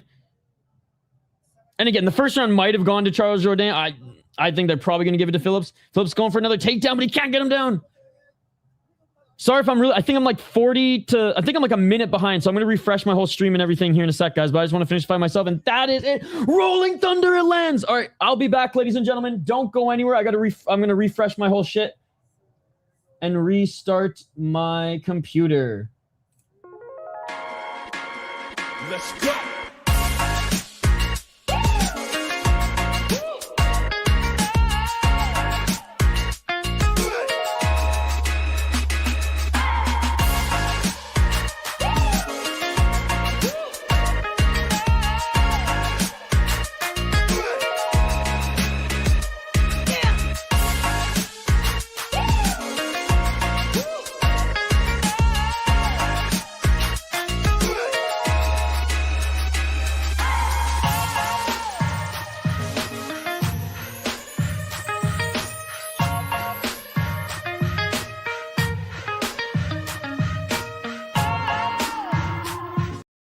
Jeez, I fucking almost restarted my computer. I was freaking out. I was like frantically refreshing my shit. Oh my god. I had a heart attack there.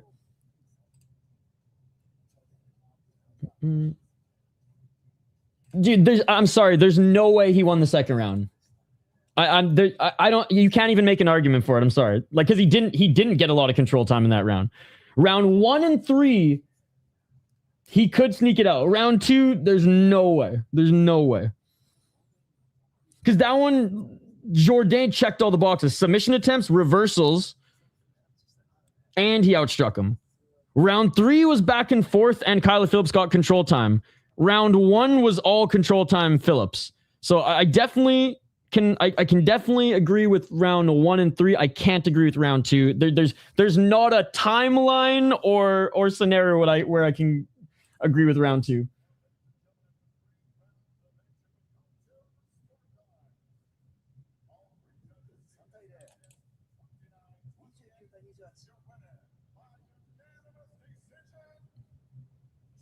Charles Jourdain, unanimous decision. The right fucking decision. I like how they said 29-28. I agree. Kyler Phillips won the first round. And I think even, and again, I believe that the judges were kind of back and forth. Like Nick and all of us were in that third round being like, who's going to take the third round? But Jourdain ended it strong. Again, I don't think Jourdain's ever going to be a title challenger or anything like that, but I think he's always going to be a fun fight and a hard fight for his opponents. 159, 150. Whew. I was sweating on this one, Shane. I was sweating on this one.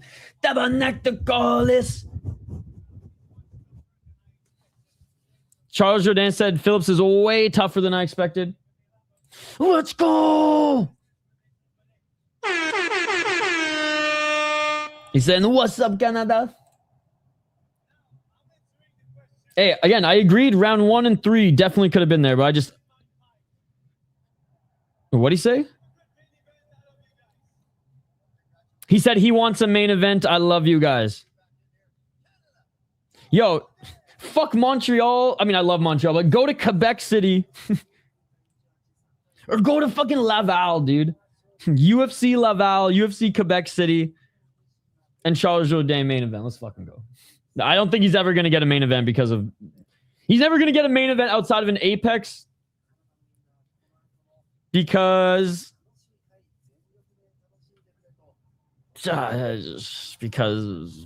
Mike Malott's on the roster. Charles Oliveira, dude, he was at a Winnipeg Jets game the other day.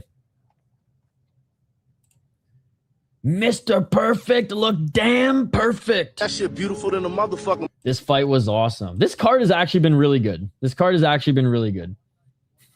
Minus the Canadians losing a lot of the fights. Which again, okay, they're playing Freebird, and I thought this was the this is the America card. For a second, I thought that they were doing the cold open for the Canadian card, and I heard Freebird, and I'm like, I'm about to end the stream. I hate that song. I fucking hate that song. Oh, this is AI for sure. I mean, the White House and Iran love AI, so it makes sense that they're using AI. Iran's government's making rap music AI videos. The White House is making fucking everything under the sun AI videos. I mean, of course there's an AI White House card. I mean, for America, great choice, Freebird. As a Canadian hockey fan, I hate that song so much. So much PTSD.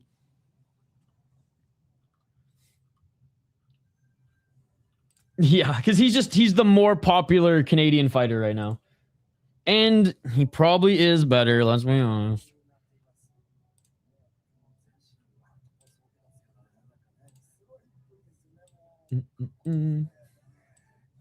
When's the Canada card in Ottawa, bud? Because that's the American hockey team goal song. So every time they score on Canada, that fucking song plays over and over and over. And again, I fucking hate that song. God damn it. I'm reliving the worst moments of my life right now. Canada losing the gold medal game. Canada losing the World Juniors. Oh, I hate that song so much. I'm watching it all. I work in DC. I'm going to go by the White House when it gets close to see how it looks. Yeah, because they're setting up like the whole... everything. The whole outdoor setup. I want to call it like amphitheater, but it's probably not going to be... it's going to be like a big arch, right? I don't trust Mike Malott enough to call this a sacrifice.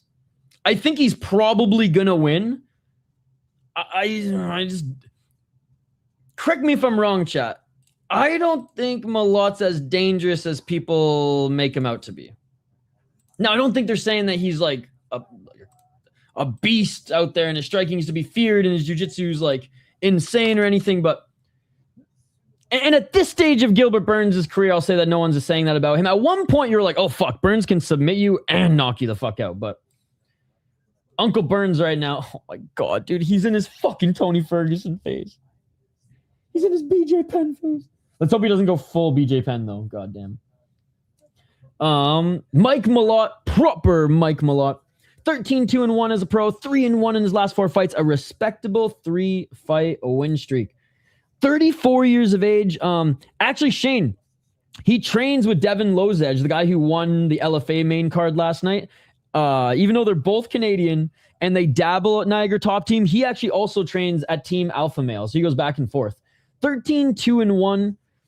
5 KO TKOs. His only 2 losses have been TKO losses. One of them to the legend that is Neil Magny. That, like, I want to say shame, but no shame, bro. That's how Magny gets you. He comes back. 6 submissions, 0 submission losses. Again, his wrestling's like, he's a very sound fighter. Good everywhere, not necessarily great anywhere other than his strength. Like, he's fucking strong, man. He's got that Ontario farm boy strength. Or just Ontario hockey family strength, because I don't think he grew up on a farm. 2 decision wins. Impressive 6-1 in the UFC. Had 1 draw in Bellator, but Bellator fighter, let's go. And actually, this is how old Mike Malott is. He fought in the World Series of Fighting before it turned into the PFL. And he did win a fight on Contender Series to get into the UFC. Beat Kevin Hall in his last fight, but, you know, there was some ball kicking in that one, right? Charles Radke before, great win against Charles Radke. Chuck Buffalo knocked him the fuck out. Trevin Giles, you know what? Fine fight against Trevin Giles, a roster fighter who I don't think is in the UFC anymore. This was crazy because he was beating the shit out of Neil Magny for 2 rounds, dude. And in the last bit of the fight, Neil Magny just gets the comeback of the fucking century, dude. Arguably one of the biggest comebacks in UFC history. Other than one of his other comebacks, probably.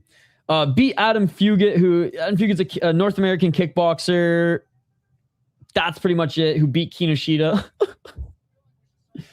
I hate that he beat a fellow Canadian in this one, but Johan Zaire was actually a pretty good fighter, and I think he's still fighting today on the regional scene. I think either BT, I think Samurai or Unified. Beat Mickey Gall. You know what's funny is, yeah, okay, whatever. He beat Mickey Gall, who's a 500 fighter now. Mickey Gall's tough as nails, man. I will say, Mickey Gall against Basil Hafez was one of the most fun fights I've ever seen in the UFC. Highly recommend you guys go check it out. But yeah, not really much there being Mickey Gall, other than like he knocked out Mickey Gall, who's tough as nails. Solomon Renfro at the time, hindsight good. Shimon at the time, hindsight good, but both of them haven't really turned out. Renfro a little bit more than Shimon. But yeah, overall, pretty good career fight. He lost to Hakeem Dawood during the World Series of Fighting. But look at me now, Hakeem. Hakeem's back on the regional scene. And he's still in the UFC. Gilbert Dorino Burns. Man, one of my favorite UFC fights was Gilbert Burns against Khamzat Chimaev. Seriously, that card was that fight was unbelievable. The card was a lot of fun. I love this shit. I bleed. Yeah, shut the fuck up, Khamzat. Khamzat Chimaev, by the way, proves my point about the UFC and why it's not my favorite organization.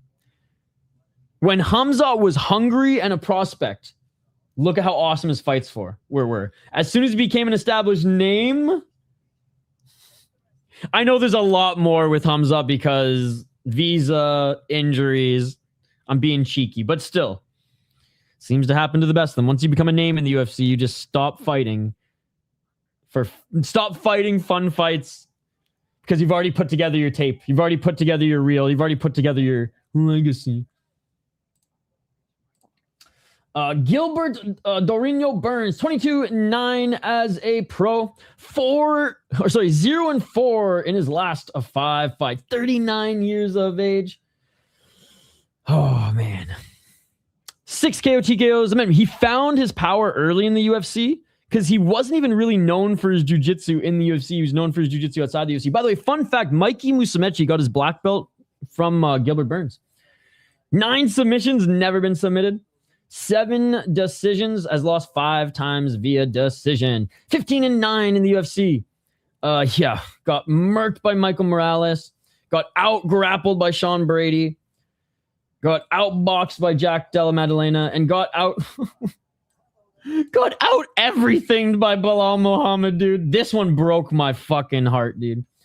Beaten Old Man Masvidal, sick. Beat Neil Magny, something Malott couldn't do.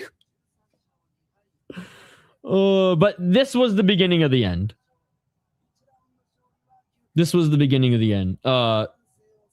Great fights throughout his career. Lost to Prime Usman. Beat Woodley. Beat Maya. Had so many grappling matches while he was still doing the UFC, or while he was still competing in the UFC as well.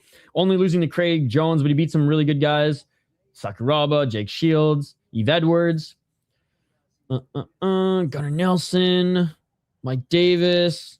Man, he's had some fun wins. Oliver Aubin-Mercier, one of like GSP, Rory McDonald, OAM, and then what? Cote, as far as the best Canadian fighters out there.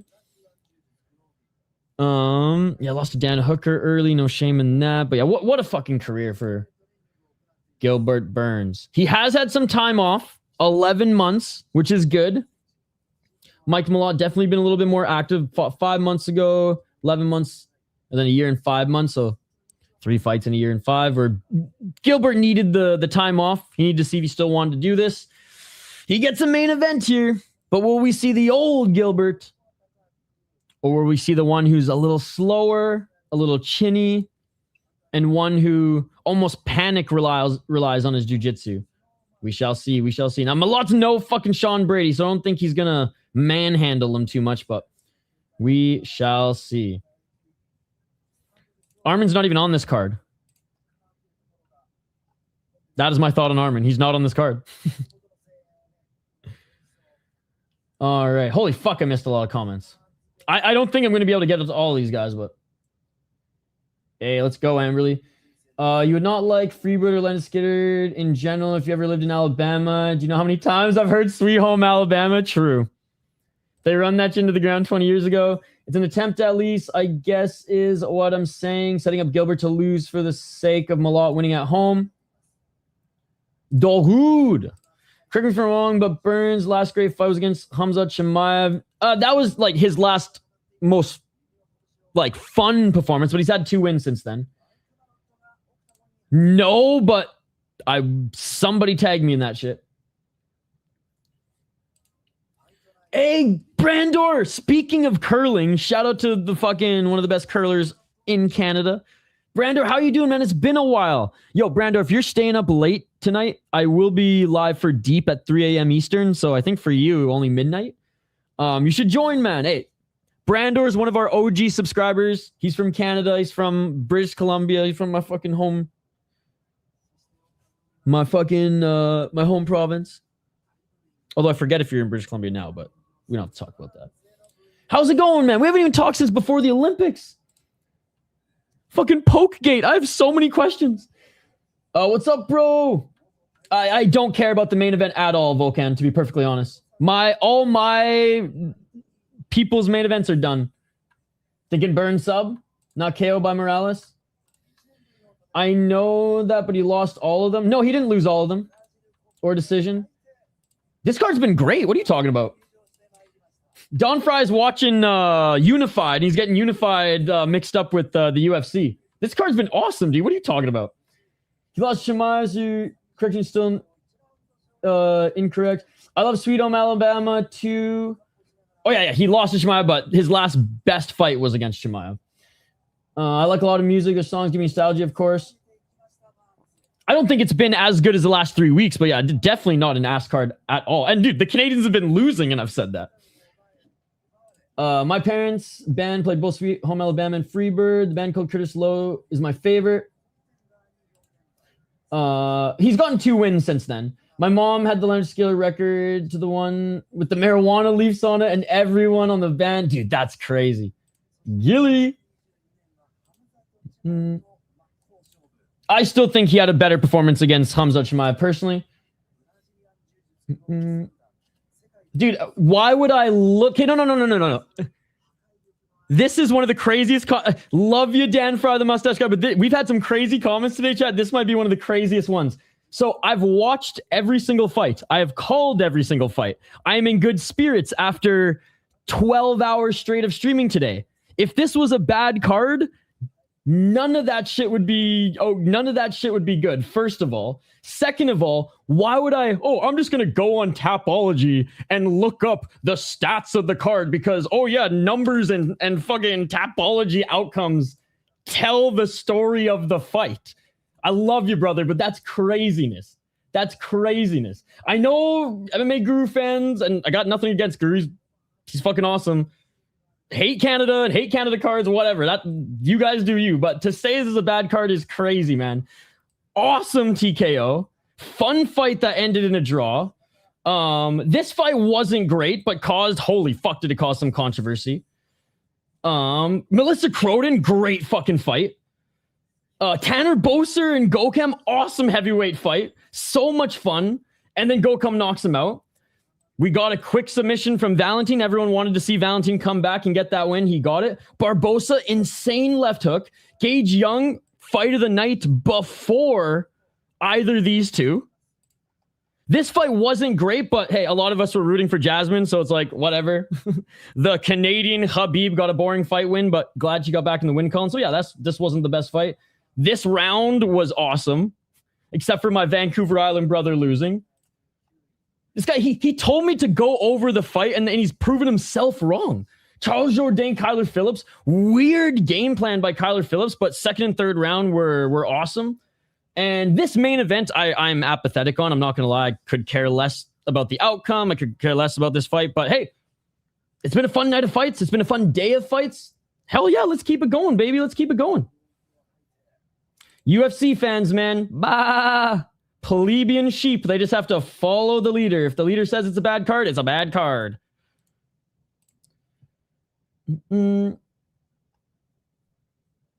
I watch fights, not numbers, man. I'm not a UFC bootlicking sheep. Like a lot of Twitter's been today. Brian Huey makes it 3 finishes in a row. And I'm not even the biggest UFC fan. It's so fun. This is what I mean. Every single week, UFC fans argue. I don't mean to single you out here, Don Fry, the mustache guy, but you brought it up, so the candle has been lit, or the fucking firework has been lit. We're going with it. UFC fans, they think I'm crazy. They call me idiot, and whatever, and that's fine because I am kind of an idiot.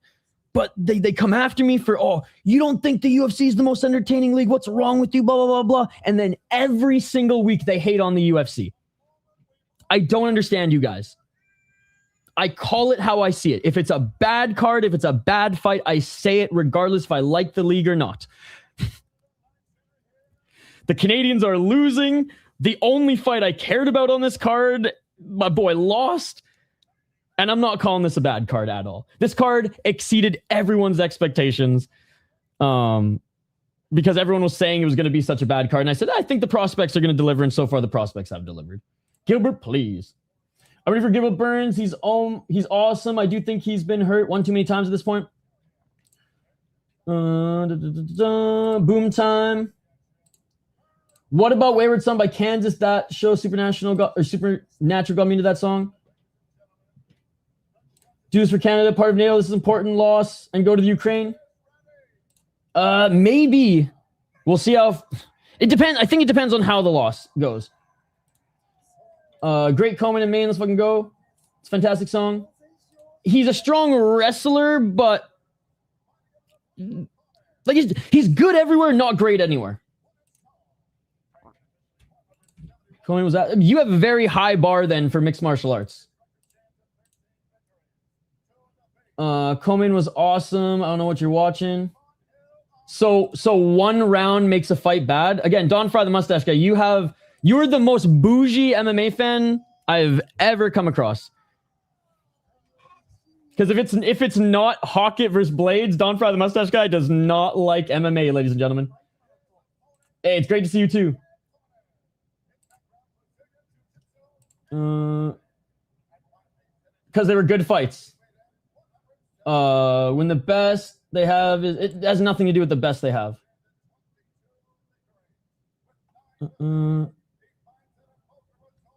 Yeah, I love you, man, but you're really making it hard for me to make fun of you and throw you in and not throw you into the UFC plebeian sheep Dana White bootlicker Unify getting bent over by the Unified Rules ass fan base. You're my boy, so I'm giving you a pass this stream, but holy fuck, man. Holy fuck. Yeah, clearly. I'm glad you have some self-awareness, though, because that shit was wild, man. I literally went through the card and proved you wrong. And I didn't want to. I didn't want to have an argument. All right, let's go. Let's go, baby. Last fight. I can't believe I'm so... See, I don't give a fuck about this fight, and I'm excited for this card. Or excited for this... Just one more fight because the vibes have been awesome here, and this card has been way better than anybody expected it to be, except for some of the homies who said that the prospects were going to be fun to keep tabs on. Let's get it all. 450. That's why I'm giving you a pass. Because you said some crazy shit earlier.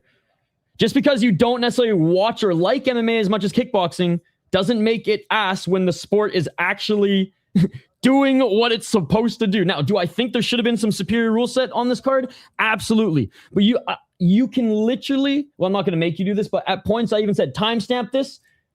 This is where a superior rule set would make this card, this fight better.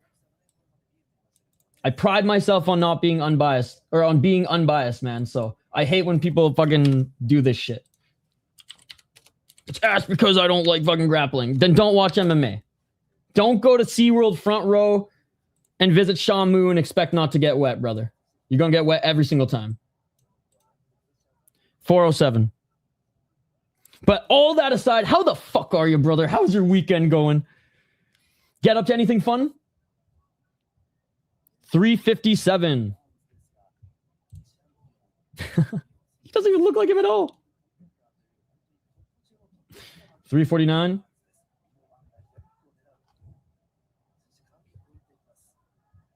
Left. Sorry if I missed some of your guys' comments. I didn't mean to ignore you. Just the fight is on, and you guys are just awesome and have been commenting up a storm. Nice left and right to the body by Burns.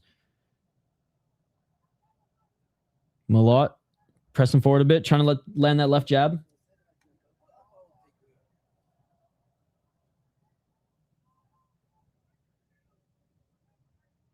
You all right then, Berserk? I'm passionate about stupid shit. Casual fucking bootlicking Unified Rules getting bent over fucking fake MMA fans who are sheep fucking say. It pisses me off, dude. 257. You can attack my family like Anthony Smith? Not gonna phase me. You bring up fucking Unified Rules better than superior rule set? We're sworn enemies. Nothing going on right now, just feints.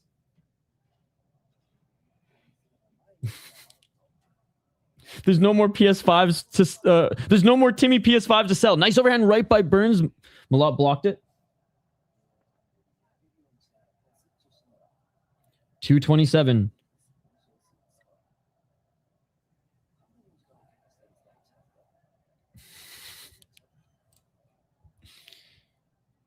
$216. Oh, Burns an overhand right. Yeah, not a bad pace. Not a bad pace. Oh, knee by Burns. Malott just missed him on the step back left. Burns swing with the 1-2. Burns got some speed here. I dig it. Jourdain. Low kick by Burns. Oh, but Malott cracked him twice. That second one, He didn't like that second one. Right hand by Burns. 144.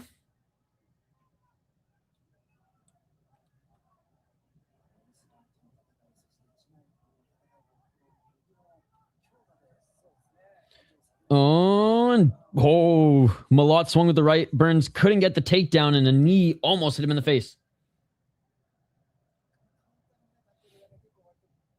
Yep, he's looking pretty good so far. And by the way, chat, I know sometimes I go crazy in the chat. I'm just passionate because I love this sport more than anything on the planet, or I love real MMA more than anything on the planet. But I just want to say that you guys have been awesome. The back and forth is fun. It actually helps these streams go by between the buffer time and all that stuff. So, and it's great connecting with all you guys. Oh, Malott just missing with the left kick. Low kick by Burns. Burns missing with the Superman punch. Final minute. But I just want to say thank you guys so much for hanging out with us here today. Even if you just dropped in and out. I know there's a lot of other MMA. There's a lot of other sports going on. Oh! Counter left by Malott. He ducked under the right hand by Burns. 40 seconds left. But yeah, big thank you. You guys are awesome. If you dig the craziness, if you dig the vibes, subscribe or not. We're not a real MMA channel, right? We just cover 30 plus hours of MMA every single week. And this isn't even the last stream. We're going to be covering Deep tonight and K1 tomorrow. 20 seconds. Got a feeling Malott is going to get onked again. They both swing so wild, which is funny because the hardest shots so far are straights. Dude, that's a great observation. 10 seconds. Right by Malott. Missing with that left hook. But yeah, he put a lot into that one as well. And that is it for round one.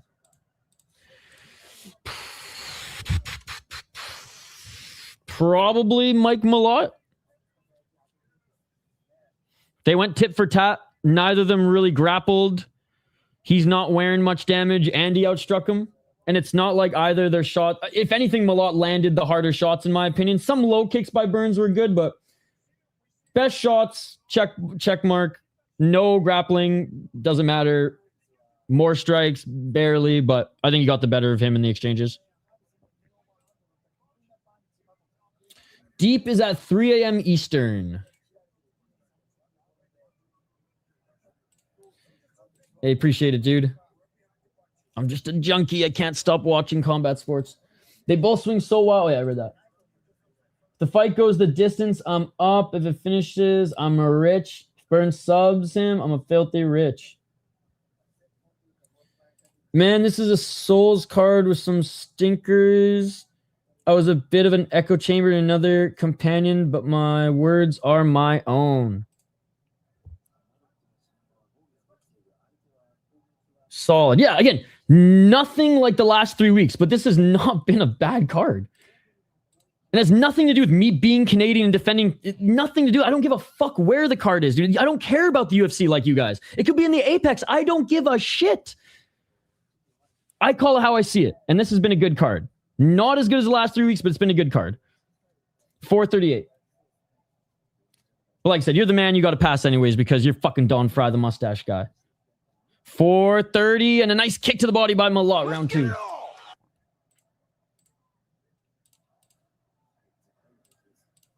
Left hand by Malott. Malott with the left jab again. This felt like a sleeper card. Not saying it's amazing, but who can complain? It's fights. It was a prospect-heavy card. And some of the prospects definitely turned out not to be prospects. There's a lot of question marks, but I nerd out over that shit. So I was stoked. Last week, could care less about last week's card. Didn't have any prospects on it. This week, hell yeah, baby. Didn't turn out to be as good as last week, but my interest in prospects is way more than boring-ass established fighters in the Ultimate Fighting Championship without a superior rule set. Left hand by Malott. I know. At least I came back. I came back about an hour later. But yeah, I was offline for the best fight.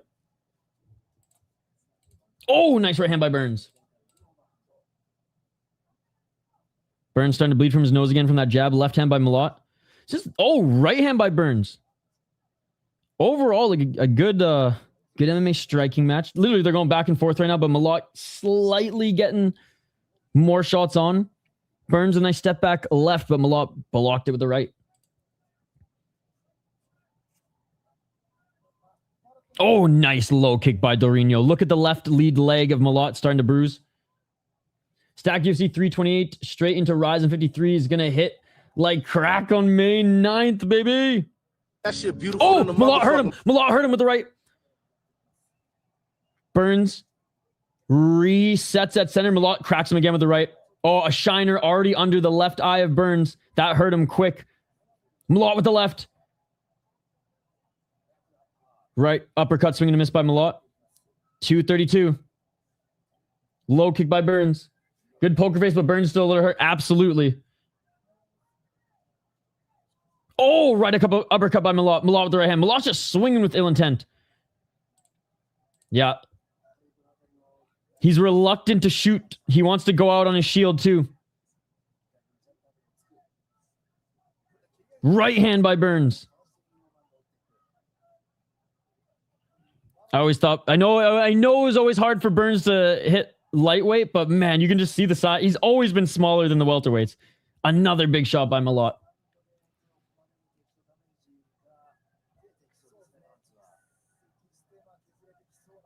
$147. Low kick by Jourdain. I mean, he has been landing some really good low kicks on that lead left leg, but other than that, man, it's been all Mike Malott this second round. His uppercut timing's good. Malott punches so hard, if Burns pushes him and survives, he could gas Malott. Big if, but still. Oh, Malott with the counter left hook. Hey, big ups to Herb Dean, who's getting the main event here. He hasn't been getting a lot of main events lately. Oh, Burns going for the takedown. Honestly, fucking spam that shit, bro. Spam that shit. Burns with the 1-2. Malott with a great takedown defense. Left by Malott. Yeah, I'm interested to see Malott's gas tank. I mean, Burns, grizzled vet, jiu-jitsu, and MMA, so he might be able just to fucking vet chat his way through these 5 rounds, even taking a lot of damage, but we'll see. It's barring Malott doesn't crack him with some big ones, right? Nice left by Malott. Hi, Kiku. Love the Japanese commentary. Malott with the left again.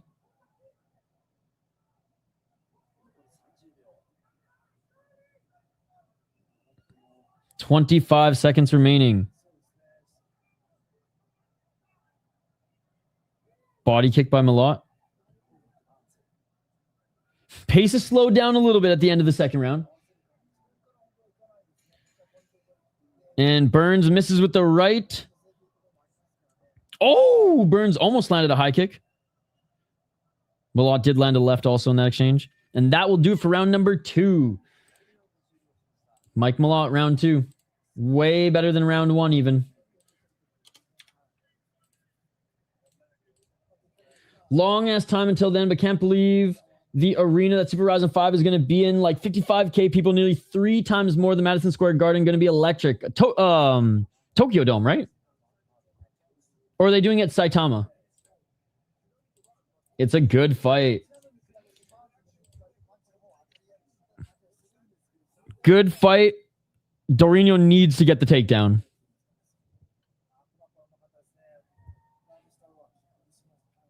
Definitely was, but you know, he fought 5 minutes. We'll see how his cardio goes in this third round, but I mean, constantly moving forward, punch someone in the face for 5 minutes. You slow down a little bit at the end of the round. Man, I hope Burns retires. Honestly, man. Me too.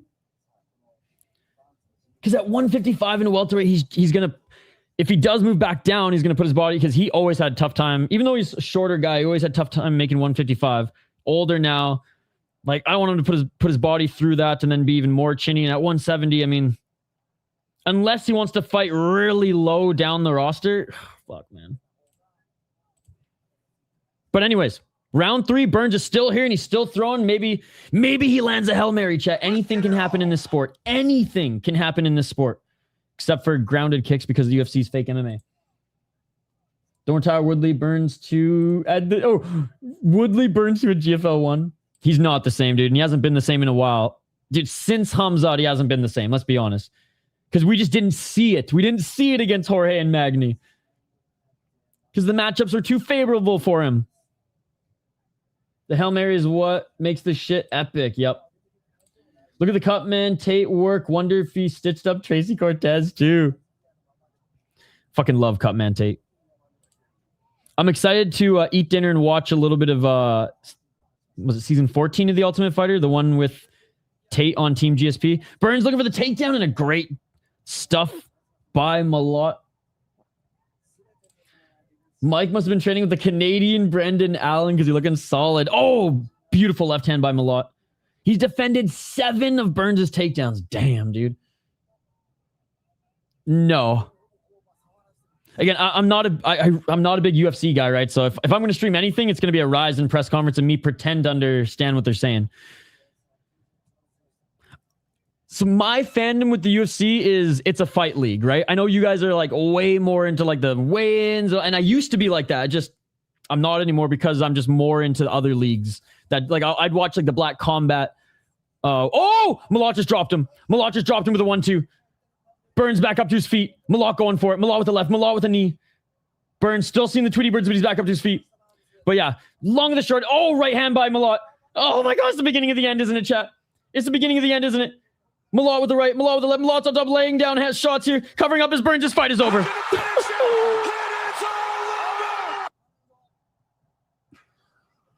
Oh, that was tough to watch. Good job, Mike Malott. Good display of respect. Oh, not Burns. Not like this. Not like this. Oh, and it is all over. Great win by Mike Malott. A lot of heartbreak on this card, man. My boy Nallo and Burns going out. Ugh. Hey, Canada, though. Good to see the Canadians not get absolutely starched on this card. Not as good as Vancouver, not as bad as Toronto. I'll take it. I think it's time, Dorino. Win Malott. Hang up the boots, old man. We all love Burns, man, but goodbye, Burns. Exactly. Such a good career. Fought in 2 monster divisions. Got a title shot against his friend, too. That was really tough to watch. Great finish. Let's go. It's over. Wow. Great performance. It was a great performance. I'm not trying to take anything away from Malott, my Canadian boy here, but, you know, for those who've been watching the sport for a long time, man, like, God, Dorino, he was our guy. Back when I did watch, like, the vlog series that the UFC have and stuff like that, or like, God, I don't even remember what it's called, Unplugged or whatever, every week for pay-per-view cards, Embedded. I used to watch all that shit all the time, and I remember Burns was always so much fun on those as well. Very loud in there. And this, ladies and gentlemen, is why Charles Jourdain will never get a main event. And the crowd goes wild. Watch that. Yeah, I'm going to go through all the highlights you've tagged me in here before we wrap up. Don't you worry, brother. You always liked Burns as a person and fighter, so that was hard to watch. He needs to retire so much wear and tear. Nobody will be the GOAT GSP. Man, I can't see Burns get done like... I know, man. You saw my reaction. I'm usually pretty good at like... Oh, yeah, he retires. Oh, I'm going to fucking cry, man. Between Valentine's speech, this Nallo getting knocked out. Oh, emotional night in Canada. An emotional night in Winnipeg. GSP Jr.'s here. Hey, good night, Terrence. Thank you so much for joining. God damn, he dropped him like 2 times. Hope he doesn't retire, but it's getting close to time. No, he let the... don't cry, Dorino. Stop. He's going to make me cry. Goodbye, Burns. I'm glad he's retiring. By the way, Joe Martinez's suit. Fucking sick. Looks like Winnipeg sold more tickets than I thought. Dude, they sold more fucking tickets than Winnipeg Jets' last hockey game. Hey, great performance, Mike Malott. Everyone be crying now. No, I'm going to cry. Oh, Canada. And now he'll focus on kill cliff. Yeah, focusing on coaching. Better now than taking more debt. Exactly. Exactly that.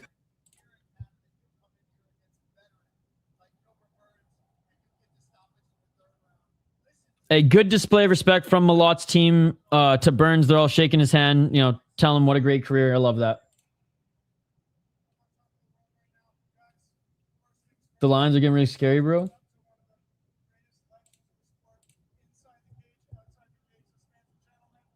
He said, inside and outside the cage, this man's a gentleman. Much like you, Mike Malott. He said, show him some Canadian love and give him a round of applause. Yo, shout to Mike Malott. Oh, the Jacob lines. They had predicted every main event.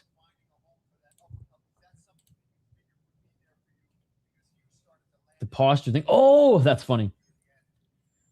And damn, Michael Chiesa gets a better retirement. I know, dude. I know. He loves his Ultimate Fighter, guys. Classy Canadian hospitality. I've seen that shit. That's funny. Oh. It's funny. Mike Malott doesn't flow. He fights very stiff, but he makes it work. Yeah.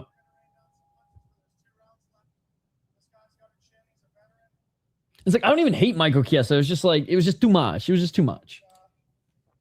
You know what was too much? Don, I don't know if you watched Knockout last night. That fucking send-off for that random Lethway guy. Fucking buddy comes in the cage, 20 minutes later starts singing to him. 6 flower bouquets picked. I'm like, what the fuck is happening? What a fighter.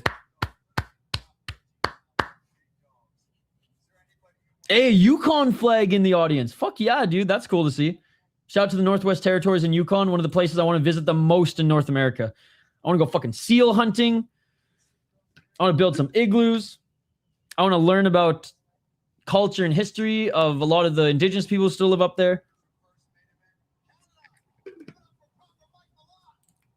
Dude. Oh yeah, you were there for a bit, were you not? I'm so fucking tired. I forgot. I was so tired last night, I forgot. But yeah, dude, that shit. You were. I was freaking out. I was like, finally the caffeine was kicking in, right? And then I'm like, what the fuck? It was an hour. And after a shit-ass Suzuki fight. It was a fucking Suzuki beat up an old man. Like, bro, exactly, dude. Like, who the fuck is that guy?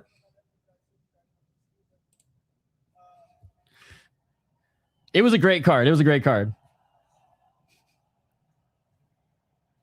I mean, it was an ass card, bro. It was an ass card. I'm kidding. I have to say, guilty pleasure of mine is Power Slap. You watched it last night? I don't. Don't get me fucking started on Power Slap. I'm not a Power Slap guy, personally. I like watching fights. I understand the appeal, but it's not for me. It's not for. I don't judge, though, because I understand why it's fun, because I watch some weird, fucked up violence stuff, too. So I am not one to judge. It is just not for me.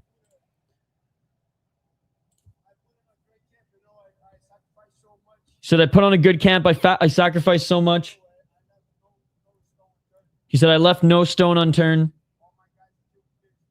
Thanks to all my guys at Killcliff. He was looking good in the first round, Volcan. He said, Winnipeg, Canada, thank you. Paul Felder and Jared Gooden are my favorite duo. He's thanking the whole UFC brass. His Cutman, security team, everybody. Oh man, like he's just. Oh, we lost a good one tonight, but it is what it is. Father Time is undefeated.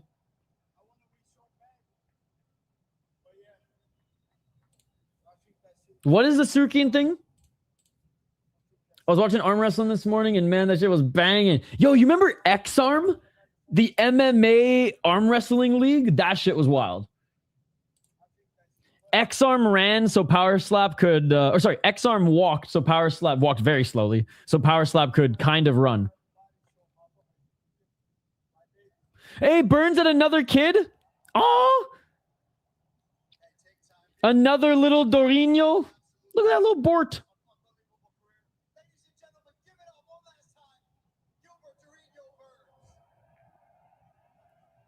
Oh, RAF. Time for Burns to become a coach. I think he'd be a great coach. He already has been coaching. I said Mikey Musumeci got his black belt from Gilbert Burns. Not a lot of people know that. Armin versus Faber. Oh, Uriah? Gilbert already coaches a handicap boy for years. Apparently so nice. Oh, what a beauty. You can tell he's a good human. I really wanted Burns to win, but he was eating a lot of unnecessary strikes. I hope he has successful post-career too. Absolutely. He's put on some amazing fights for us. He bled for our entertainment. And what a guy to go out against in proper Malott. Not even drinking tonight. Why am I crying? Dude, this has been an emotional card. With Valentine's speech, which cracked me up a little bit. With my boy, Vancouver Island legend, losing, Nallo. And with the Burns retirement, man. Burns is a coach at Killcliff. Man, all these sad retirements lately. Yeah, man, Father Time is undefeated. A whole wave of UFC fighters are leaving. But you know, that just means that the doors are opening for the next wave. The Barrios way. I mean, like, Davey Grant's gonna fucking retire soon, man. And I was watching Ultimate Fighter highlights, but he was fucking on the Ultimate Fighter. I totally forgot. Do you remember the season? It was the Ronda versus Tate season. And there was one guy whose opponent missed weight, so he got a bye to the semifinals. And then he missed weight in the semifinals against Davey Grant, so Davey Grant got a bye to the finals. I totally forgot Davey Grant was on that season. Bye-bye, Canada. The main event was Battle of the Gentlemen. Don't worry, I'll make up for it if we win a new fighter suit. It's all good, Volk. I'm just glad you showed up here, and thank you so much for always being a member of the channel. Oh, that one sucked, man. That one sucked. And Daniel Cormier trying to, like, you know, I'll say, I know every now and then I play up the UFC bootlickers or whatever. Daniel Cormier is actually a UFC bootlicker. That guy's tongue is stained with the fucking dirt of the UFC brass's boots, ladies and gentlemen. The fact that he was trying to defend that was insane. Insane. Perfect for Canada. I will miss Davey Grant. Great. Like, he's another one that, like, Andre Philly, we're not gonna know how much we miss them until they're gone. Jim Miller, I mean, Jim Miller should have been gone already, but guy's a fucking animal. Dude, the day Charles retired, oh my God, that's gonna be fucked. The day Oliveira retires is gonna be a fucking sad one, chat. All right, I have so many highlights to react to, so let's get to it. Shout out to Fried MMA. Oh my God, this is amazing. All right, we have some highlights to react to from the day, and then I'm going to take a little bit of a break, crush a workout, eat some food, and then I'll be back for Deep at 3 a.m. Eastern. So we got some time. All right, let's start at the beginning here.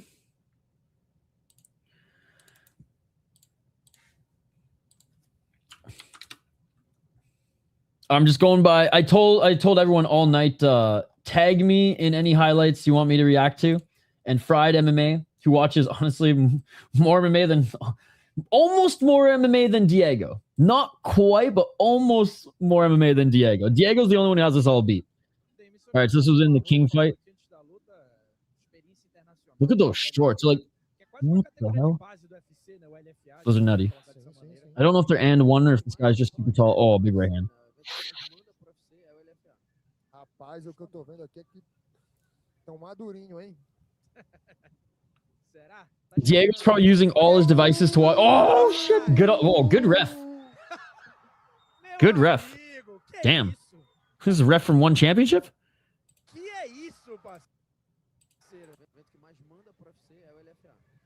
He's in fucking jeans too. Or is he?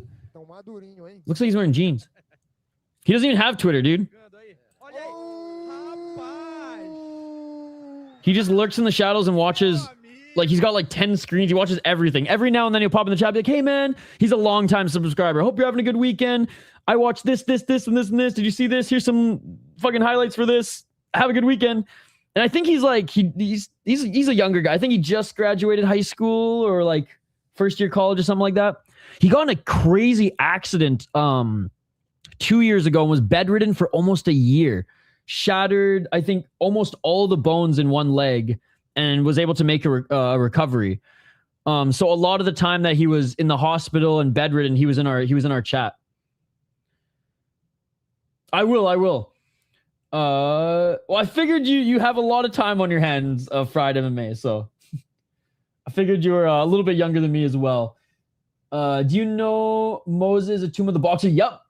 You have to think, I think, and if not, watch his highlights. He's a great boxer. I think you were the one who actually sent me or talked. We've talked about him before, I'm pretty sure. UFC card. So which UFC card did you watch? You clearly didn't watch the one today.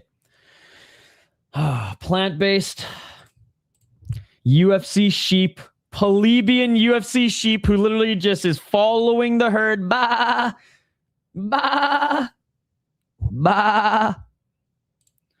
How was the card bad?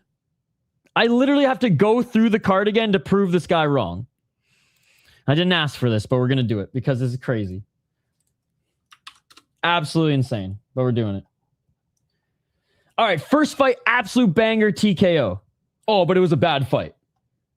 Banger fight. Sure, it's not the outcome we wanted. We wanted someone to win. They missed it. Still a banger fight. This one, we're not speaking about this one because it caused way too much drama. Okay, not a good fight. That's one fight so far that was bad. Banger fight. Banger fight. Like, you guys rip on women's MMA, a great women's MMA fight happens, and you guys still say it sucks? Fuck you. Straight up. Gokhan Saricam against Tanner Boser, such a fun heavyweight slobber knocker. Tanner Boser actually almost got the better of him, and then we got a knockout. But oh yeah, it's a bad fight. What the fuck, dude? Robert Valentine, we wanted to see if this guy was for real. Got a quick submission. Oh yeah, but we don't want to see finishes in the UFC? Bad fight. What the fuck, dude? Mauricio Barbosa, unbelievable left hook. The UFC's going to cut Buzukja. It was such a good knockout. But oh yeah, bad fight, dude. Potential fight of the night. Gage Young, Thiago Moisés. Gage Young turned Thiago Moisés into a kickboxer. Unbelievable fight. Unbelievable fight. This fight, stinker. Stinker, and Jasmine Jasudavicius admitted so. She said, I played this one safe. I needed to get back in the win column. I wasn't hating on this one personally because I was just hoping that Jasmine would get the win, and our chat was kind of rooting for her. So it made the fight seem a little bit more entertaining, but it really wasn't.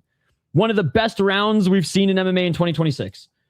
Awesome fight. First round, a little bit boring because Kyler Phillips was wrestling. As soon as the second and third round open up, it was awesome. And then, yeah, sad to see Gilbert Burns lose, but another knockout. How in the fuck can you say that this card was awful? And again, plant-based, I know you're one of the homies, but that's what makes me think that you're just a UFC sheep, that you're just a plebeian who, a few people on Twitter and social media said it was bad, so I have to follow the herd.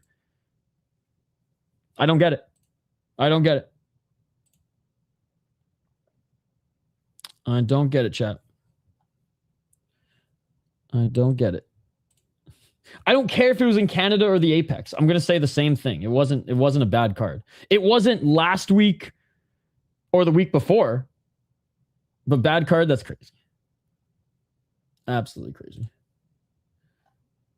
All right, next one.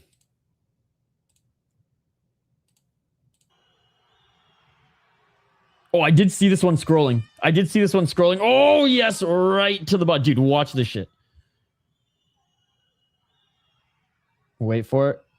Boom! A little delayed reaction to not quite the Shane Burgos delayed reaction. Ooh. That's a pretty big cage for regional. All right, what else we got? I got all of them you tagged me in up here, don't worry. Bad. Awful card. We've heard people say ass and awful card. It's insane. UFC fans, man. It's the best league out there. What do you mean you don't like it? Good card happens. Card was ass, bro. All right. Oh, so he's never defending his belt again.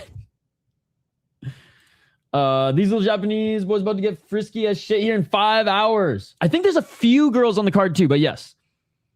Card was 8. Yeah. 7.5, 8 out of 10. I'm all right with that. 2 stinkers. The rest all good fights and some good finishes. Tá, né, mestre? Speaking of good finishes, oh my god, was this the... No, this wasn't the fake tap one. I saw you just tag me in that one. Oh, I really hope we don't see his knee rip. Oh, that's a good fucking submission there. There we go. The Soloyev stretch. Whoops.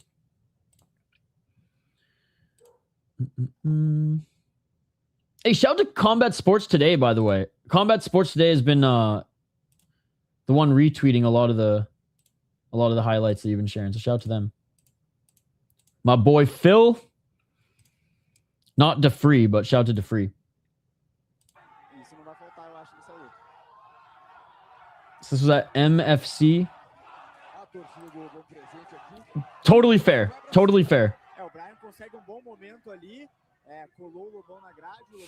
Some great judges. I won't open the fucking can of worms. I might open fucking some can of sardines for a late night snack here, though. Good old protein. Oh! Oh! Some peanut bread and feta. Damn, that little man can fucking strike. Dude, hold on. Do you see that? Look at that guy. He actually threw a good shot here, the elbow. But missed. That might have been a finishing blow. Oh! Jeez. Yo, by the way, guys, at VI Sports Talk, you tag me in any highlights, we will react to them on stream. Even if it's later in the stream. Even if it's later in the stream, we will react to them.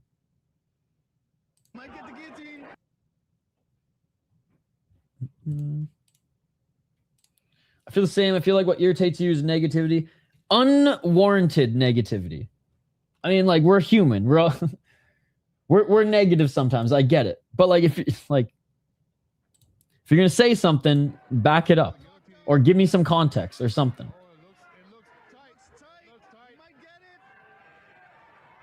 Oh damn. I just don't get it. UFC fans go nuts saying that this, oh, why do you watch other leagues? UFC is the only league to watch. Okay, but then you hate on your cards every week. So, and I'm not even a fan of your league. Like, I don't get it. I don't get it. Apparently an ass card that I thought was 7 out of 5, 8 out of 10. Because he didn't do enough damage, dude. He didn't do much. Other than in the first round, he didn't do anything with his takedowns. In round 2 and 3, Jourdain scored off his takedowns because he reversed position every single time. And they didn't count as submission attempts, but he was the one dictating position. First round was Phillips, right? That's why it was a 29-28. Gilbert Burns retired. Which was sad. Nallo lost. Honestly, Mr. Grant Gregory was a really good card. Skip the Horth fight and skip the Jasmine Jasudavicius fight. Unless you want to see her, she dominated in the wrestling department in round 2 and 3. I would say skip those 2 fights. Every other one was a banger. A banger or had a good finish. Burns was sad. Mike Malott fucked him up in round 2 and 3, but overall good card. Dude, the Herbert Nallo fight, it was only 2 minutes and 5 seconds long. But holy fuck, it was insane. Yep, Deep's on at 3 a.m. Eastern. I'll be live for it. Or 4 a.m. Sorry. 4 a.m. Eastern. I keep fucking up. 4 a.m. Eastern, 3 a.m. for me.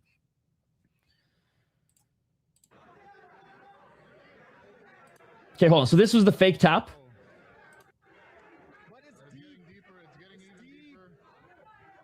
I clearly felt a tap.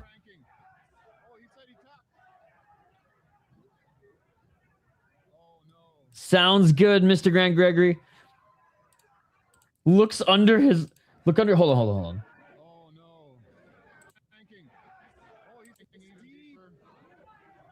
Oh!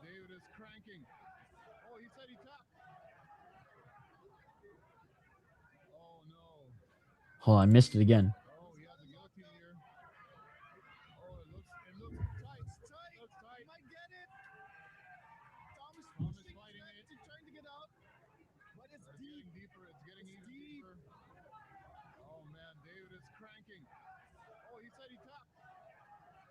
It's obvious. Bro, I'm getting old. I mean, I saw movement. I saw movement. I guess maybe I'm looking at like right here. Oh, there it is. There it is. No, you're right. There it is. What's the timestamp? 17. Okay, obvious is a stretch, man. I'm 33 years old. All right, I'm old, but there it is, though. Yeah, you saw it. Oh, right there, right there, right there, right there. Because Tom doesn't protest. I clearly felt the tap. All right, what's this one? Oh, you dude, yes. Look at this shit. Mr. Perfect Nate Perez. Beautiful. Savage. 12-6 elbows, man. Oh my God. Dude, I'm sharing that one. Bro, tag me in highlights whenever you want, by the way. And I think this is the last one.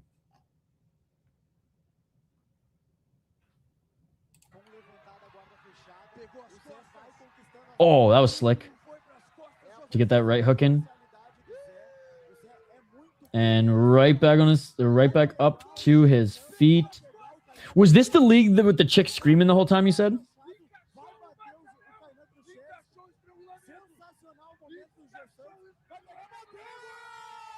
I went down, halfway up, and then halfway down.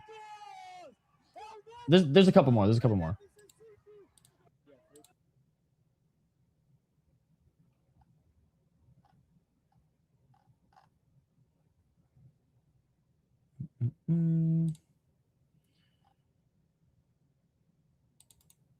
I did him out of order. Mostly just because Twitter was loading weird.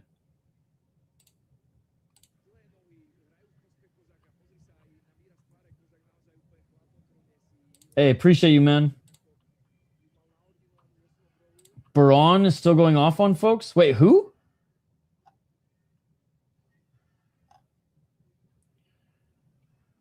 It's always the cards that people say are trash that are genuinely bangers.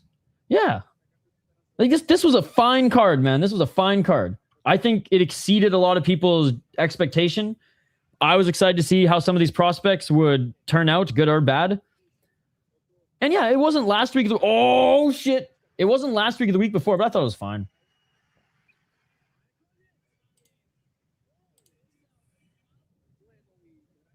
Good old RFA. I'll get to your comment in 1 sec. I see you guys. Don't worry. We're going to get through a few more of these. I wish I could show Chelsea Chandler running away. I mean, not Chelsea Chandler, but you know what I mean. The new Chelsea Chandler, but UFC's pretty... I'm scared with that one. Okay, I'm just double checking. Did that one. That one. Shout out to Half Dead Frank. He shared some of these as well. Did that one. We saw the Smith one. The Burns and Malott thing. JT_lines. Yes. That's awesome. That is awesome. I think that's it, brother. Oh, no, we saw that one. Yeah, no, thank you so much. I appreciate it. It's time to get some food in me, though. Oh, dude. You did not need to do that. GLL, good looking out, Isha. Mr. Grant Gregory, how was your stream, brother? I know some of our community was hanging out in your stream earlier. I hope you've had a great day of covering fights. Shout out to In the Granite, guys. Please go show some love to his channel. In the Granite 617. He streams a lot of combat sports as well. Boxing, MMA, Muay Thai. No days off. In the Granite is always hustling, always working. And is planning a fucking cool trip out to Asia as well. So thank you so much for all the support that you show in the Granite. I got a coffee this morning. I bought some coffee and I was thinking of you when I did. So thank you so much. You were far too kind. Please go check out his channel. I dropped a like on his last stream. You should too. And it's just an extension of our community there. It's just an extension of our community. Seriously, man, I know that you've been supporting this channel since like almost day one. So thank you from the bottom of my heart. I really appreciate it. Holy fuck. You guys are awesome, man. Bro, lately I'm studying the history of great fighters and warriors and the history of strategic war and battle, also spirituality and stuff like that too. It's interesting. I love I love reading that kind of stuff, man. I'm not in it to take part. I'm in it to take over, but I do acknowledge it is only possible by the will of the Almighty One, and I'm working on the plan. Dude, you've been crushing it. You've been working your mind, body, and soul. I can't wait for once I get this official sponsor to send you some protein and some hydrate and to see what you think of these products. My buddy's new supplement line, third party tested, all good stuff. Braun is still going on. Who's Braun again? 6-0 Martin Kozak.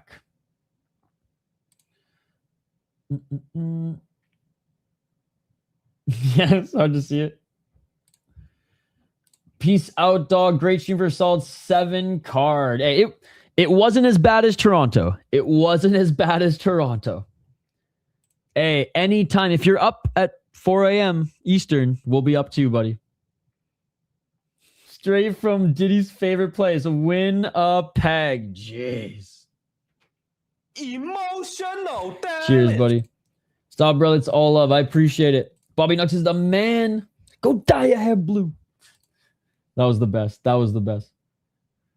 Hey, thank you for hanging out, Nick. A Raider Dog, man. Raider Dog, he's a lurker, but every now and then he'll chime in. I appreciate the support too, man. We didn't have a huge crowd here, but we had a great crowd here. And I only crashed out like 3 times, so that's not too bad. That's not too bad. Superior roll set. Fraud check. Robbery. Jamey-Lyn Horth lost the fight, ladies and gentlemen. I don't give a fuck what you say. You guys are fucking awesome. I'll set up the deep stream if you can't sleep, if you're up with something on your mind, or you're just super excited and want to keep watching Superior Rule Set, Real MMA. I'll be live. I'll see Scott. Hey, don't push yourself. If you're up, it'll be awesome to see you. If not, no worries, Scott. All right, that's it. I gotta go eat. I'm hungry. You guys are the best. We'll see you on the next one. Peace. I'm out of here. Just because you get more picks right doesn't mean you're better at predictions than me. He's right. Yours